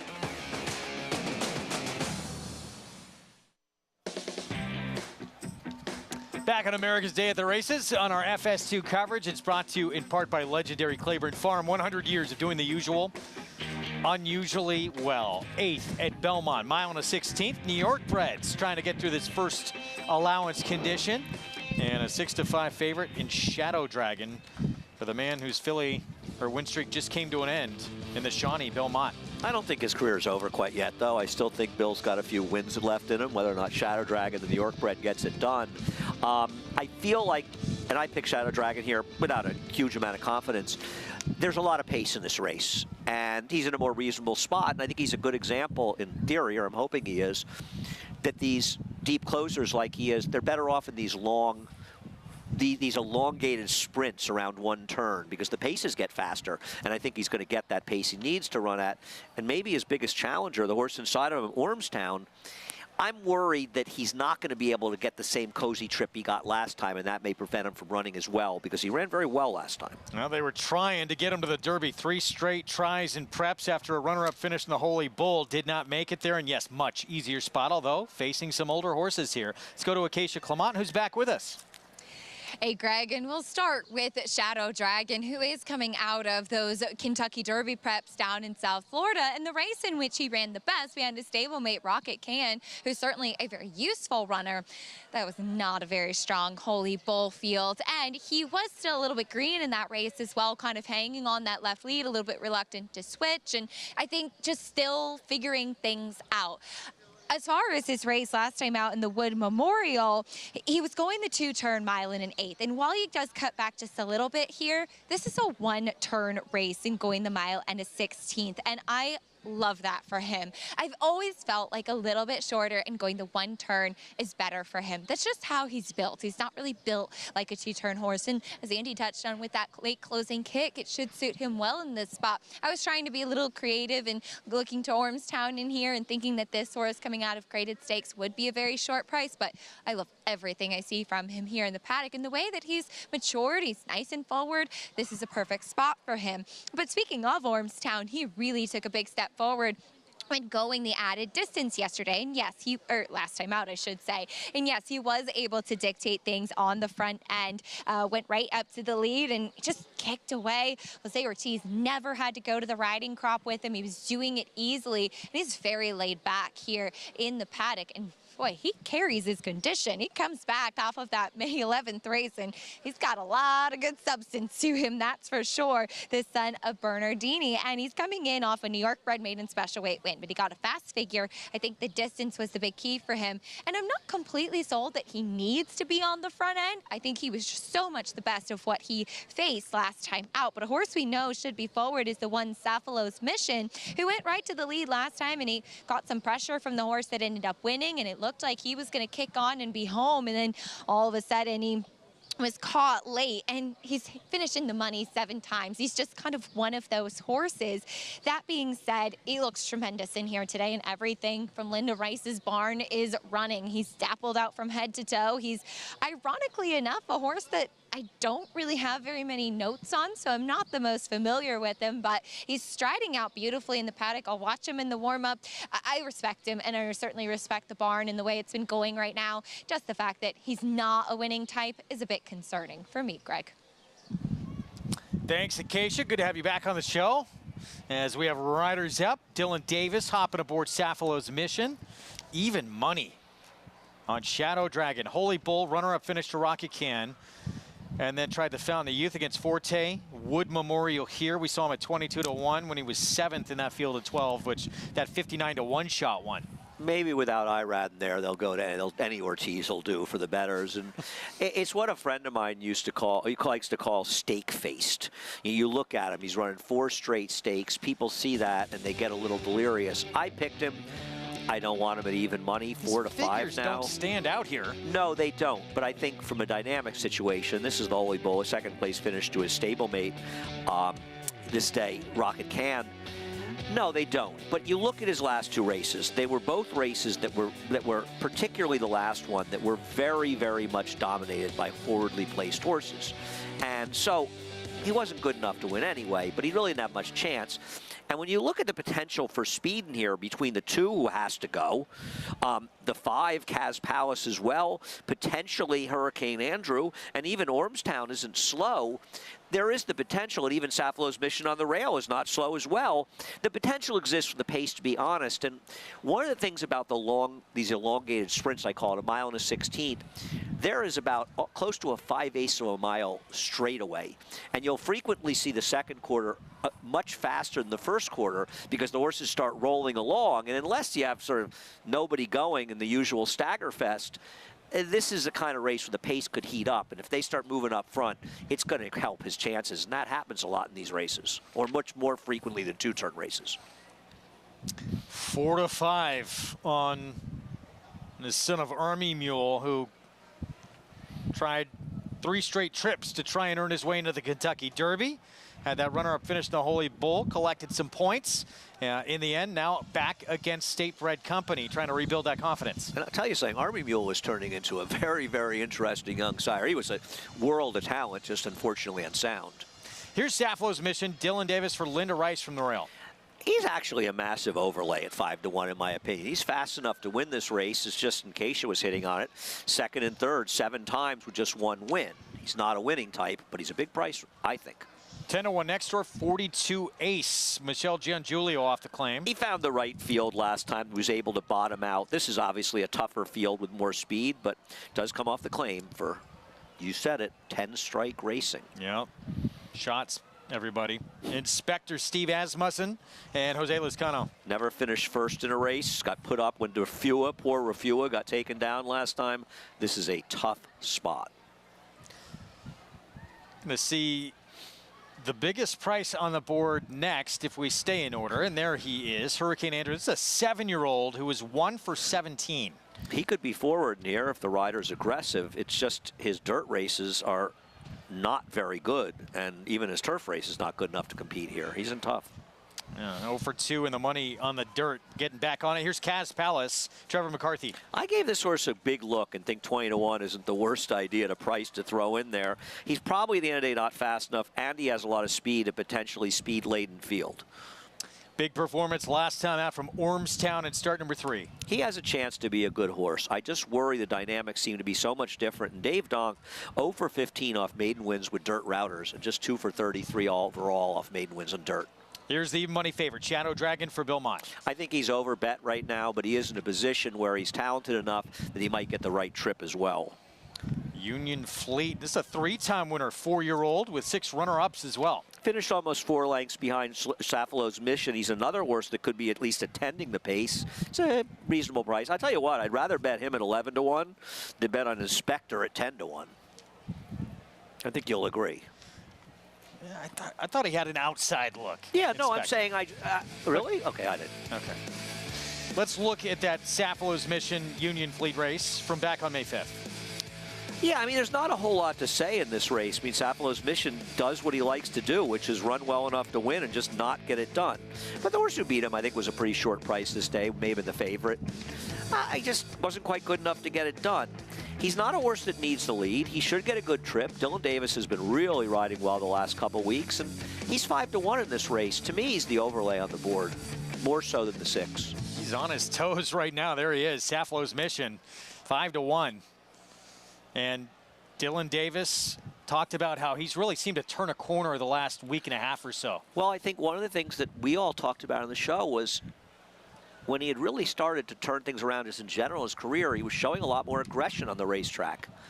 And he'd gotten away from that at the beginning of the meet, and I don't know why. And then last weekend, he started riding much more aggressively, and not surprisingly, it paid off. 6-1. Makes a nice appearance. As we get another look at Inspector, another 3-year-old in this race, whose 3-year-old debut, as you talked about, against Rafua. Got that win via DQ. Listen, any horse can improve from one start to the next, and he is second off of a 4-month layoff, so I suppose he could improve off that race. But to me, he's never run a race that puts him in the ballpark here. He's also not a horse that figures to be laying way, way back. I also am extremely reticent to take horses. We talked about it with Gallina Rush. He's never finished first in a race, but he's also 13-1. If you like him, you should bet him. Week from today. You gonna be here? It's gonna be very fun here. I will be here. It might not be as cold on the 3rd floor a week from today as it is supposed today. To be beautiful weather for the 3rd and final leg of the Triple Crown. Test of the Champion will be seen live on Fox. And we're gonna have coverage all afternoon and into the evening. It's going to be a long day of great racing, and nothing really better than that. It's going to be a great week of racing as well. We just drew that Thursday card. Chocolate Gelato, who won her Frazette last year, a Grade 1 winner, is returning, and she's returning against the horse that beat her stablemate, Money's Gold, in the last race at Churchill in the 8 Bells. That's going to be the Jersey Girl, big field for the Wonder again. It's going to be an amazing, amazing weekend. I believe there are 18 stakes. Incredible. And again, anyone thinking about coming here with one of their runners, those races all paying to last place, those bonuses in all those races, and if you're coming from out of town, shipping bonus as well of $1,000 to show up. Let's go back down to Acacia. And we'll go to the outside and take a look at Union Fleet, who, as you mentioned, Greg, does come out of the same race with Safalo's Mission. Was kind of grinding along in that spot, but this is a horse that I'm a little bit intrigued by, too. Second time back here against New York Bred Company, and this was a gelding who they finally brought back to run against New York breds after running over in the Mid-Atlantic for much of his career, and this is where he belongs. I also like him getting a little bit more distance, too. I wish he had shown a little bit more punch in his most recent start, but I have to say I liked what I saw from him in the preliminaries. The front wraps do go on, which always gives me a little cause for pause on the main track, especially when it's a horse that's not typical of. But that being said, he's a big price. Manny Franco stays aboard, and I think we're going to see an improved effort from him. He's 14-1. I have to say, though, the horse that won me over the most in the warm-up was the number 1, Safalo's Mission, Greg. Keisha, thank you. About to load up. Here we go, 4-5 on Shadow Dragon. But this horse is impressed, I think. I picked Shadow Dragon in here, but I really thought that he would be a little bit higher. I thought maybe 8-5. This is, listen, I'm short price averse. I'm surprised he's this short, but he's my pick. People get enticed. And look, it's in against New York Breds, Triple Crown Trail. It makes sense, but you know, figure-wise would have to move forward. You say he didn't make the Derby. He can still make the New York Derby, Greg. Yes, he can. Let's go upstairs. John Imbrial with the call. Fleet.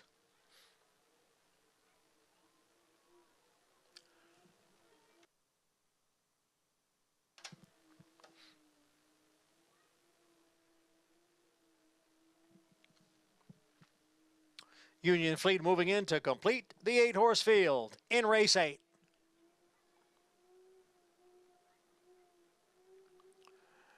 And they're off.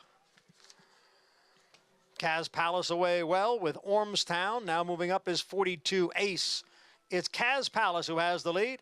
42 Ace runs in second with Ormstown next in third.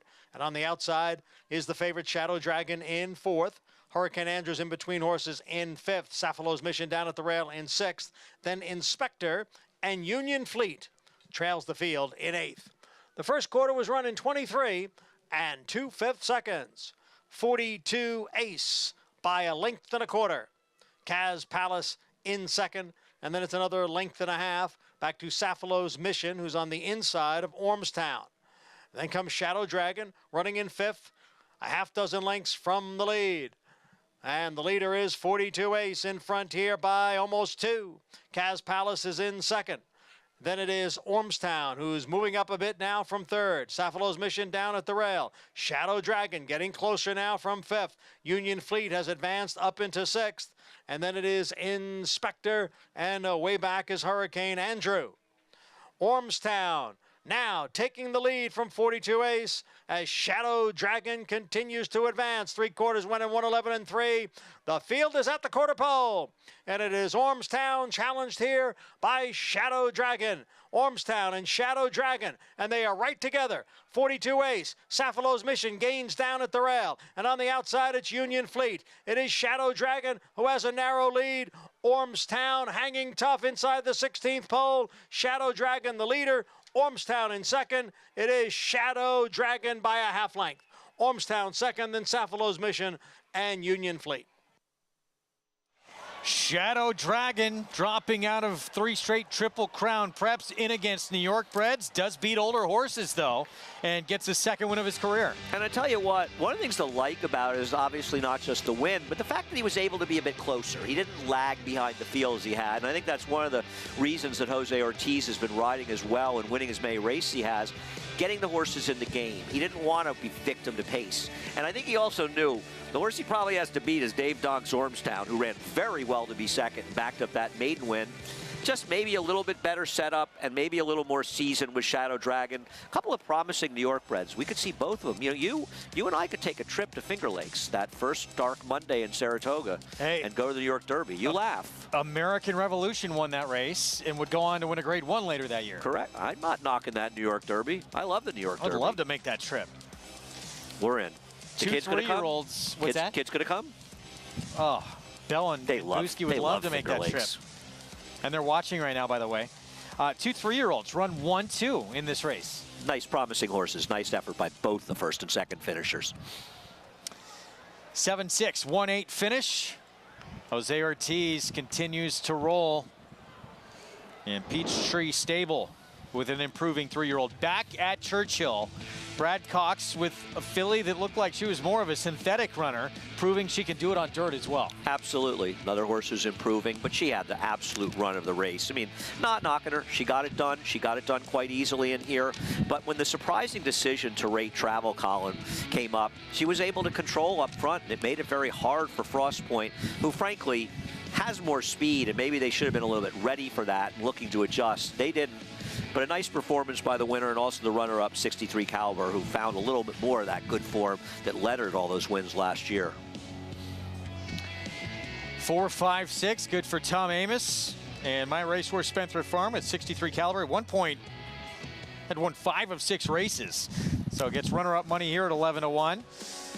Next to Churchill, Grade 3 Arlington. And of course, that man right there, the world's his oyster, Brad Cox. We just saw him win a big one in the Shawnee. Looking to get, a little appetizer before the Belmont. We'll have more coming up.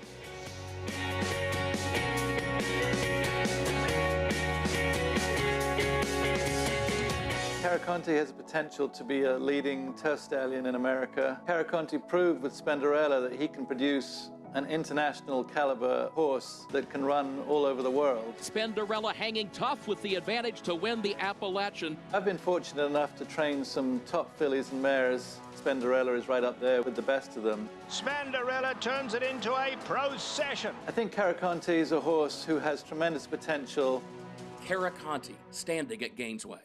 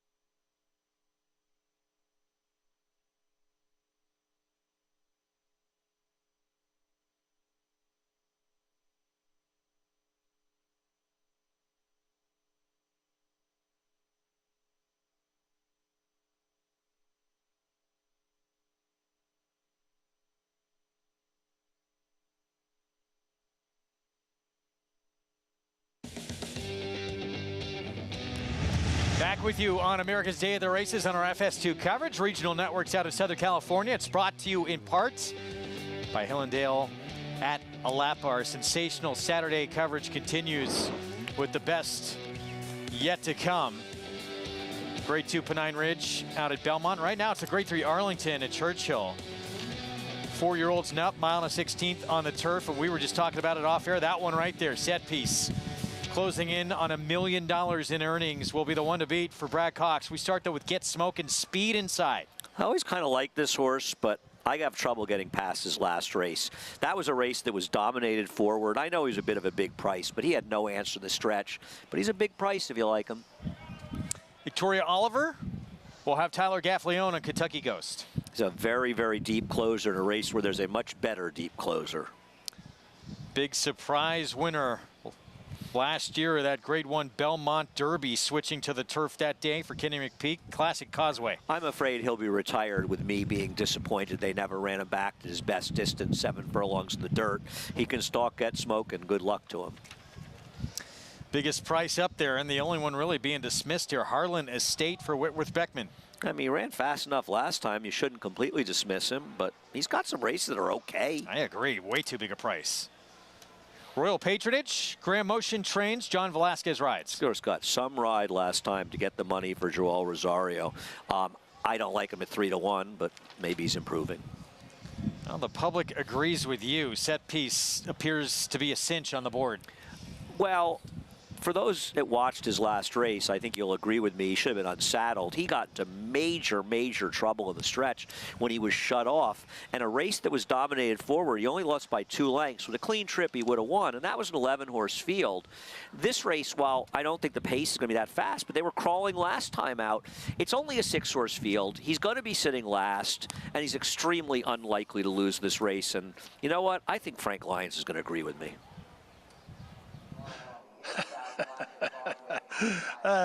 Okay, well, I'm gone. Yes, I do agree with you, Andy. He should have won that last race. He got in awful trouble. Set Piece is a very, very nice horse. He's won 4 of 7 here at Churchill Downs. He's won 11 of 26. He's 954,000 earned. This is his favorite racetrack by far, I believe. He's won 4 of 7 here, 385,000 earned. But I'm very afraid of the 6-horse Royal Patronage. I think he's going to get the best trip in here. I think he's going to stalk Classic Causeway and Get Smoking early on. And those two are probably going to go quick enough. Or Get Smoking just got beat ahead in this race last year at 4-1, caught right on the wire by Admission Office. I think that this is probably a little tougher spot than last year. And Royal Patronage is a horse that comes from off of the pace. He was on the lead in the Virginia Derby, didn't suit him. Finished 7th, beaten 7.5, but he won by a neck last time out in the 3 other than. At Keeneland, it was a good 3 other than. And there, Tiberius Mercurius was in there. That horse was scratched out of this race. And I think Johnny Velasquez getting aboard this Graham Motion trained Royal Patronage will suit him down to the ground. So I'm going to take the 6 Royal Patronage over the 7 Set Piece, and then I see Classic Causeway running his usual good race. I think that he will finish 3rd in this race, but he also could get a big heart on the lead if he. I don't think he's fast enough to get the lead off of Get Smoking, but he could maybe stalk Get Smoking and pounce Turning for home and get the run on Set Piece and Royal Patronage. But I believe that Royal Patronage is going to show his real true colors today. He was 2nd behind Desert Crown in the Dante Stakes. Desert Crown won the Epsom Derby just run this morning, and he was 16th in that race, but he had finished 2nd, beaten 3 lengths to Desert Crown. That's good enough for me, so I'll go with the 6 Royal Patronage. I actually agree with Frank. I think he's going to show his true colors here and not hit the board. I want to see you two together just handicap a whole card. That would be entertaining. Here's the victory last time out of Keeneland. Rosario just up in time to win. I mean, if this isn't vintage Joel Rosario, it's a little wide going the first turn, but Joel managed to get him into an absolutely perfect position. That typical patience took a little while to get going, but he veers to the outside and rolls on to victory. He beat a decent horse who scratched from here in Tiberius Mercurius, who came back with a win the next time, albeit with a very good trip. So maybe that's a feather in his cap. I've never really loved him. I think he's flattered by the names of the races he was running in. I get it. Maybe he's an up-and-comer in this race, and I can have no issue with people who want to play against heavy favorite and Set Piece. I just think in this field, if Set Piece comes close to running his last race, I don't believe there's any way he can lose this race. He was so good last time, but listen, he's only 11 for 26. There's 15 times he didn't win. And they were part great of that, ones, but look, go ahead. Part of that is his running style. He comes from so far out of it. I agree, but in a 6-horse field, and I understand your notion of smaller fields get horses in trouble, but not a horse like this, because he's going to drop back to last. So I don't really, I mean, I'll say it and something crazy will happen. He'll get a tough little trip. I think Florent's one thing he's thinking is, just get that position in last. I'm going to come out and make my run, and Set Piece will give it to me. There's no question late who's going to be running the fastest. It's going to be him. Question is how much ground he has to make up. I mean, honestly, I'm not sure why the 1 is 20-1. He is the controlling speed here, and do you really think that Classic Causeway is going to put that much pressure on him? Timeform US has it a fast pace, and their pace projector, I don't know. The pace projector at Timeform is far more optimistic than I am in general about pace. I would be shocked if Get Smokin's not in front. Yeah, and he's 20-1, and he does have some back races. I mean, I'm not sure why he's this price. Were you with me last year when he lost that race to Admission Office, when he looked like he absolutely couldn't lose, and he was 4-1, and he lost? Admission Office came from dead last. Was a Brian Lynch horse. I remember thinking he was a lead pipe cinch, and he got nailed. I think we were together for that race. We were both stunned. May have been. Yeah. I don't like particularly the one. I just think the 20-1 or 19-1's an overlay. The public's agreeing a lot with Frank Lyons, though. They like Royal Patronage. A lot of money for Royal Patronage. Of course, after this, Grade 3 Blame, which intriguing race in that older horse division. Rattle and Roll for Kenny McPeek. Going to try and make it 3 in a row. And I imagine things go well. Maybe we'll see him in the Suburban at 1.25 miles late in the meet here at Belmont, and with an eye on maybe 1.25 miles in a race like the Jock Club Gold Cup, where Smile Happy, who I was just sorry it wasn't coming to the Met Mile because I'm a huge Smile Happy fan. You don't think he'd stay, well, the shift to Ellis for the Stephen Foster? Well, he's got no choice. He's not nominated as the Met Mile. We'll see what happens with the Stephen Foster. But I know they want to run the Whitney. I'm just disappointed because I'm a big Smile Happy fan. I was really hoping he'd come for the Met Mile. I think he could have been a major, major player there. Their set piece. He will be last early. And most believe he's going to be first late at the wire. Florent Giroux knows the trip he'll get. Let's go to Travis Stone. They're out. Good start. Kentucky Ghost and Get Smokin'. Classic Causeway. And from the outside, Royal Patronage. As they move by us, then it's Harlan Estate. And the big favorite Set Piece is already 8 lengths off the leader. And that leader is Get Smokin' with 1 circuit to go. Get Smokin' in front. Classic Causeway backs off to stock from second, running a couple of paths off the rail. Kentucky Ghost comes up on the inside to grab third, and Royal Patronage is fourth. Harlan Estate's in fifth, and Set Piece is in sixth. A little bit closer now as they move to the backstretch run, where Get Smokin' leads by 2. Got away with an opening quarter in 24 seconds flat. So Get Smokin' cruising down the backstretch, still leading by 2. Classic Causeway content back in second. Kentucky Ghost covered up inside third. Royal Patronage is fourth, only 3 lengths off the lead past the half-mile pole. The back 2 are Harlan Estate. Set Piece is set up on the outside for the run to the far turn. Get Smokin', 15-1, got a half and 48-4. Rounds the far turn, still with the lead. Classic Causeway given more rain and is inching forward now. Kentucky Ghost is down toward the rail. Royal Patronage is fourth. Set Piece forced to go 4 wide, fifth as they turn in. Get Smokin' trying to tough it out. Still the leader by a length and a quarter. Classic Causeway set down. Set Piece coming strongly down the center. Get Smokin' trying to fend off Set Piece. Set Piece rallying strongly to the front, right at the 16th pole. Get Smokin' back to second. Set Piece scores.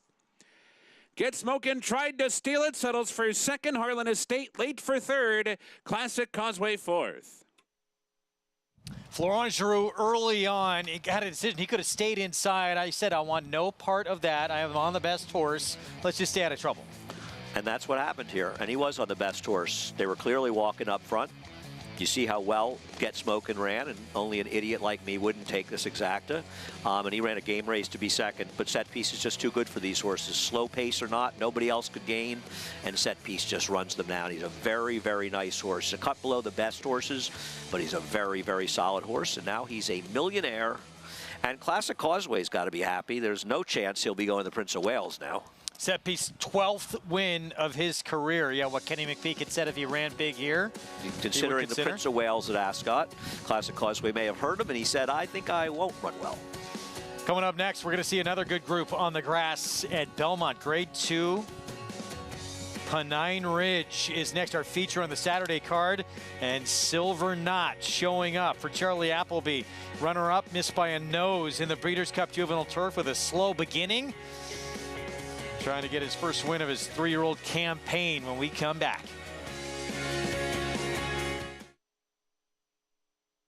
Champion Good Magic was the co-leading freshman sire last year of Grade 1 winners, graded stakes winners, and stakes winners.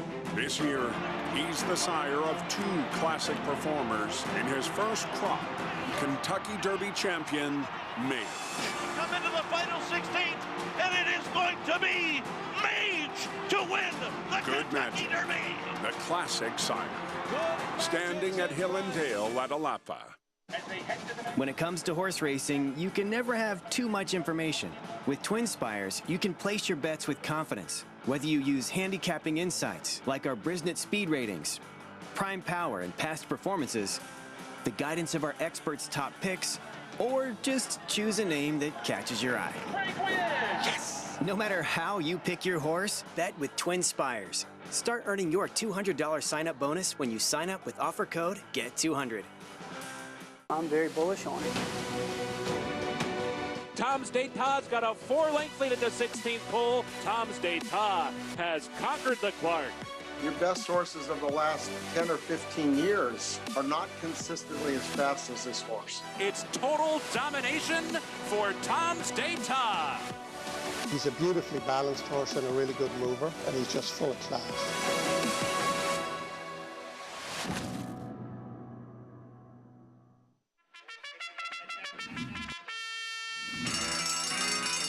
Monmouth Park's newest featured race day is Haskell Preview Day, Saturday, June 17th. Wager on the TVG.com Pegasus for 3-year-olds, plus 3 graded stakes, all on the road to Haskell Day, Saturday, July 22nd. Play into big pools all day long, starting with a 12:40 first post. Racing's biggest stars prep for the Jersey Shore's biggest race on Haskell Preview Day at Monmouth Park Racetrack. You're watching America's Day at the Races on our FS2 coverage, and our Saturday featured race is coming up next. Program brought to you in part by America's Best Racing. For the love of the race, visit americasbestracing.net today. Our America's Best Racing Race of the Week is this one next. Grade 2, Pennine Ridge, mile and 1/8 on the turf. Silver Knot, runner-up of the Breeders' Cup Juvenile Turf. Returning to the stage for the first time since that narrow defeat for Charlie Appleby and Godolphin. Let's head downstairs to Acacia.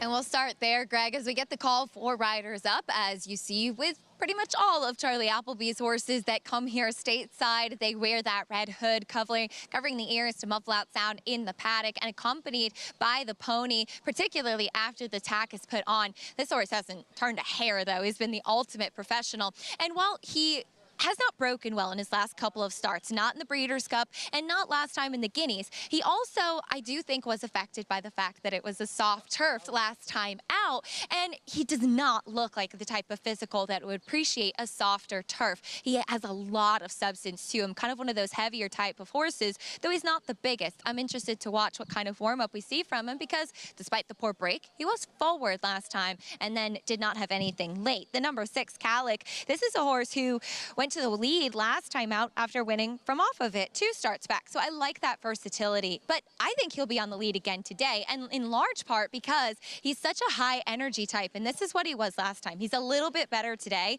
but they had to finish saddling him on the walk. He's really on his toes. That's exactly what he did before his last race, and I thought ran an exceptional race. I think he could potentially wire the field in here too. The number 8, Farbridge, was a little bit vocal, a little bit distracted in the paddock, and while I've never covered his races, I am familiar with him physically. He's a lighter frame type of physical of a typical English channel, and he's a very agile horse, and I think that's why we saw him so comfortably close up inside of horses last time in the American turf. Does wear that shadow roll once again.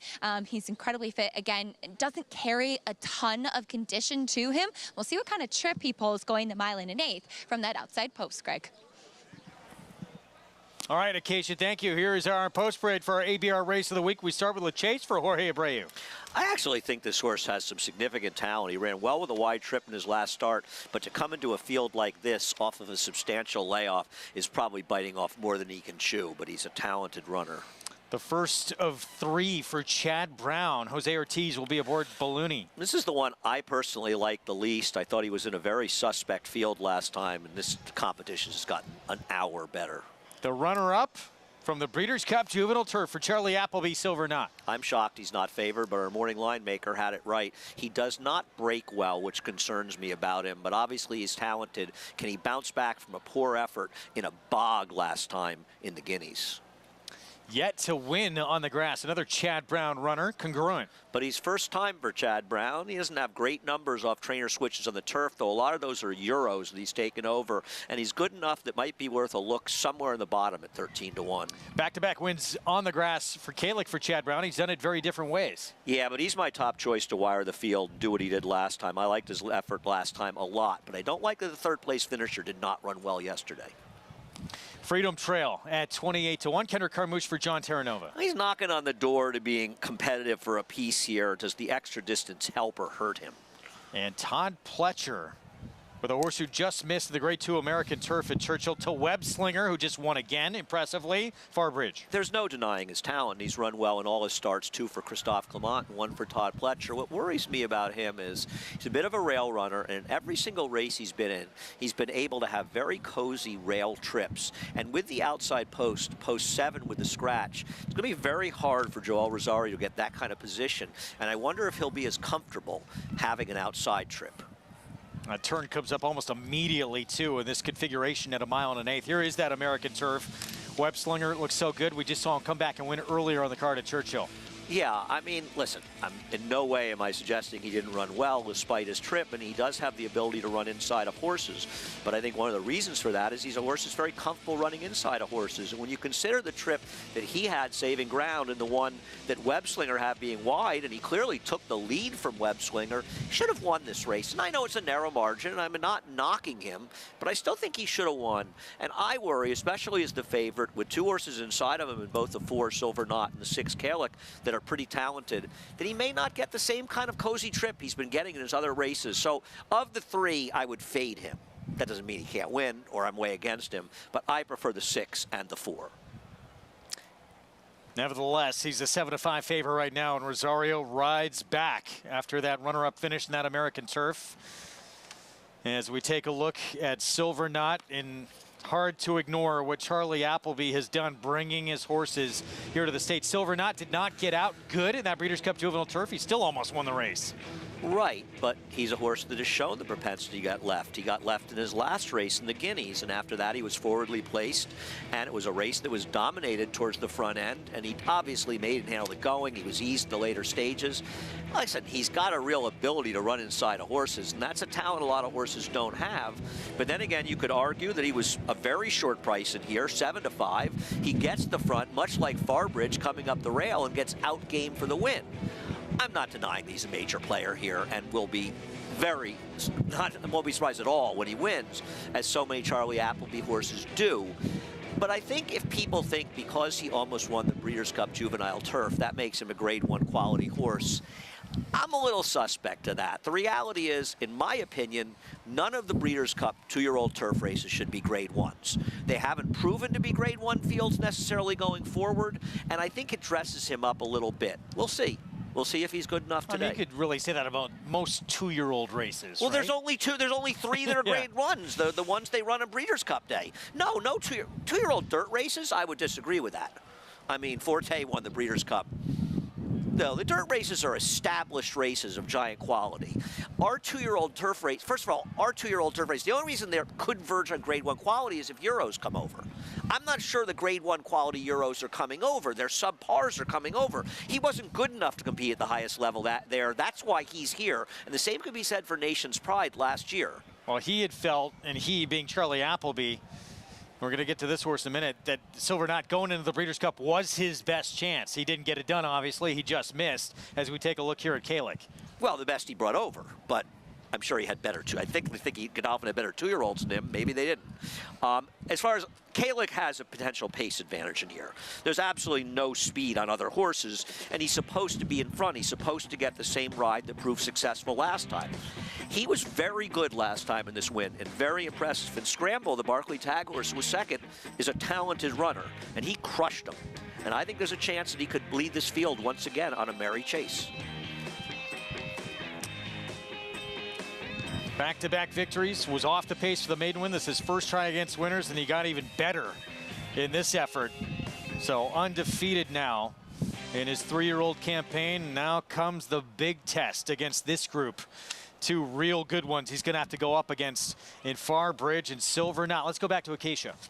I talked about the favorites back in the paddock, so I wanted to talk about a couple of long shots in here, starting with the number 7, Freedom Trail. I saw him 2 back at Tampa, and he was off of a layoff that day and running behind Talk of the Nation. And if you are wondering, by the way, where Talk of the Nation is, because he was a scratch at the gate before that American Turf, he was on the same kind of vets list as Forte. So hopefully we'll be seeing him back soon, as I know he is training forwardly. But I thought he faced a really good one that day in the Columbia.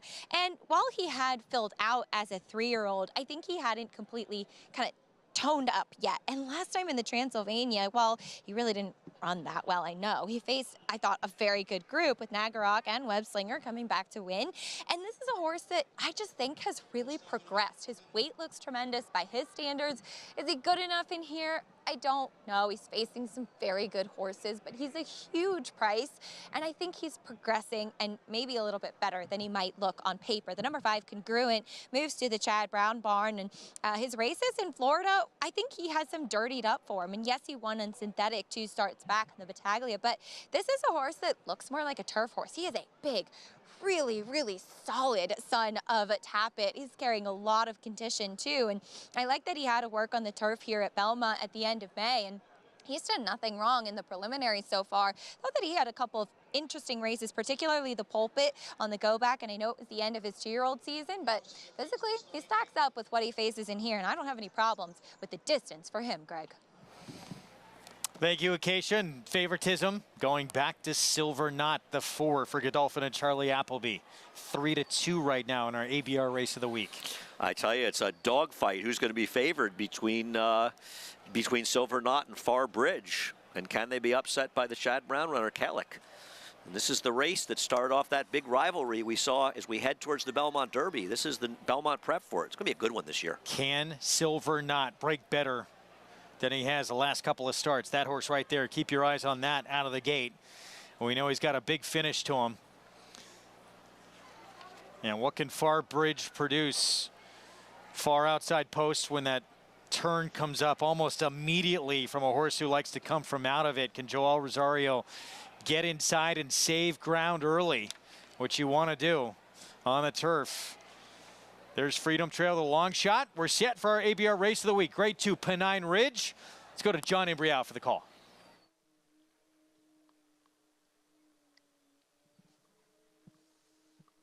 Farbridge moves into the starting gate, and we are ready for the Saturday feature. And they're off in the Grade 2 Pennine Ridge Stakes. And from the inside post, Lachey's is out for the lead, along with Kellick. Kellick in front, into the turn, with Lachey's right behind, and Freedom Trail is a close-up third. And then it's a length and a half back to a Silver Knot, who is racing in 4th. Farbridge is on the outside. Then Belluni, who's a little ranked there at the back of the pack, along with Congruent. The leader is Kellick. Kellick in front as they reach the back stretch. It's Kellick by a length and a quarter. And then Freedom Trail giving chase in second as Congruent, the gray, moves up on the outside. Lachey's down at the rail in 4th. The opening quarter mile, 24 3/5 seconds. Kellick taking the field up the backstretch, leading here by a length. Freedom Trail is in second. Lachey's is next in third. Farbridge looking to advance now in between horses. To his outside is Congruent, and to his inside is Silver Knot. It's a 4-length break back to Belluni. The half mile in 49 seconds. Kellick continues to lead here. It's Kellick by a length. Freedom Trail and Lachey's right together, second and third. Congruent on the outside is in 4th and moving up a bit. Farbridge being pushed along here. Down at the rail is Silver Knot, and Belloni is at the back. 3/4 in 1:13. Kellick and Freedom Trail. It's Kellick by a neck. Freedom Trail on the outside. Lachey's is down towards the rail. Silver Knot is now moving up on the outside, and Belloni is out in the middle of the course. They're all chasing Kellick, who continues to lead. Kellick is in front now by 3 lengths. Then comes Silver Knot and Farbridge down towards the rail. They are gaining on Kalick, but they're coming for the finish, and Kalick has done it. A front-running score, and Irad Ortiz Jr. has his 4th win today. The train keeps on rolling around Ortiz Jr. Kalick on the front end for Chad Brown. 3 in a row for this 3-year-old son of Collected. Honestly, once you saw that first quarter in 24:69, and we've been seeing faster quarters in these inner turf races, you kind of knew it was going to be hard for the others. Farbridge is a weird horse, and I do think there's a lot to what I said, and I'm not saying it turned out to be true about him wanting to be on the rail. He was in a full-out drive in the backstretch and backed up to last. Looked like he was going to be nowhere, and once Joel Rosario got him to the fence, he got re-energized. Silver Knot, he got left like he always does. He had a good trip. He had a chance to get there. Silver Knot should have finished second in this race. He had no excuse not to, but the winner's a nice horse, and he had everything his own way. 5-2, third choice on the board. Kalick, 3 in a row. That, as you mentioned, cozy opening quarter really set the tone here. Yeah, I mean, what are you going to do at that point, right? They came home from there in, I'm going to do the math here, Greg. It's going to be a little slow, but they came home in 123-1. It's kind of tough to gain on these races when they're coming home that fast, the 7 furlongs. And Silver Knot is constantly compromising himself by getting left. And there's something about Farbridge. If he doesn't get to the rail, he doesn't seem to run his race. It was, I'm not wrong, it was bizarre, right? I mean, didn't you think he was going to be last around the turn when the way Joel Rosario was riding him and he was backing through the field? And then he gets to the inside and he comes running again. I know Todd Pletcher is going to be very, very curious where he draws in the Belmont Derby because he's a good horse, but a little bit weird. 6-8, 4-1 finish. Let's head downstairs to Acacia. I'm pleased to be joined by winning trainer Chad Brown and Chad Kalick. He's a very energetic horse, and it seems like he just gets comfortable on the front end out there. Yeah, that was the plan. I read, executed perfectly, and, you know, the horse can be a little bit of a tough guy in the paddock, but when he gets out on the track, he's all business. He's that way in the mornings. Talk to me about how he's progressed, too, now having won 3 in a row. You know, I've been so impressed with this horse over the winter. He's a little underweight, and he was just immature-looking horse. We gave him some time. The owner's very patient. They deserve this win today. And he's come back. He's run well. He's trained well. And it seems like every week I look at him, he's a little bigger and stronger. You love to see that with a 3-year-old. A son of Collected, and he likes the turf. Yeah, exactly. You know, but him being by City Zip, though, it wouldn't be impossible that he would throw some nice turf horses. You know, he's a hell of a nice horse and owned by a great group of guys, so congrats to them. A nice win today. Congratulations. Thank you. Greg? All of a sudden, as we expect, starting to reload with a lot of talent.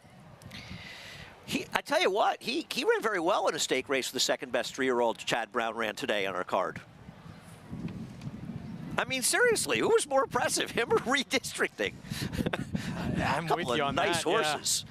Yeah. This is a very interesting prep for our Belmont Derby, and there are other good horses out there, including Webslinger, who we saw earlier today. In that, is Kalick going to get the same kind of setup last time? Will he be as effective? Is Farbridge a difficult horse to ride and to get to run his race? What's Silver Knot going to do when he keeps getting left? These are all talented horses. 4-win day for Irad Ortiz Jr. He does not have a mount in the finale, so his day done. Pretty good work, though, including our ABR race of the week. He's pretty good. The Pennine Ridge. Grade 3 Blame next from Churchill, and Rattle and Roll is going to try and make it 3 in a row coming up.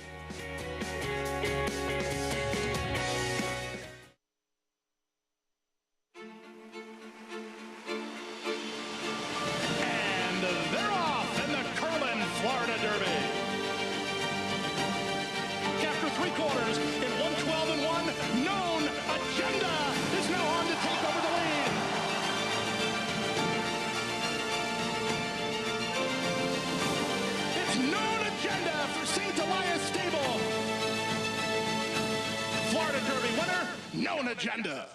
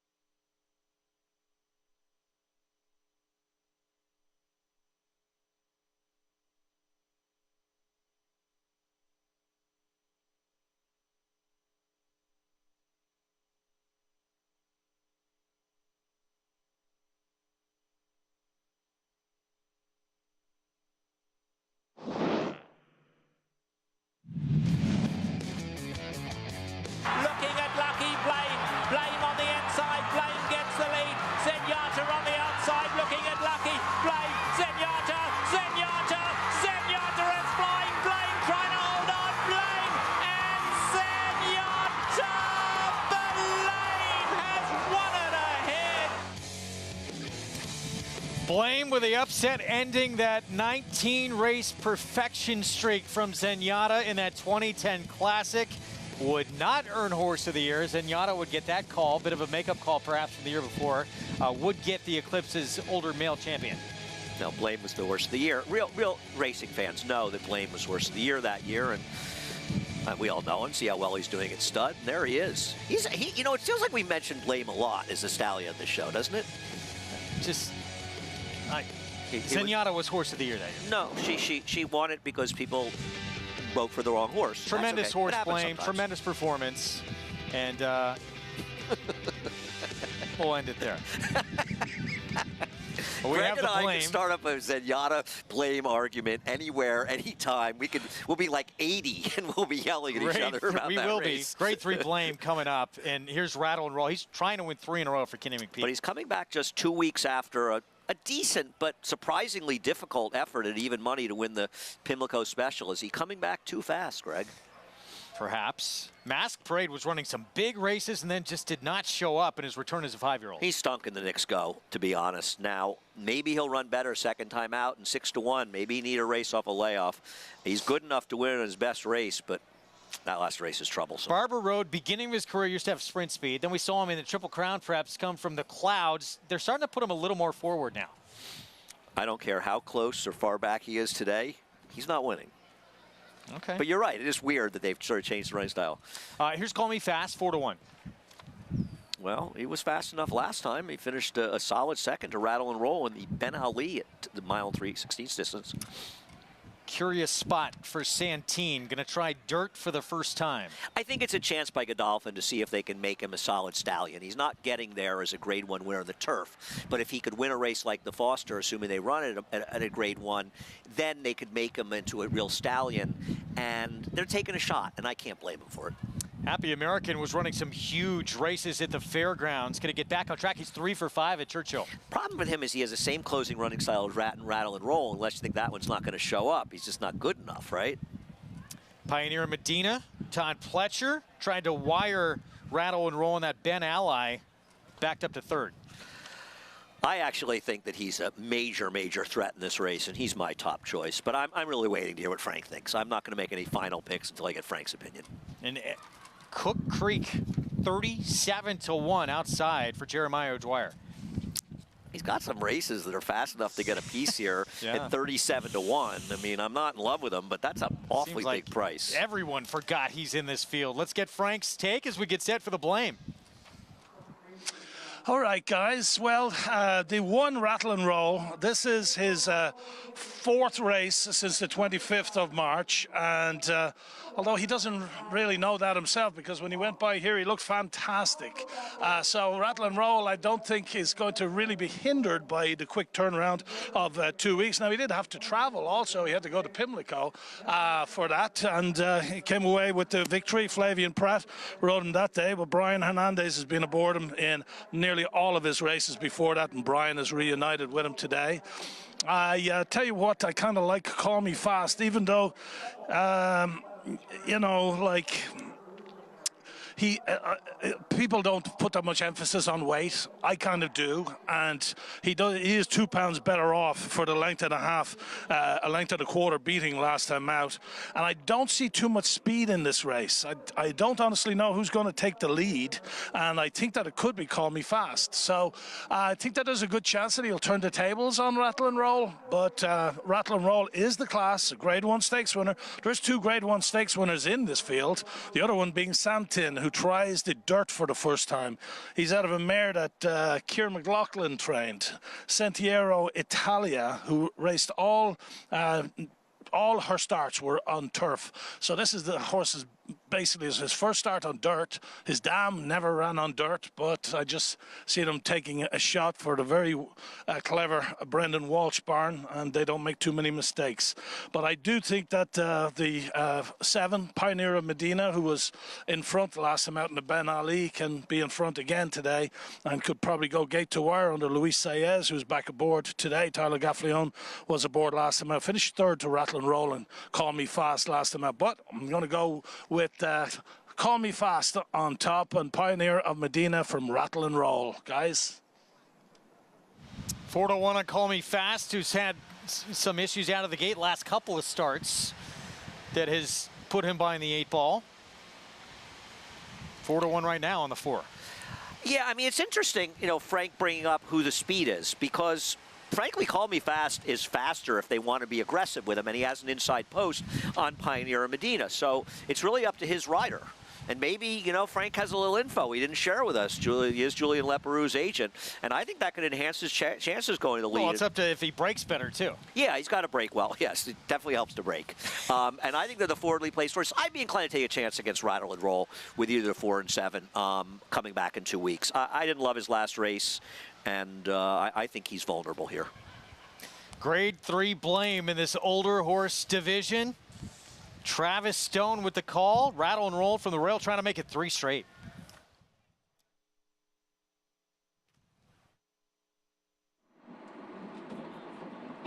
They're in the gate. And they're off. And Barber Road hustled right off the mark to the front. Santine comes on.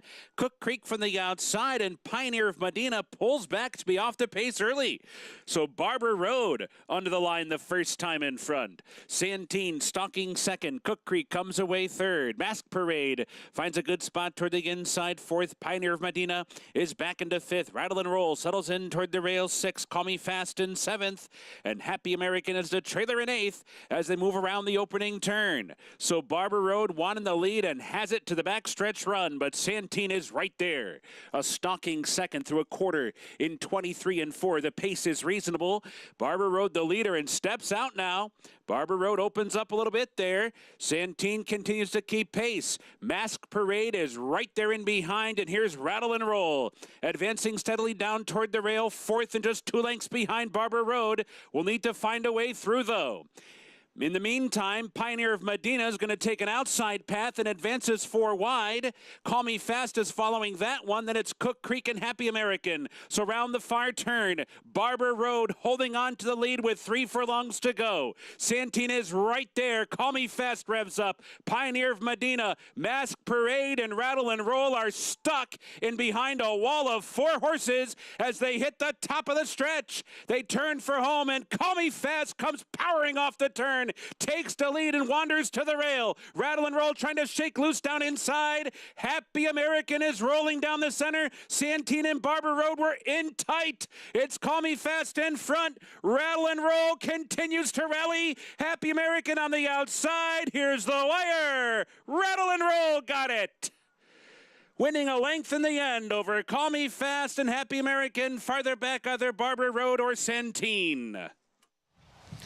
Huge effort from Call Me Fast, who likes to be forward and made that big sweeping move from off the pace, but it's Rattle and Roll 3 in a row for this son of Connect, trained by Kenny McPeek. You know, when you're Kenny McPeek and you come back in 2 weeks, you risk looking like a goat when the horse runs badly. Well, he backed it up today, and it was the right move bringing him back, and it was also a very good ride by Brian Hernandez. He was an awfully tight down there. Tough spot for him, but he was patient. He waited, and once he got that seam and he was able to get some clear sailing, he did it. And obviously, saving ground made a difference. You think about the winner, the second horse, right? Made that huge wide move around the turn. He saved all the ground. Excellent ride and a great move bringing him back on the short rest. In very, very tight quarters in the stretch, trying to find some running room. He's getting squeezed on and able to win anyway. 3 in a row now, 8 for 18 lifetime for Rattle and Roll. 3 consecutive grade 3 wins for this 4-year-old. Well, the prices when we come back.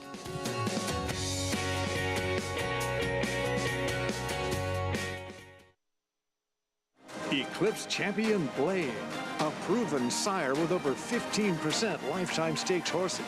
His progeny include these recent standout performers. And in the sales ring, Blaine continues to prove his value. Also an emerging broodmare sire. His stakes-producing daughters include the dam of Eclipse Champion Forte. Forte to win the Breeders' Cup Juvenile. Blaine, standing at Claiborne Farm. Now more than ever, it's time to get with the program. When shopping for your next race prospect, consider that New York breds start with an advantage. Our New York breds run for serious green. At Saratoga Race Meet, New York bred maidens run for up to $88,000. New York bred allowance horses run for up to $100,000. And New York bred owners can collect awards of up to $20,000 per horse per race. So get back with the program. Seriously. On a perfect day, there is no finer place in all of sports. Nerves, excitement, and anticipation. Than beautiful, truly stunning.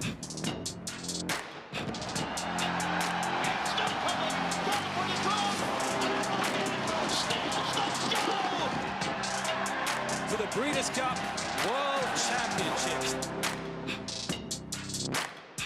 Racetrack Television Network brings you every race, from every track, on every screen, every day. With monthly packages starting as low as $5, RTN gives you great value and access to more live HD streaming and race replays than anyone. Visit RTN.tv today to sign up and watch on almost any device, including Roku and Amazon Fire. RTN has packages that start at $5 per month.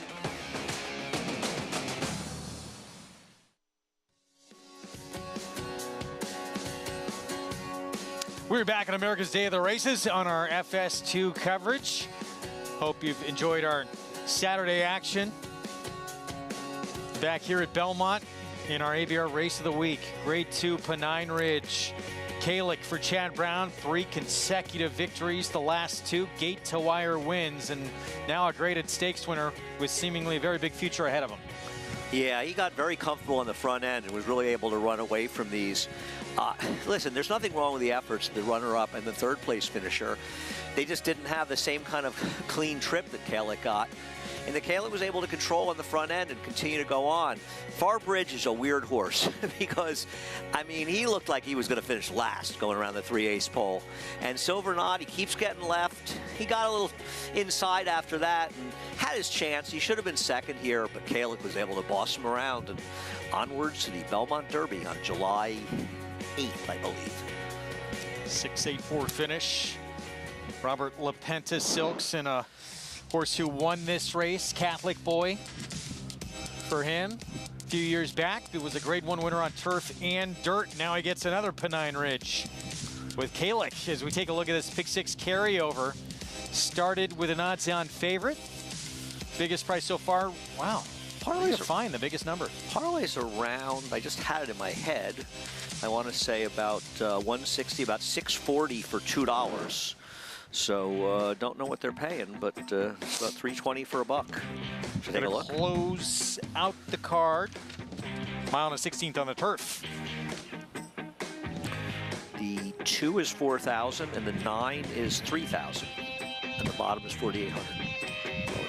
New York Preds 40 maiden claiming route race over the Widener Turf course. So more on this coming up. How about Rattle and Roll? 3 in a row. Looked like that streak was coming to an end. Call Me Fast making that huge move around the turn after he got out slow again. But Rattle and Roll keeps on rolling. Looked like he was on his way to victory, but he just ran out of gas late. Happy American coming on the outside. But Rattle and Roll's a tough customer, man. He took a little bit of hitting there. A very good ride, a very good ground-saving ride, a very good job of Ryan Hernandez, never panicking. And when the racing got going in the late stages, the 4 just Call Me Fast didn't have enough, and Rattle and Roll was too good for him, and the trip was absolutely delicious. Think a horse that could be a major player in the older horse division? You know, we'll see. You know, what is Ken McKee going to do with it? Are you going to look for mile and a quarter races? I mean, he probably wants more distance. Maybe he could come for a race like the Suburban. He's certainly not afraid to travel. And then, you know, if things go well there, you think about the mile and a quarter Jockey Club Gold Cup on Labor Day weekend in Saratoga. You know, and then if things go well, you got a mile and a quarter horse. Breeders' Cup Classic's not a bad race to be in. But that's a lot. We'll see. Well, we're going to take a timeout. We'll be back. Finale at Belmont is coming up, and this is our current favorite, the Thrill of Victory. Looking to experience that here for the first time. This maiden dropping a class to try and get that thrill for Mike Maker with Jose Lezcano.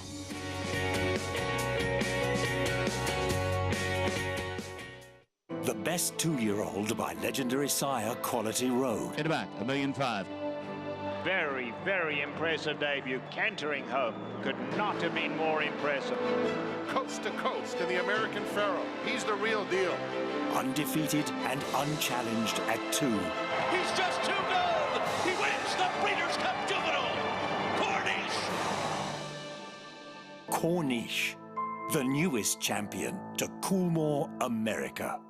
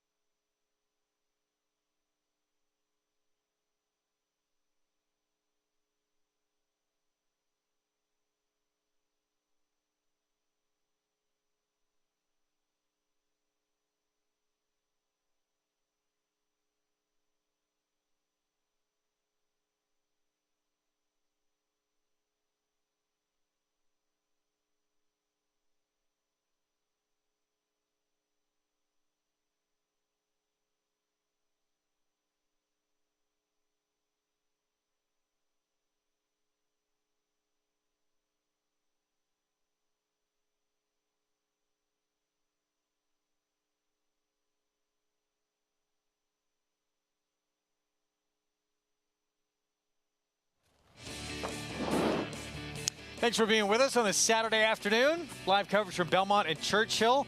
And how about this? First 5,000 fans who come through the gates on Belmont Stakes Day, Saturday, June 10th. We'll get this 1973 replica race program from Belmont Stakes Day when Secretariat completed the Triple Crown sweep. Exact replica program souvenir to be given out. I have one, so I guess, what, $4,999. I'm not giving mine back. What's interesting is Greg thinks he has one. He's not going to have it for long because there's going to be a brawl on the set. I'm telling you, this might be my favorite giveaway we've ever had.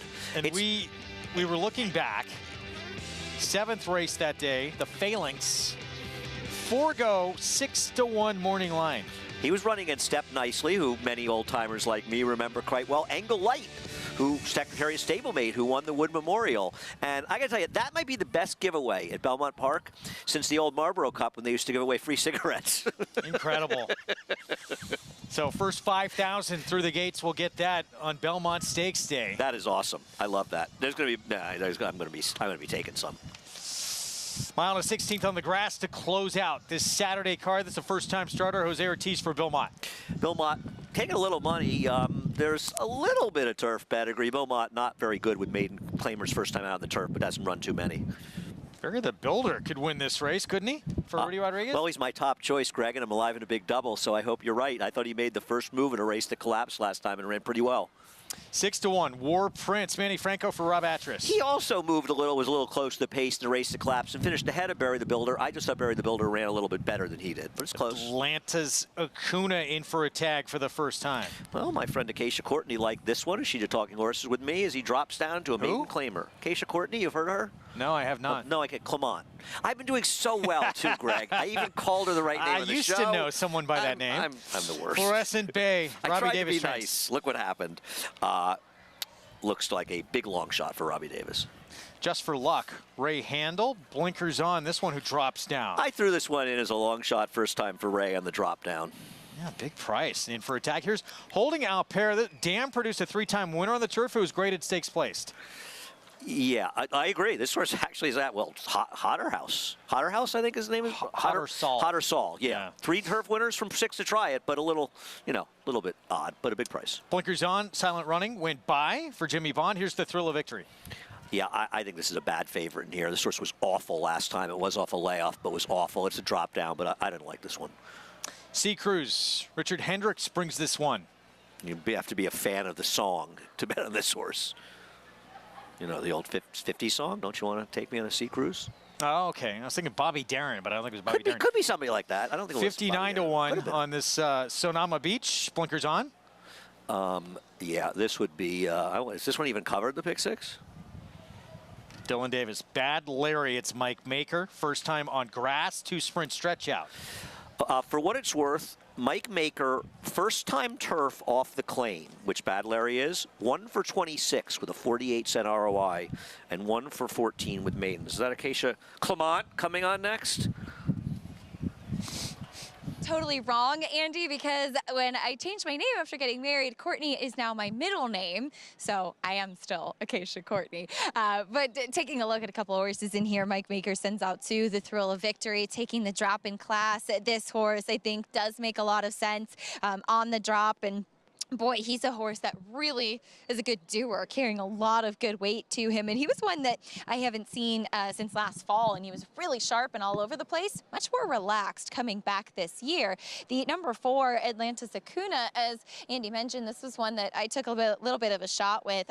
He's a big, lanky type of horse, as you can kind of see next to his lead pony. And Kendrick Carmouche took him off for a big warm-up, which I was happy to see because I didn't love how he was moving back in the paddock, and he loosened up really nicely in that warm-up. He doesn't carry a ton of weight, and this is actually very good for his standards. And I just thought that the speed he had shown previously in the drop in class, it could be the right spot for him.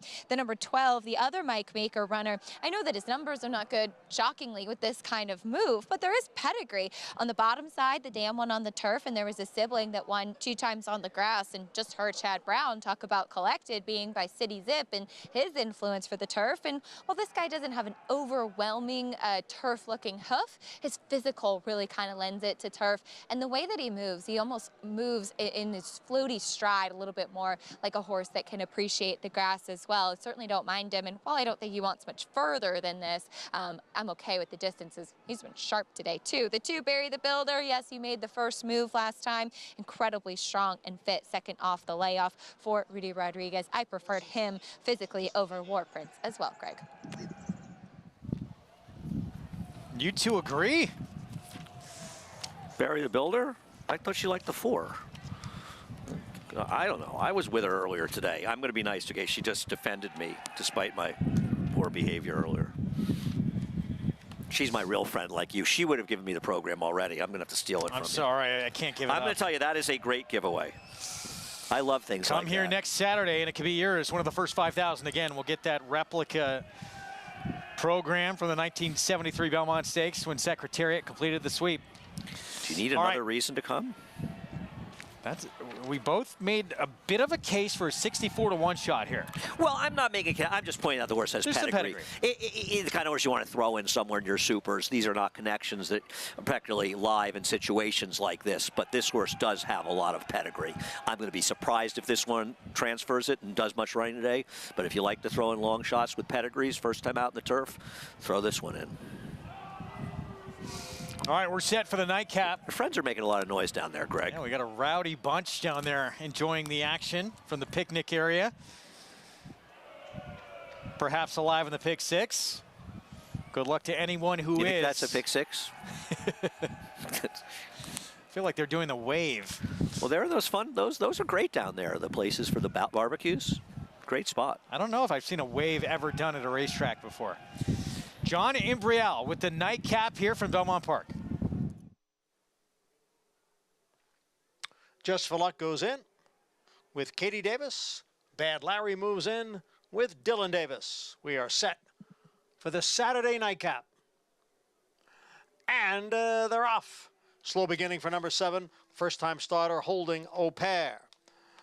Out for the lead is Atlantis Acuna, quickly joined on the outside by Sonoma Beach. Sonoma Beach, Atlantis Acuna, the 2 of them right together. They've got 2.5 lengths on Barry the Builder, who's running in 3rd. Bad Larry is alongside and in 4th. War Prince down on the inside in 5th. Then it's Just for Luck on the outside, next in 6th. Fluorescent Bay is down on the inside in 7th. Sea Cruise is next in 8th. And then in between horses there is Silent Running. Farther back in the field is the gray, the Thrill of Victory. And then it is a big break back to Harry and holding O'Pair. Quarter 22 and 4/5 seconds. It is Somama Beach leading here by 2.5 lengths over Atlanta's Acuna, half mile, 47 seconds. Barry the Builder at the rail runs in third. And then it's Bad Larry right alongside. And moving up is War Prince now in between horses. It is still big long shot, Somama Beach in front. Somama Beach by almost 3. Atlanta's Acuna next in second as War Prince continues to gain ground up to third. Barry the Builder is down at the rail. Bad Larry on the extreme outside.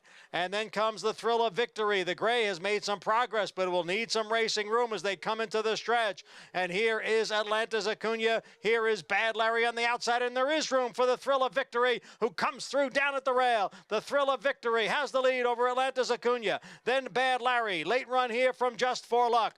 But it is the Thrill of Victory. On to victory here. Won decisively at the end by 6 lengths. Just for Luck completes the exacta, and it's a photo for third. The Thrill of Victory. Mike Maker, Jose Lezcano dropping in for attack for the first time. Dominant win. Well, there was a horse with trouble, but nobody was beating this horse. He was much the best. I didn't think he did any running last time. Maybe he needed the race, maybe the drop in class, maybe a combination thereof. Just for Love improved with a clean trip for Ray Handel.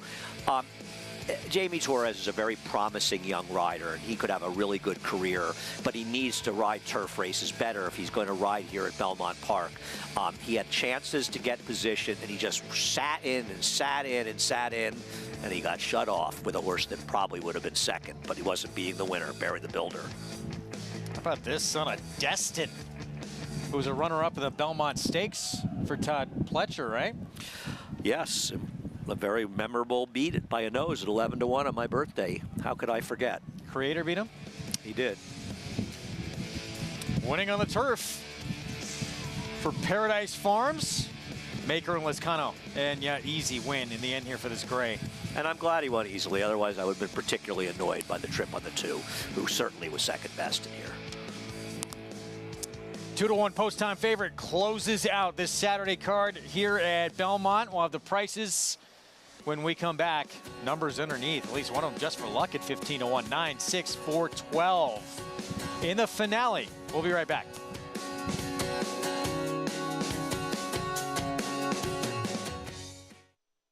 The momentum continues for War Dancer as 26 Black closes to take the first turf race of the 2023 Aqueduct Meet. 26 Black in time! Now with over $5 million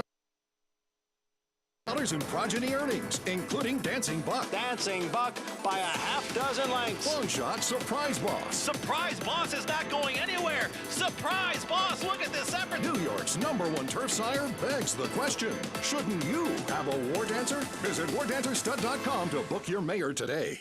The Cross Country Pick 5 combines the best racing from New York with top races from around the country in one bet.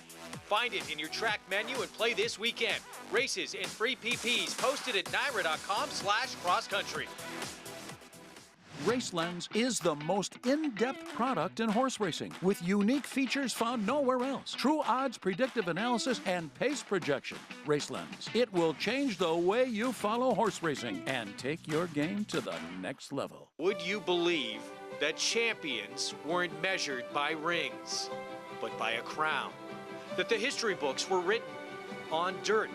That the greatest of all time was a horse? He is moving like a tremendous machine. Experience the magic at this year's Belmont Stakes as we honor the 50th anniversary of Secretariat's legendary Triple Crown Triumph. Join the celebration at Belmont Park on Saturday, June 10th. Tickets on sale now at BelmontStakes.com. Racetrack Television Network brings you every race, from every track, on every screen, every day.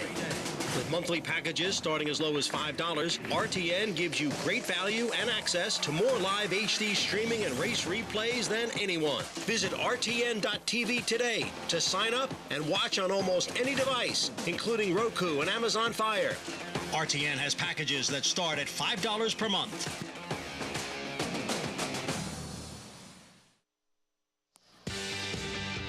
We're back on America's Day of the Races on our FS2 coverage. Card in the books here in New York.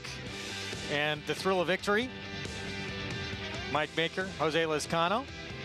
Pick 6 carryover take. Could have played it with Naira Bets. Get signed up, start it. Go to nairabets.com. Bet any track, anywhere, anytime. There he is. Picasso on the turf. I know he was dropping, but they kind of knew, right? Did he look like a 2-to-1 shot to you? Not of his last race, he didn't. I'll tell you that. Here he is. Keep an eye on the 2 on the rail, okay? He finally started to ask. He wants to come out. They don't open the door for you, Jamie. This is the big time, okay? And they shut him off completely as he's trying to rally, and the race just totally develops in front of him. He's got nowhere to go. You know, just one of those things. Learning experience. Tough for the apprentices sometimes. They don't have a lot of that experience on the turf. It didn't matter as far as winning the race. Nobody was beating this horse. So the thrill of victory. Did he get taken? Well, breaks his maiden on the grass here with the drop down. They're probably hoping so. $6.40 for the win. Take a look at how this pick 6 played out. The return, close to $3,100. Pick 5, $759. It's not bad. The parlay was $1,000 for $1. So not bad to get 3 times the parlay. 2 odds-on favorites that we both felt we would have had to go a lot deeper than that. At least I would have. Don't you think? Yeah, I mean, I liked a few of these winners in here.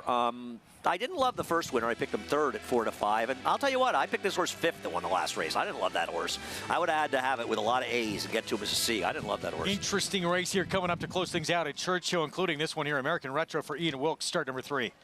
Yeah, he's run consistently well in his races. I don't know if he should be 2-1 in here, but he's okay. First-time starter for Brad Cox. The dam produced Monterey. But it's a little chilly with that pedigree to be 4-1 because they bet these Brad Cox firsters like they're a good thing. Commencement, we got another first-time starter by Good Magic next door. Not taking much money, but those Good Magics, they've been pretty good. You know, I think they won a big race recently. Good Magic. What was it called? I don't know. It's at Kentucky. Oh yeah, the Derby. No Guilt at 18-1. Had a lot of chances. Could get a piece though at a big price. And Christian Torres will be aboard for Dwayne Lucas. Start number 9 for No Guilt. Vostra is 50-1. Fort Larned, 3-year-old filly. Every bit of 50-1 and then some on paper. Is the next horse a big price, Snow Princess? I think she is. 6-1. I like no Snow Princess here. Showed speed on the dirt at Gulfstream in that debut. Ran against a killer from Chad Brown that was 3rd in the 8 Bells in her next start. Decanter won on the turf. They got to beat the favorite, but I think this horse is a dangerous alternative. I'm going to bet a few dollars, Greg. Okay. Miris. We'll see next the 8 for Wayne Catalano. Big number has not, well, beat 1 horse in 2 starts. That kind of tells the whole story. No question who the horse to beat is here, especially with this huge scratch of the 10. Oh, yeah. A very good chance was going to be the favorite in here. Little Prankster ran Thoroughgraph numbers I look at primarily the same number that Zeitlos did. It would have been your favorite in here, who ran runner-up to a filly who might be the best 3-year-old filly in the country. To be honest with you, Scylla, who's now 2 for 2 for Beaumont. Tell you what, she got the same 87 buyer in her debut she got in her second start, but she looks good. But I think people are getting a little carried away, but I could be wrong. 4-5, Little Prankster. She was 2nd as a beaten favorite for Phil Bauer, Rigney Racing. Brian Hernandez Jr. in that debut. That was at Churchill Downs as well. That was at 6 furlongs. We'll try and get 7 today. I'm all about Snow Princess. Guys, today I had to bring my son to work with me today, and Richard Rigney kindly invited him up to his suite here. And Richard Rigney owns Rigney Racing, who is the owner of the 9-horse. And when he brought Jack back to me, he was with Phil Bauer's kids all day. He had a $50 win ticket, so you know I gotta cheer on Little Prankster. I got no choice. But in all seriousness, I do think that Little Prankster, she needed her first race. She's a big kind of a filly that would have you couldn't have worked her enough to have her race fit, and I think she will benefit very much so from that first race into this. She's got an extra furlong to run today. She was 2nd, beaten 2 1/4 as the favorite in her first start. She's a $425,000 daughter of Practical Joke out of the exchange rate mare Good Grammar. I think she's all set to break her maiden today. Then the horse that she's got to beat is the one-horse American Retro, $200,000 yearling, daughter of American Furlong, Pharaoh, out of the Giants Causeway mare Retro. This one has had 2 seconds. Second first time out under Frankie Dettori at Keeneland, and she came back here on Derby Day and was very much expected to go one better than that, but she ran into a monster that day and got beat 6 3/4. Now, I do believe that her future is probably going around 2 turns on the grass.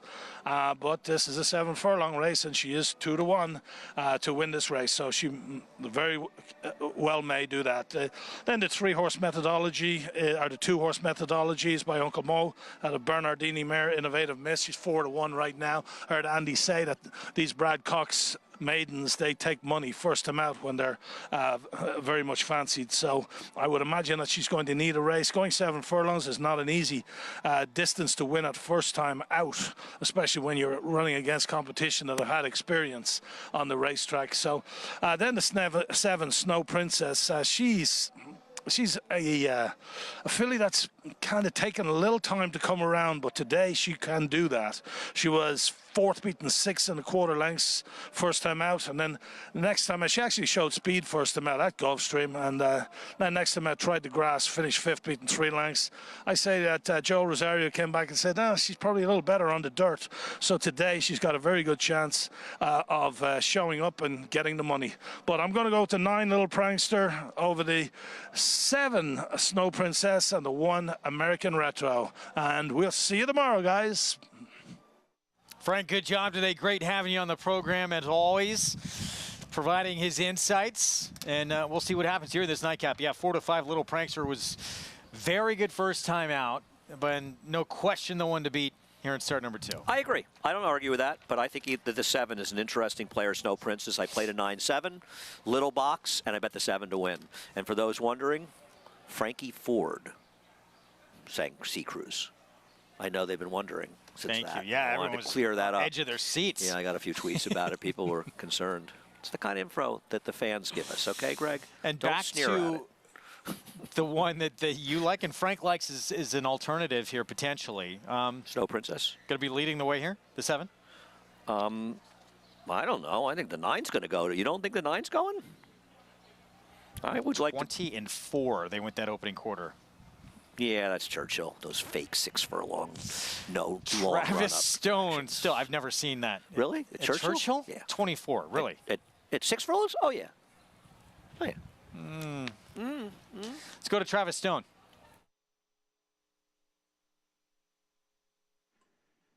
They're in the gate.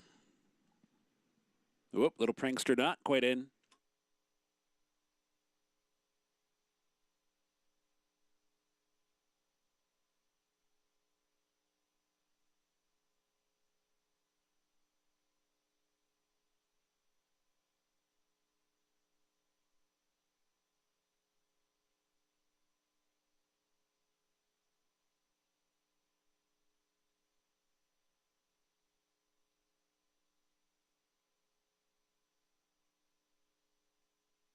Still waiting for Little Prankster.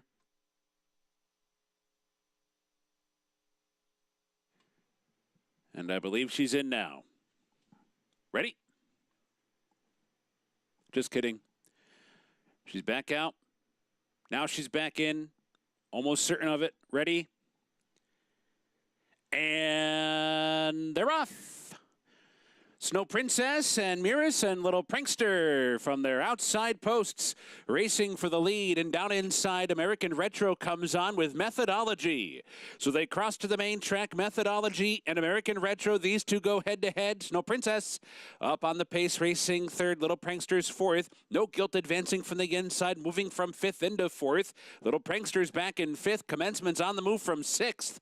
Miris is racing in 7th, and long shot Vostra is the trailer. American Retro knocks out a quarter in 23 seconds flat. It's the far turn with Methodology right alongside. These two head-to-head, 2 lengths back to No Guilt, third down toward the rail. Snow Princess right alongside of that one. 2.5 back to Little Prankster, who's 5th and 4 lengths off the lead as they round the turn.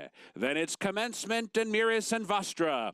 Coming for the top of the stretch, American Retro fending off Methodology. Hits the quarter pole in front by 2. Methodology set down. No Guilt is down inside. Snow Princess is there. Little Prankster's asked for her run, and here she comes down the center. But American Retro got a 3-length advantage at the 8th pole. Little Prankster's trying to catch American Retro. Time is running out. American Retro by 2, and American Retro by 1 on the wire. Little Prankster settles for second to American Retro. Tight for third, No Guilt or Methodology. Snow Princess was 5th. American Retro, Luis Saez, Ian Wilkes with a 3-year-old filly who breaks her maiden here, daughter of American Pharoah. You know, Luis Saez, you got to go from the rail anyway. I have no choice and has some speed, but he managed to control up front, dealt with the favorite Methodology. My 7, who stalked him, looked to be in good position, had no run.